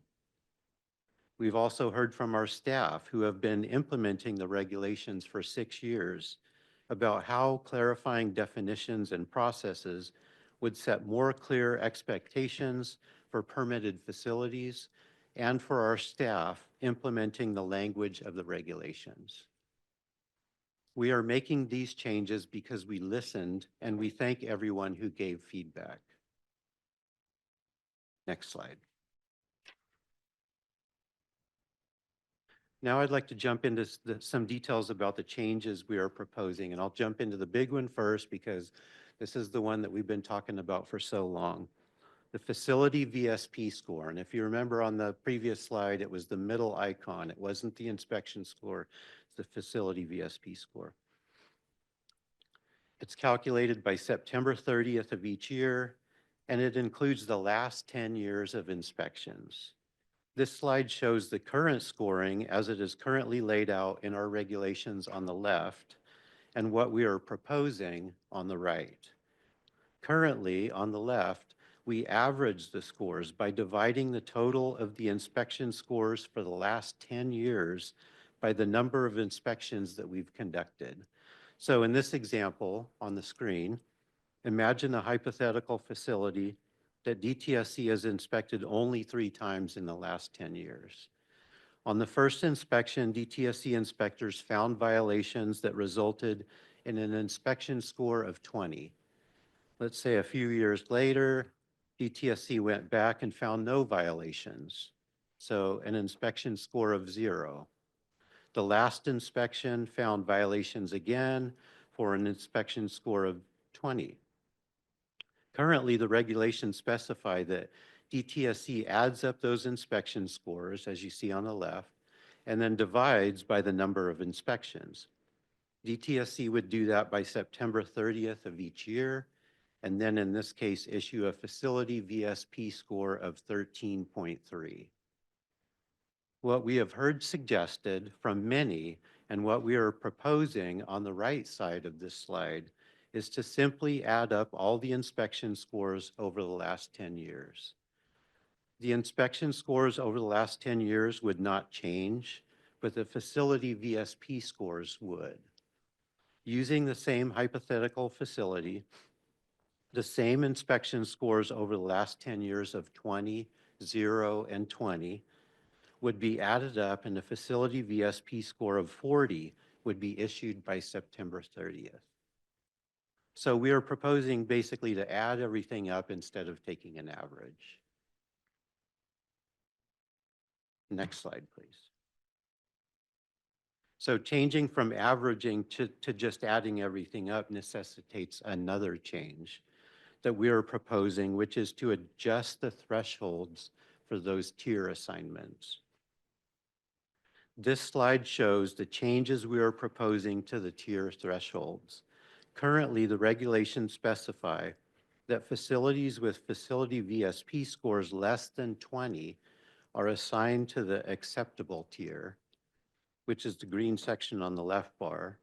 Scores between 20 and 40, less than 40, are assigned to the conditionally acceptable tier in the yellow section. And scores over 40 are assigned to the unacceptable tier, which is the red section. That's how we currently do it now. And that's the way the regulations specify it now. What we are proposing is shown in the right bar under future scoring. To change the regulations so that facilities with facility VSP scores less than 100 are assigned to the acceptable tier, which is the green section on the right bar. Scores between 100 and less than 300 would be in the conditionally acceptable tier, and then scores over 300 would be in the unacceptable tier, which is in the red section. The numbers for those tiers were set assuming an average on the left and just adding everything up on the right. So that's the context. It's averaging on the left, future summing everything up on the right. The basis for the new numbers is the same basis we use for the existing regulations, which is a statistical representation of all of the facility VSP scores for every permitted operating facility. Another important change we are adding is that this new scoring methodology would become effective beginning January 1st of 2027. Nothing changes with the inspection scores. Those would continue to be scored as they are now, but in September of 2027, the facility VSP scores we issue would reflect this new scoring change. We would like your thoughts and perspectives on that proposal. And then we have more here on the next slide. That was the big change. We have some other proposals that we're adding to this regulatory package. All of these proposals will come out with specific regulation language that you will be able to review, but these are some of the highlights of the proposed changes. First, we are proposing to clarify in the language that new facilities would not be subject to inspection scoring until they submit a permit application, and that new facilities would not be subject to facility VSP scoring and tier assignments until and only if DTSC issues an operating permit. There are some facilities that could end up in interim status and they have a pseudo authorization from DTSC, but they don't have a permit yet. This change reflects those facilities. Second, we have a few proposed clarifications for permitted facilities that are assigned to the conditionally acceptable tier, requiring the submittal of only one auditor for DTSC approval instead of 3, increasing the qualification requirements for the auditors. For example, they need to have the right training to even access areas to inspect in buildings, and decreasing the number of audits from 2 to 1. Third, we are proposing to revise the tier challenge process for facilities assigned to the unacceptable tier by specifying that DTSC will public notice a public meeting for the tier challenge, but removing a reference to within 60 days of submittal of the challenge. Another change in that category is to remove the opportunity and the need to challenge a tier assignment in subsequent years for the same violations if no subsequent inspections or scorable violations change the tier in the following years. Fourth, we are proposing to clarify the language in the regulations about what types of violations and inspections are excluded from scoring. And those would be self-disclosures from facilities in certain cases, violations identified in third-party audits, compliance assistance visits requested by the permittee, inspections from other agencies, and site visits that are not compliance inspections. Yes, Included, not excluded. those are excluded from scoring. Clarify inspections included in scoring. Yeah, I've written so as the well. concept is that if a facility self-discloses violations in some circumstances, we want to encourage self-disclosure. I was just reading the included word and wondering if that was an error. Oh, yeah, Excluded and then the included. Yeah. Okay, got it. and then lastly, to that fifth bullet, Is the included. we're Okay. proposing to clarify the language in the regulations about what types of inspections are included in scoring. And a long list, but basically compliance evaluation inspections, focused compliance inspections, there are two different types, follow-up inspections, financial records reviews, facility self-disclosures. These are the other types of, there's some that are and there's some that aren't included. And we specify which ones those are in the reg text. Groundwater audit reviews, groundwater monitoring evaluations, non-financial record reviews, operations and maintenance, and complaint inspections, like based off of somebody submitting a complaint to the Cal EPA website. Next slide, please. So my last slide here shows our vision for the next steps, and we're still formulating this even today. So we would like to get your feedback before we open these up for public comment. And so what we're planning on is an e-blast is about to go out, if it has not already, that includes the materials that we're planning to submit to the Office of Administrative Law.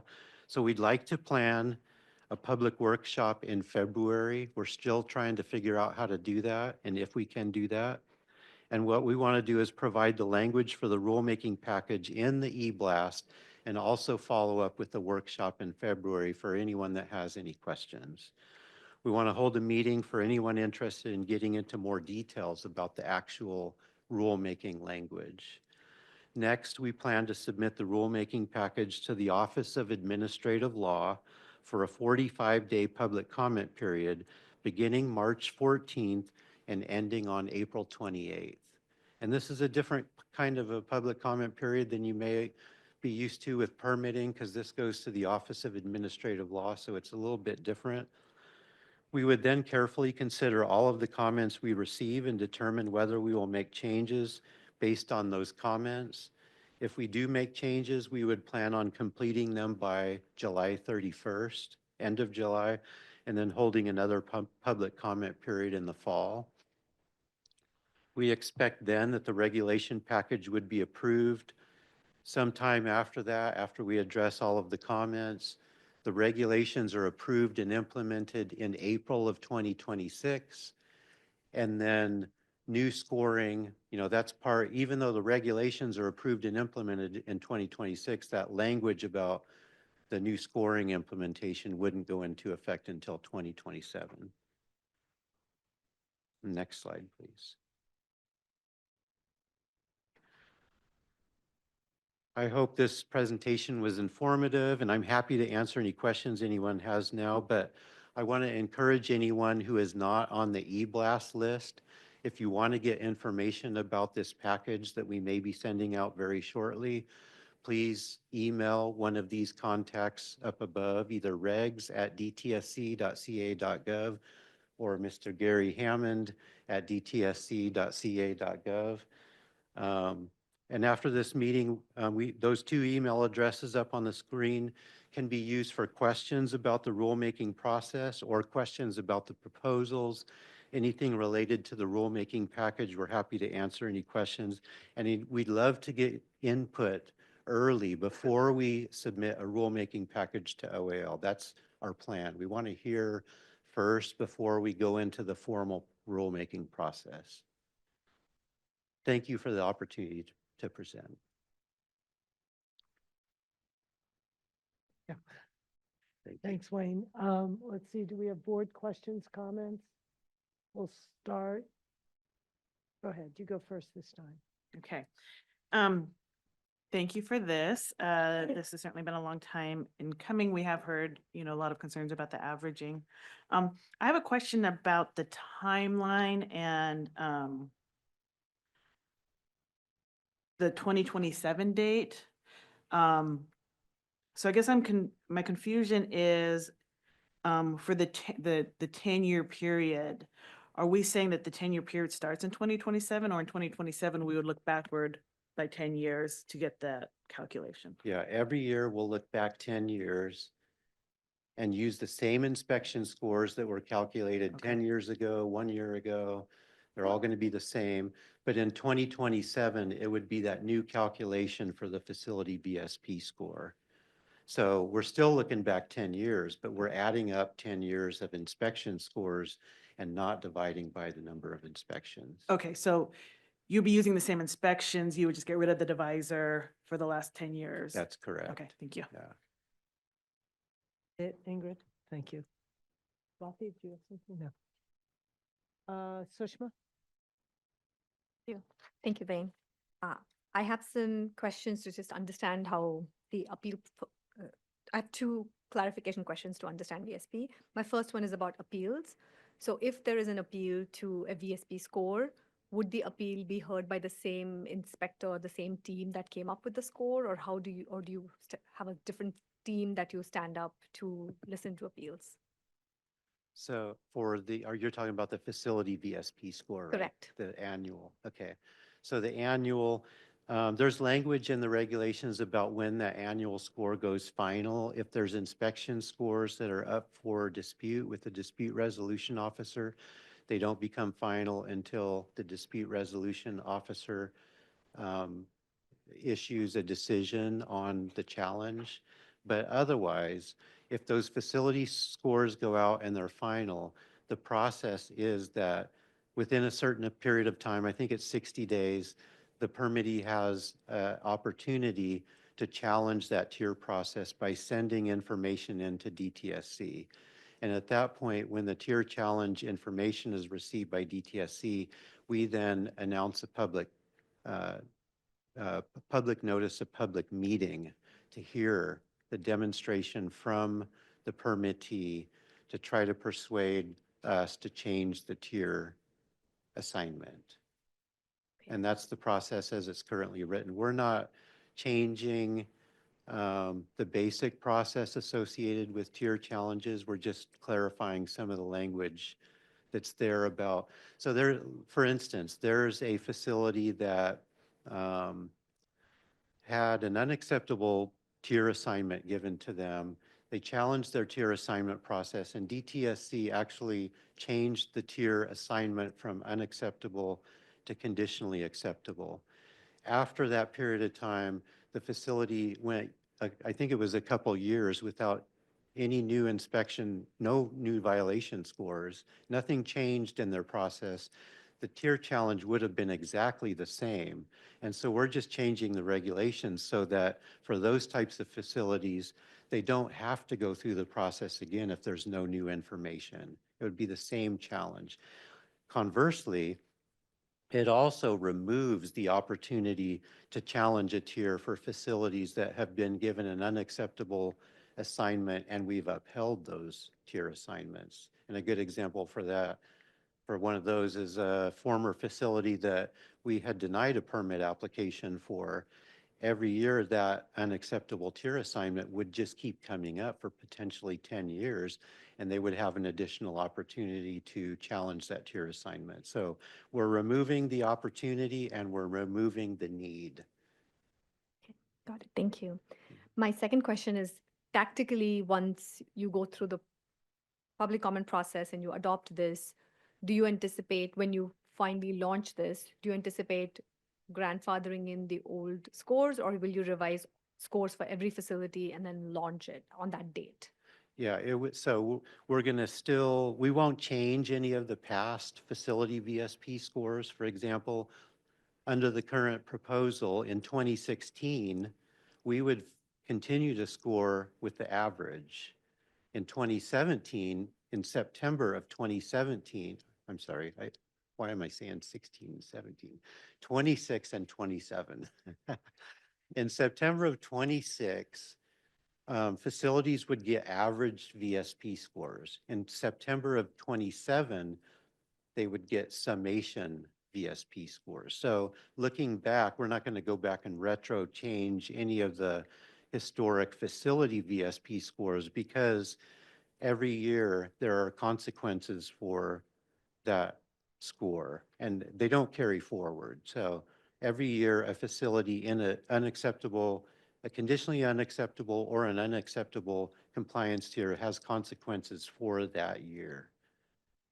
This just means that it will make it harder for, or like we need to do some education to make sure people are not comparing VSP scores across facilities, because you might have facilities under the old scoring protocol and the new scoring protocol. That's a good point. Yes. So just some outreach, which brings me to my last point, which is, are you offering any sort of technical assistance to help have people understand how this new protocol, new Yes. process is going to work before it goes to OAL?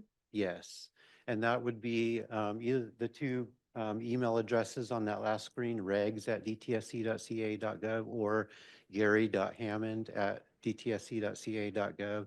And of course, the rest of the team. We're all happy to answer any questions associated with these. Thank you. Nothing, Alexis? I just wanted to thank you and the team for taking this up. In the 3 years that we've been together as a board, this has come up. And while you were endeavoring to work on SB 673 Track 2, it was just remarkable that you guys could also come forward with this. So we look forward as a board with our team to reviewing the regs and working with you. But thank you for getting it to this stage. Thank you. Thank you. And Wayne, I have, there may be minor questions, maybe they're defined in the regs. When you talked about violations that are not scorable, that question has come up at past meetings. Mhm. What is not scorable if it's a violation? A minor violation does not get scored. Minor, correctable right away kind of thing?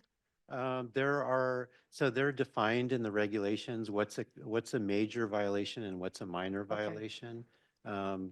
And enforcement would be better at explaining that than I would, but I'll give you possibly a misguided example of, if an empty drum, for example, has its lid open and the drum is supposed to have the lid on, that potentially could be a minor violation. Those would be things that, and I'm not saying that is, I'm just thinking maybe that's a good example, but those potentially could be things that would not end up with a score. So when a facility has a VSP score of 0 for the year, that doesn't necessarily mean that they haven't had any violations. It just means that they haven't had any scorable violations. Right, and is there an assumption that that level of violation is corrected? The question that came up is, you don't score it, but they don't fix it. So do they fix it? Are they required to fix it and then they don't get a score? If they don't fix it, do they get a score?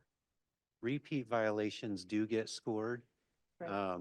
And also enforcement does follow up. It's not just because VSP is in place that they do their job. Perfect. They do follow up. And then of course, permitting, we don't just look at VSP scores when we look at permit applications. We look at the complete compliance history, which includes every minor violation that the facility has had, as well as observations from inspectors when they go out into the field.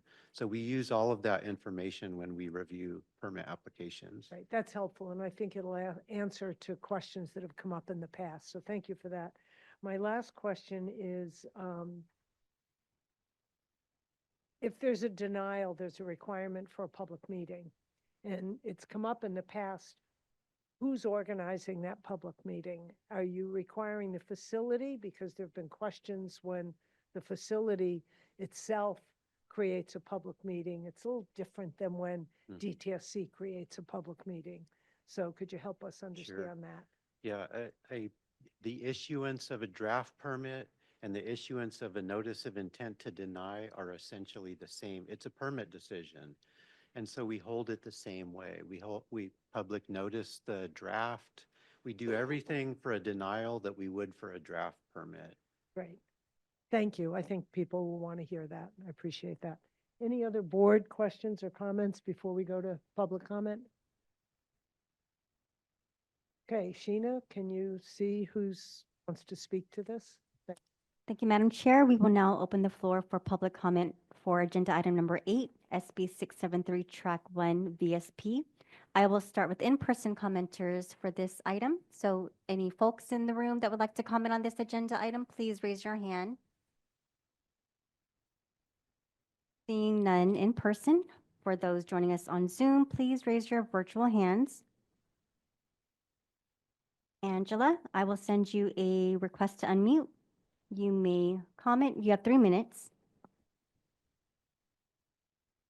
Good afternoon. I'm Angela Johnson-Mazzaros from Earth Justice, and I have been working with and representing a number of frontline communities who've been very interested in this violation scoring procedure revision. And so I just wanted to offer 3 quick observations. First, thank you so much for moving this forward, and please, I know that Katie is busy, but I appreciate that Katie has prioritized this as she stepped into the role as director. And I am confident that the team spent a lot of time thinking about these issues. And so I appreciate that we are on our way to a rulemaking package. Second observation, as you well know, we have raised consistently concerns about using the number of inspections as a divisor. And so I appreciate that, that being offered up in this proposed revision, and look forward to fighting to defend that. And the third observation is just more generally, I'm looking forward to seeing the actual rulemaking packet and being able to dig into the weeds. So I'm going to not offer any comments about what looks like a very robust proposal moving forward, but did really want to share my thanks to see that we are moving forward with this process. Thank you. Thank you, Angela. It's been a long haul. We've been talking about this since this board got stood up. I think it was one of your first public comments. So I think there's a moment to enjoy here today. So thank you, Wayne, and thank you, Angela. Any right, other public comments? Are there any other Zoom commenters that would like to comment on this agenda item? And while we wait for the Zoom participants, Spanish interpreters, please let me know if there are any comments in the Spanish line.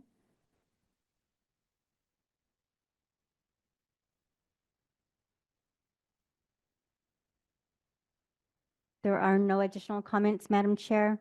That concludes the comment period for this agenda item. Thank you, Sheena. We'll move on to agenda item number 9, which is public forum. Oh, we're going to take a 10-minute break. My apologies. So we'll see you back here at 2:50. Thank you.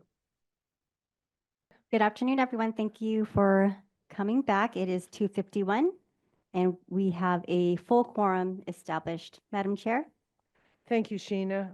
We'll move on to agenda item number 9, which is public forum. We invite all of our participants to comment on items not on the agenda. This is the opportunity for you to raise issues that you'd like us to consider for a future agenda, or you just want to get off your chest to make sure we've heard it and that the DTSC team and the broader public has heard it. So for transparency, after each board meeting, the Board of Environmental Safety staff share the action items that come from the public forum and items for our future consideration to be sure that we include them on our agendas, and also to pass on to DTSC those issues that have been raised during public forum, and then we report back on the actions taken from those comments.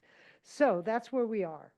And we're asking now for Sheena to open up for public forum. That includes the masses of you here in the room right now, and also those over 100 people who've remained online. So thank you, Sheena. Thank you, Madam Chair. We will now open the floor for public forum for items not on the agenda. And as a reminder, you can always submit your comments and questions to us at besinfo@bes.dtsc.ca.gov. So I will start with in-person commenters. If there are any folks in the room that would like to comment during public forum, please raise your hand.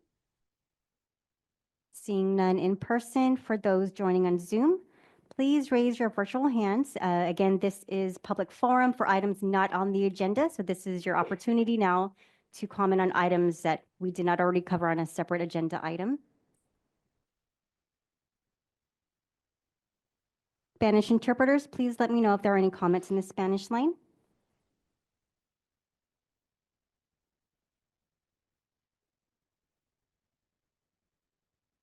There are no public forum comments today, Madam Chair.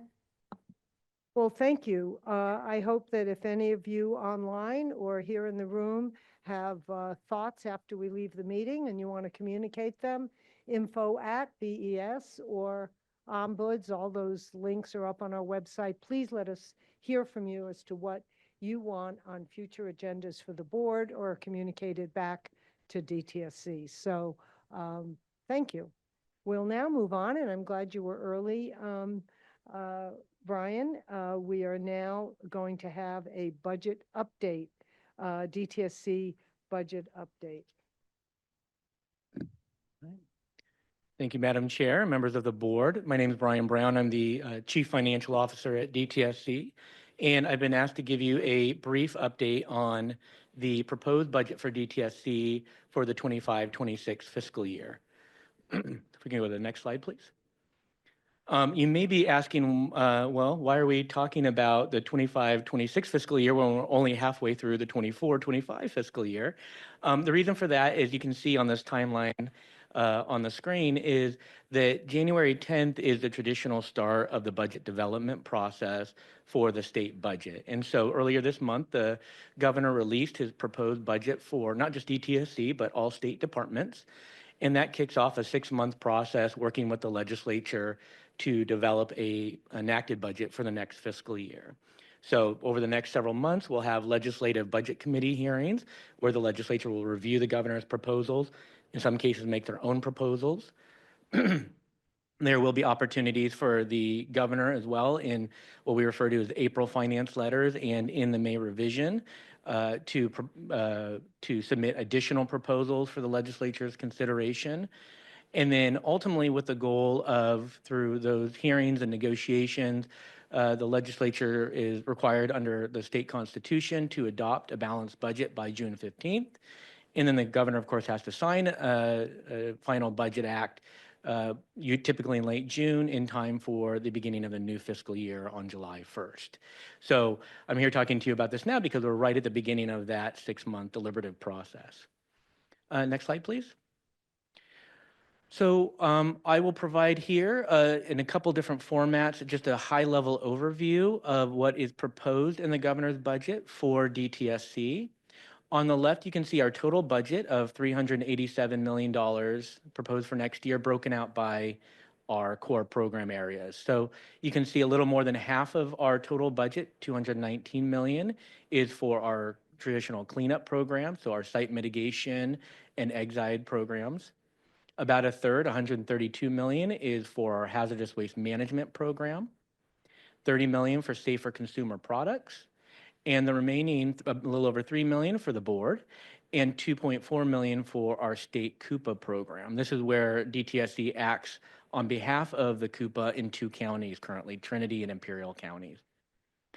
On the right, you'll see it's the same total funding, $387 million, but displayed by our fund source. DTSC actually operates its programs from about 20 different fund sources. You can see here in the figure that over 2/3 of our total funding comes from 2 sources. And these are going to be 2 fund sources that are very familiar to the board because these are the funds that are supported by the fees set by the board each year. So TSCA, the Toxic Substances Control Account, that's in large part funded by the environmental fees set by the board. That accounts for a little over 1/3 of our budget next year. And that fund primarily is a primary funding source for our cleanup program, site mitigation, and safer consumer products. And HWCA, the Hazardous Waste Control Account, accounts for roughly 1/3 of our total budget. And that's the primary funding source for our hazardous waste management program. You can see here we do have a number of other funding sources, including federal funds, general fund, reimbursements, lead acid battery cleanup fund, and then a myriad of others. Next slide, please. Oh, I have the. That is the high level overview, but you may be asking, well, how is that different? What's changed from what was enacted in our current budget? And the short answer is there are not a lot of changes from our current year budget to our proposed budget for next year, though there are some important updates that I'll get to at the end of this slide. But in terms of new proposals, we really just have 2. And the first one, really frankly, isn't new. It's just we have an annual budget request every year to transfer a certain amount of funding from TSCA to our site remediation account. And that funding is used to support our cleanup of federal and state orphan sites, sites that do not have a responsible party. The amount that we require every year can fluctuate just based on the list of projects. We have dozens of projects that we work on in any given year. And of course, it can vary by the phase that those projects are in, whether they're in the planning phase, remediation, or post-remediation maintenance and effort. And then also our obligation is different depending on whether it's a state site or a federal site. And so the request this year or for this next year is $36 million for this transfer. This is larger than the amount that was provided in the current fiscal year, which is about 20 million. The reason for that increase is really twofold. One is just the product of what I just described, where different set of projects, different phases. But the other piece that is an important component of that is you may recall that this past year we had a reduction in our funding for the Cleanup and Vulnerable Communities Initiative, CVCI. That funding, a portion of that had been earmarked for some of these projects.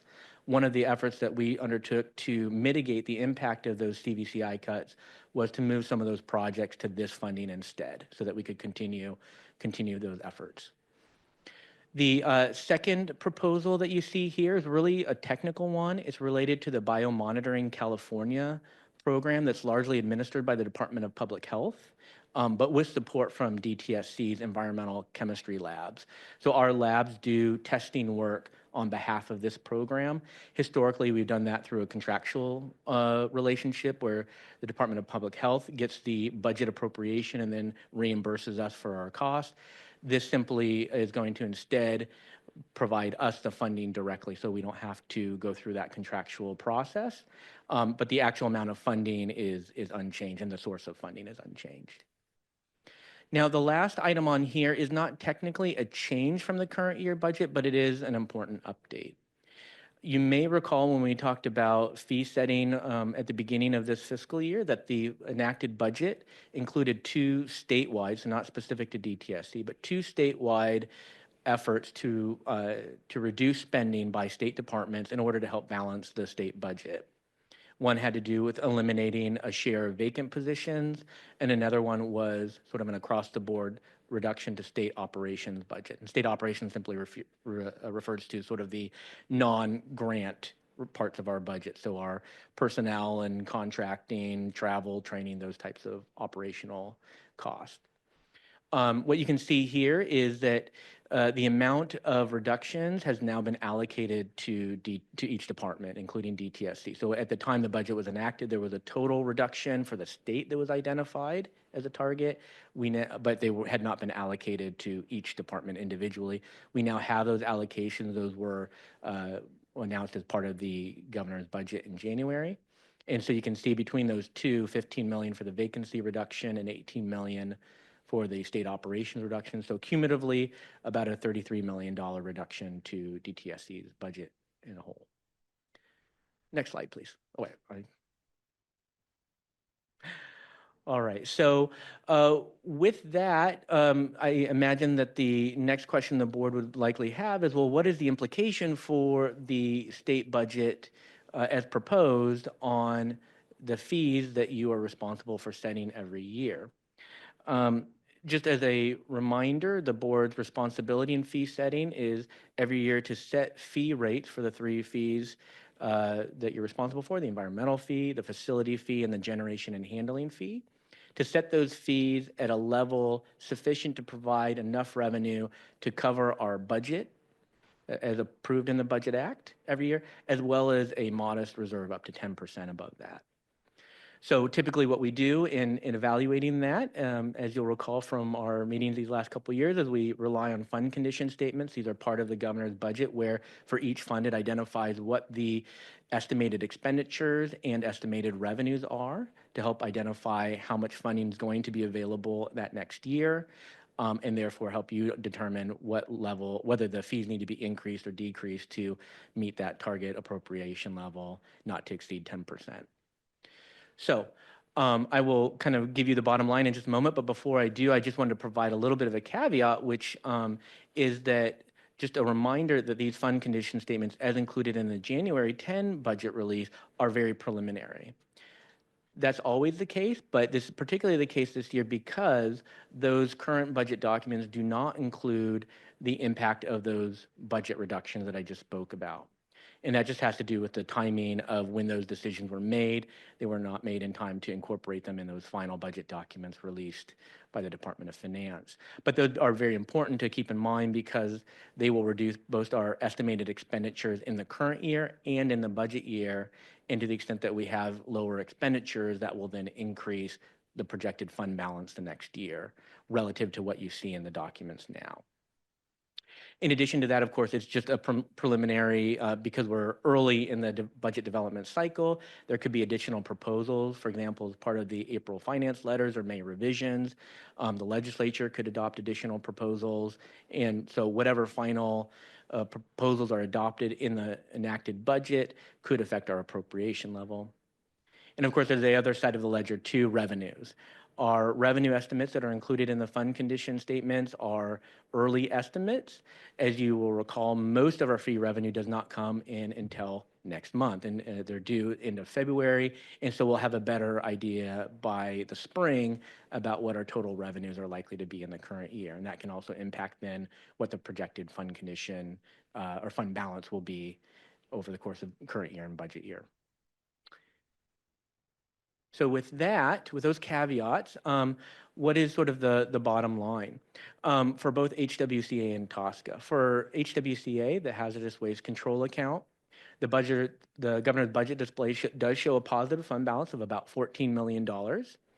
I will note that this assumes the delayed repayment of the $40 million loan that is owed to the Beverage Container Recycling Fund. Under the current budget, that is expected to be repaid by the end of next fiscal year. But because our projected balance is not sufficient to repay that full $40 million loan, there is a portion of the Budget Act that would propose to provide an additional year to make that repayment.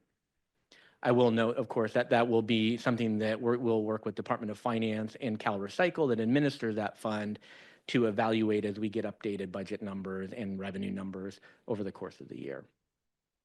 And then, of course, as I noted, because the budget documents do not include the impact of those budget reductions, if we did include those, which we will do in subsequent rounds of budgeting, that $14 million fund balance would actually would be higher. So it would be even healthier than it appears right now. Let me pause here for just a moment too while we're talking about hazardous waste control account, just to let the board know that we did have an important development this week. As you will recall, the hazardous waste control account is funded in part by the generation and handling fee, which we've had a shortfall in, hence the need for the loan from this other fund to keep it solvent. And so as part of the Budget Act this year, we did have proposals to make improvements in how that fee is administered. And part of that was providing us authority to implement emergency regulations to do things like clarify exemptions and develop an exemption review process, as well as implement penalties for failure to report accurate data to the department so that we could do good oversight. So I'm happy to report that just earlier this week, those emergency regulations were formally adopted by the Office of Administrative Law. So big kudos to the team across DTSC that worked on that. And thank you to the board, because I know you've been very involved and supportive of our efforts to bring that revenue in line to support our programs. So lastly here, with respect to the Toxic Substances Control Account, TSCA, in this case, the governor's budget display currently shows a negative fund balance of about $3 million. Notably, this is in part because TSCA is used to provide the funding for the orphan sites I spoke about earlier, and because that amount has gone up, the impact to TSCA is higher, the cost impact. That said, if we did incorporate those budget reductions, then into the projection, this one would actually show a positive fund balance. So I think the bottom line is both these funds right now are looking healthy with positive fund balances when accounting for what in fact we do know the impact of those budget reductions will be. So with that, I'm happy to take any questions you might have. That's a lot, Brian. It always is, but we love fees. Brian and I were talking last night about, Sushma and I in particular, got really excited to be on the fees committee. And I know she's going to continue with that enthusiasm and someone will join her on that. So thank you. Board member questions? Yes, I knew, Georgette. I would be happy to join that committee, actually. Might regret it, but yeah. A couple of questions. So one of the questions that I have is, I see that there in the pie chart that you shared with us in regards to the budget by fund source, there's a reference to federal. Are there any implications of that money right now, being that the federal government is readjusting its changes to Yeah, I leadership? think it's a good question. Right now, we're in the process of evaluating that. Obviously, the new administration is just barely a week old, but there clearly has been news about federal funding that goes down to states and other recipients. I think we are still evaluating that. We do clearly have federal funds. They support a number of different activities at DTSC. That includes some of our hazardous waste oversight activities through the RCRA grant. It also includes federal funding for certain site cleanup activities. And so we're going to have to just wait and see, I think, what the impacts might be, whether there are any changes to our particular grant program that we receive. My other question is, part of the solution to address some of the shortfalls at the state level budget wise was to do without the vacancy reductions. Yeah. Are there plans, are there discussions, or will there be discussions to try to reinstate some of those positions, or they're gone? I think the answer is that that's a kind of a final decision that's been made at this point. What's kind of new is not that this is necessarily a new proposal. It was enacted as part of the current year budget. It was just the allocation of those reductions to the different programs, the different departments across the state. So what we had finalized, we knew probably roughly what our share was going to be. Now we kind of have the final number. Okay. So there's no plans to maybe revisit it later on to try to reinstate some of those positions because they might be needed, or that's a later question, possibly. Yeah, I think any opportunity to reestablish any of those positions would have to go through the normal budget request process Yeah. where we would work and have to demonstrate in a budget change proposal, BCP we call it, Yeah. with Department of Finance approval and go through the legislative process. Okay, thank you. Appreciate it. Sushma? Thank you, Brian.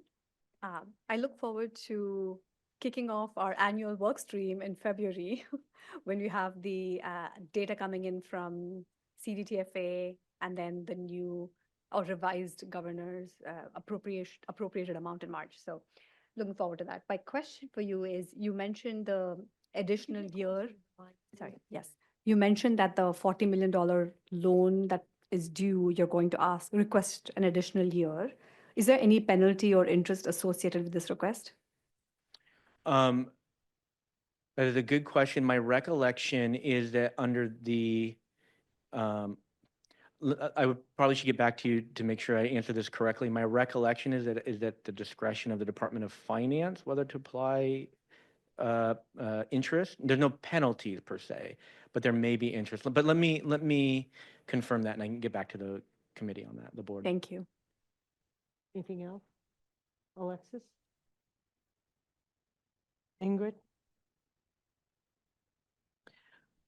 Just a couple of questions. One, I was just wondering what is funded through the general fund? Yeah, so for the, sometimes it has varied in past years. So our CVCI funding historically was through the general fund. That was shifted to a different fund, the Greenhouse Gas Reduction Fund. So for next year's budget, most of that general fund is for certain specific sites that we oversee, like Stringfellow is one example. Okay. Great. And then, I mean, just in terms of like the state of the budget, I feel like there's been a lot of variability in projections. Last year, we had heard there was going to be an even bigger deficit. This year, then I heard that maybe there was a slight surplus. Just wondering, because I haven't kept a close enough eye on it, kind of what's the status now? Are we, looking at, cuts or a little bit more funding than we were anticipating? So yeah, it is true that this does change as we kind of it evolves as we go through the fiscal year, and that's both because on the expenditure side of the ledger, as we get through the fiscal year, we get updated projections on what our actual expenditures would be compared to what our expenditure authority was at the start of the year, and sometimes we don't fully expend our expenditure authority, so that can have an impact on our fund condition and our projected balance.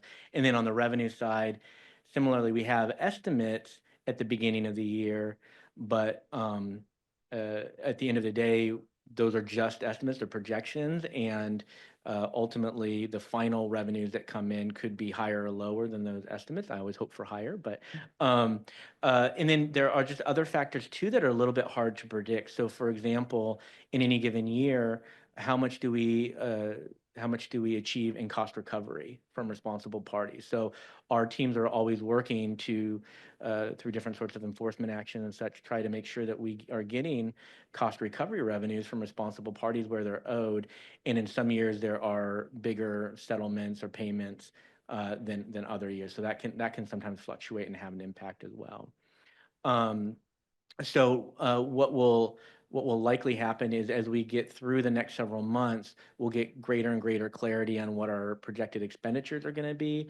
And then as I noted earlier, because most of our revenues are due in February, and then we start getting the returns reported to us from the Department of Tax and Fee Administration, CDTFA, we'll get those reported to us really in March and April. So by the spring, we'll have a greater clarity on what our revenues are likely to be this year. And then that can also inform us what we can anticipate for revenues next year. Okay, anytime I hear anything about maybe having a little more than we thought, my mind does go back to CVCI. And again, the very unfortunate cuts that had to happen last year due to the state of the budget, and, always looking for opportunities to see, where we can reinstitute important programs. And then finally, in terms of the TSCA, the hazardous waste control account. You were talking about the emergency rulemaking come through. I was wondering, since it's been a topic of conversation, if or even before the rule has gone into place, whether you are seeing an increase in compliance, and that might have had something to do with the, kind of the surplus we're seeing there. Yeah, so that's not built into the projection, but I can report that so we have an initial payment for the generation and handling fee that's due in November. Those receipts did come in higher than the last couple of years by about $11 million. So that is significant. I am hopeful that that is an indication that we are going to be getting significantly more revenue than we got last. Now, but keep in mind that when we built our budget projections, we assumed that we would have increased revenue because we knew we were implementing these reforms and we expected them to have a positive impact on revenues. And so this is kind of in line with that. The one caveat that I'll offer, though, and it's partly because I want to be careful, is that we know historically many of our generators that did pay the generator fee, oftentimes, even though there was a prepayment due in November, many of them did not make the prepayment. They just made their full payment in February.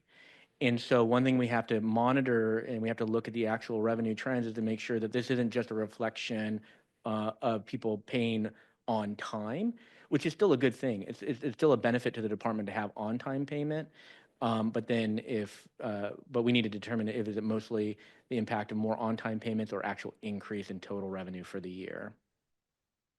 Thank you. Thank you, Brian. I think going along with that is a reminder to everyone about the improvements you made in the CDTFA contract that puts more obligation, more attention on the fee collection, correct? Yeah. And are you seeing the relationship with CDTFA stronger, more productive? How would you evaluate the changes you Yeah. made there? Yeah, no, I think we have a good partnership with CDTFA. Probably one of the most important uh, parts of the reform efforts that we've implemented over the last year was, as part of the trailer bill that went along with the enacted budget this year, actually increased the penalties for late and non-payment of the generation and handling fee. And in order to actually effectuate that, that really required CDTFA to update um, their system for collecting and collecting remittances from the generators. And they were able to do that successfully so that it can be in place for this collection cycle. So that was really an important factor, and they were good partners on that. So from your perspective, CDTFA has implemented those changes and reforms to your satisfaction. Yep. So there's we don't have to talk about that anymore, right? I hope not. Okay, great. No, that was a big discussion last year, so I just wanted to see if the implementation of those changes had worked well, so you can focus on other things for going forward. So that's great. Jeannie, one more thing I'll add is that we also increased fees. We increased fees in parallel along with all the reform initiatives, which is probably one reason why our revenues have been going up, to Ingrid's question. Yes, that's right. And I don't know proportionately, did the revenue go up in proportion to the fee increases, or do you think it's compliance and collection, or is there a way to know that? I think we'll have to get more data, particularly from the February returns, to know for sure, but I suspect it's a combination of both. Great. Any other questions or comments for Brian? Will?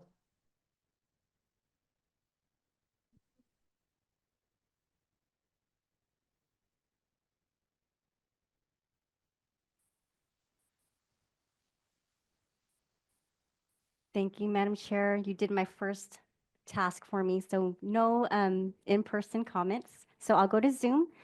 We are opening the floor for public comment for this agenda item, number 10, DTSC budget update. So for those folks on Zoom, please raise your virtual hands if you'd like to comment on this item. I do see one hand raised, phone number ending in 5528. I will send you a request to unmute. Please state your name and affiliation.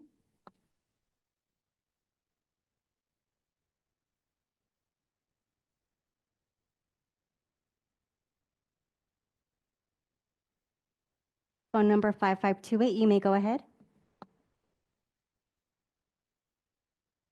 Hello, this is Laura Rosenberger, Hyder, Friends Against Fracking. In the Richmond area, I noticed there's a lot of contaminated soil or something, or land use restrictions and voluntary cleanup. Who's paying for the cleanup? The companies that are there, or there's several of them, and there's some water polluted with oil chemicals. Like they say, it's from an oil tank in the basement. But is this but there's a lot of contaminated sites around there. Thank you for that. I'm not sure that Brian has a budget answer to that, but our ombuds, Lauren, can follow up. I know. Thank you very much. If we get your name and we have your phone number, so that's good. We'll follow up with you on that. Laura Rosenberger Hyder, and please allocate some money for cleaning up a lot of these places that need cleaning up. Indeed, we need a lot more money to clean them all up. I think we all agree with that. We'd like to figure out how to find that. But so there's no more that we can do with the budget that we have. But that doesn't mean that we don't want to know exactly the sites that you're referring to. So Lauren will follow up with you to get specifics. Thank you for that. Thank you, Madam Chair. Are there any other additional Zoom commenters?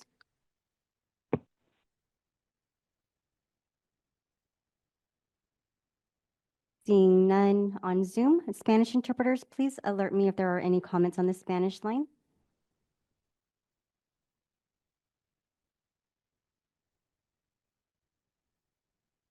Madam Chair, that concludes the public comment period for this agenda item. Thank you. We have now moved to board member reports, which is item number 11. And I know we have a report from the METS workshop. And do we? Yes. You're on the agenda. Okay, all right. So I can give a quick summary of the 3 subcommittees that I'm part of, starting with metrics. Ingrid and I are part of the metrics subcommittee, and we dedicated a large portion of yesterday to a metrics workshop. In the metrics workshop, we presented to stakeholders a initial view of the proposed metrics for the hazardous waste management program within DTSC. So just as a reminder, the goal of the metrics workstream is to identify metrics that matter the most to our stakeholder community and work with DTSC to make sure that those metrics are able to be measured and reported out through forums like the KPI dashboard and the website and so on. So in this process, we worked with DTSC to understand how the hazardous waste management program is structured and identify metrics that represent the momentum within that particular program at DTSC. We presented a draft of those metrics at the workshop yesterday. You can find those materials on our website. We received a lot of good feedback, and our next step is going to be to internalize the feedback we've already received and also receive more feedback. This is again a solicitation for those of you that did not attend the workshop yesterday. If you are interested in engaging, please review the materials, and you can reach out to Ingrid or I for one-on-one conversations, or you can reach out to our board staff and schedule time with us, or you can provide written comments. So all possible venues for feedback are open. Please share your feedback with us. Between now and March, we will consolidate the feedback. We will further develop and refine our proposal, and the staff will present a set of refined recommendations for the board to consider at our next board meeting in March. Anything you would add on the metrics subcommittee? Ingrid? Okay, thank you. I would just say that we've already received a few requests to have one-on-one meetings with the subcommittee. So we encourage other folks who would like to meet with the subcommittee regarding metrics to contact Sheena Brooks. I think everybody has her contact info or BES info. So thank you. Thank you for that. Hazardous waste management program, anything to add on that? Ingrid, do you want to take this? No. Okay. Okay, That so was clear. The thanks, answer to Ingrid. that is no. I can share it because this has been engagement on behalf of the entire board. So DTSC briefed all of the board members on the draft plan, on the hazardous waste management plan. And so board members gave feedback on that draft plan. Next, the subcommittee will be working with DTSC's team on seeing the next revision of that. And as we stated earlier, the first presentation of that will be at our March board meeting, and we will be holding a hearing in Fresno to hear the draft plan. And then thereafter, we'll have 2 more hearings, and then in July, the board will consider a vote to adopt the plan. Great, thank you. On the fees topic, as you heard from Brian, we are going to kick off our work with DTSC's team starting February to understand what, if any, gaps exist between the appropriated amount and the collected revenue, so we can continue to make sure that DTSC remains solvent and its programs are fully funded. In addition, we are working with BES staff on some analysis that is mandated in SB 158. We did some work behind the scenes to prioritize all of the mandates in 158 and identify 1 or 2 topics that we want to deep dive on, and in order to fulfill the mandate, but also make sure that DTSC is able to support all the data inputs we require to complete our analysis. Okay, so that is the brief update on the fees. Thank you. I'm sorry I'm going to miss that fees meeting. You know how much I love fees. But thank you. And I hope you're joined by staff and possibly another board member on that subcommittee. So I think you all know we operate in subcommittees, along with staff team members for each of the key areas of 158. It's always worth reminding everyone of that. So that's board member reports, and now we'll go to minutes. Bridget? Before we go into minutes, I just wanted to report on Exide. Oh, There's okay. there's going to be a Exide public meeting being held on February 26th that the working group is working on along with DTSC. So just wanted to share that with folks. Great, and the attendance from the board will be staff and, Staff and I'm going to be joining virtual if that's an option. okay. Great, Our staff is also Shayna and Evelyn will be Shayna and attending. Evelyn, Yeah, correct? will be Will attending. attend that, thank you. Thanks, Georgette, okay. Yeah, I mean, I think there's been quick mention of a few of the things that I've done beyond the committees. One is we met with Parents Against SSFL for really very informative presentation from a couple of their representatives. I also attended a meeting in Kettleman City, where DTSU was also in attendance, the director, and heard about the community concerns around the lack of investment as well as other environmental concerns. Received a briefing on the Welsh dry cleaner site as well as had some meetings on the VSP. Thank you. So the board on the road, that's what we have. Fabulous engagement. Thank you all. Okay, is there any other business before we go to minutes that I've missed? No? Okay. Alexis, you're our minutes queen. Madam Chair, I move that the board adopt the board meeting minutes of December 4th, 2024. Do we have a second? I second. And we've all read them. Will you call for a vote, please? Thank you, Madam Chair. All those in favor to approve the draft December 4th, 2024 meeting minutes as proposed, say aye. Aye. Aye. Any opposed? Any abstentions? That motion passes, Madam Chair, and the approved minutes will be posted to our website in the coming days. Thank you for that.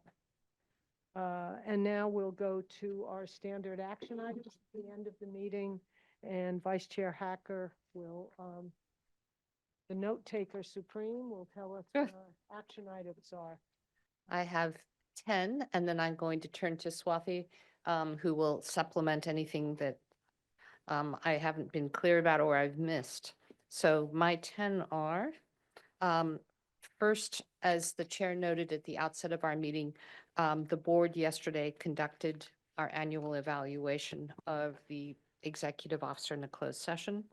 Secondly, as board member Bhatia just recapped, the board at its metrics workshop yesterday asked that we plan with DTSC to add to a future board meeting a presentation and discussion on supplemental environmental projects. And we'll work with our executive officer and DTSC to find the optimal time to get further into supplemental environmental projects. Thirdly, when our executive officer presented the board's draft 2025 priorities, the board voted to adopt those priorities with 2 modifications. And these will result in amendment and reposting on our website.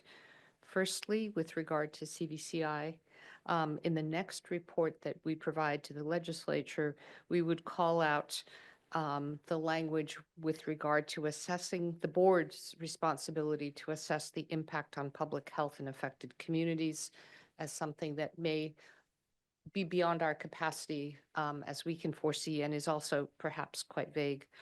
Secondly, with regard to fees, we're going to modify the language in a couple of ways to reflect in part that this task is not completed this year.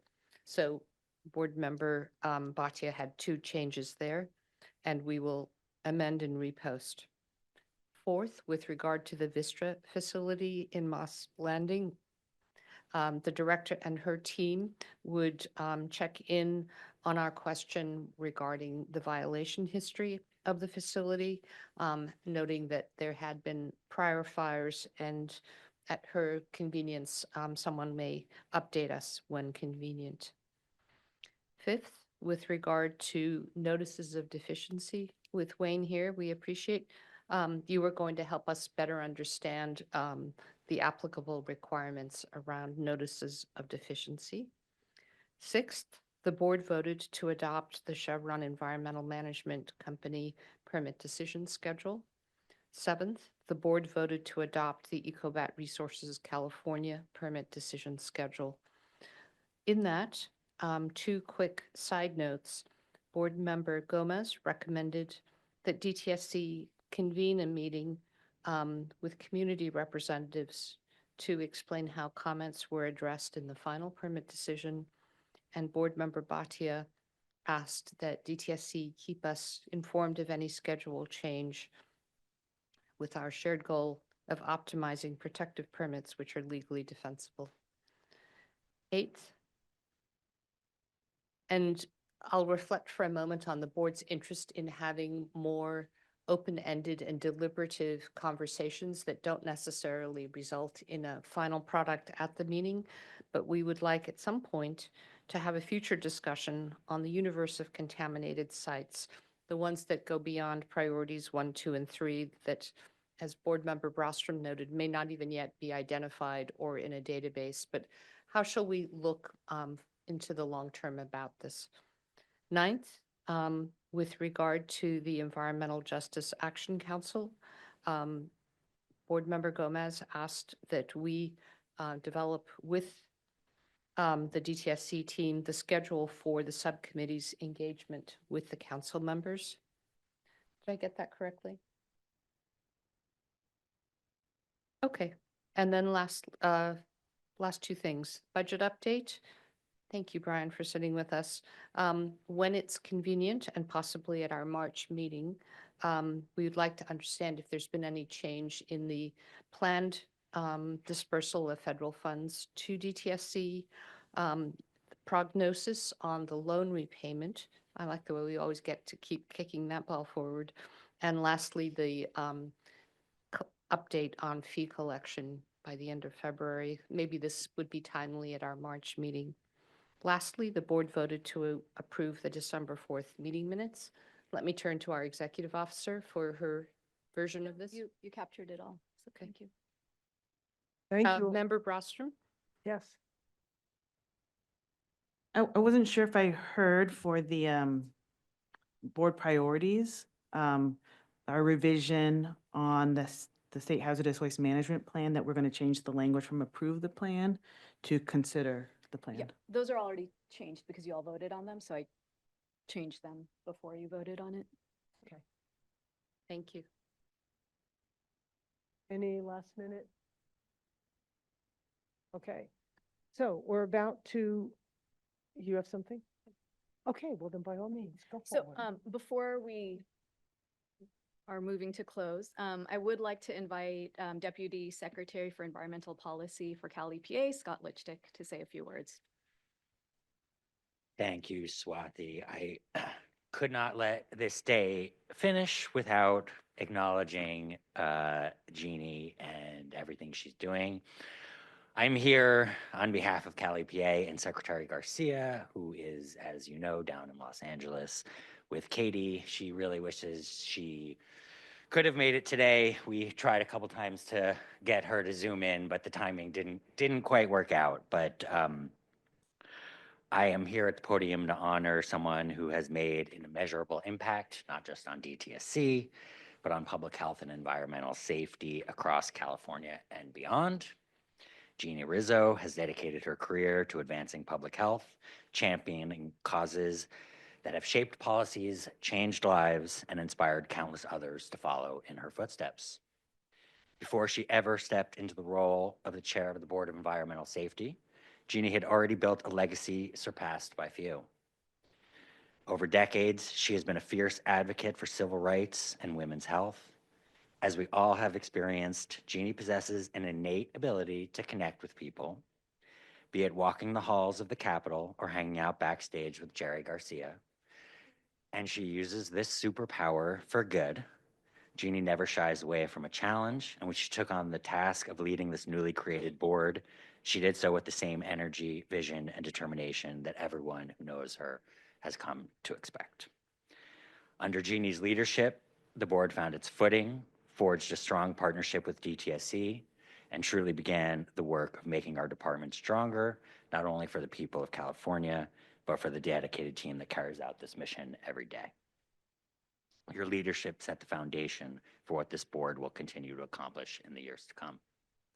Jeannie, we are going to miss you, but the work you've done will carry on. You've left an indelible mark on DTSC and the state of California and on the people in this room who have had the privilege of working with you.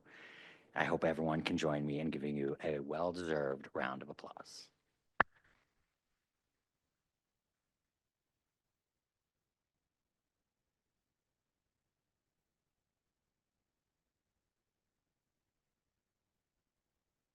I didn't think Scott Lipchick could make me cry, but I think you just have.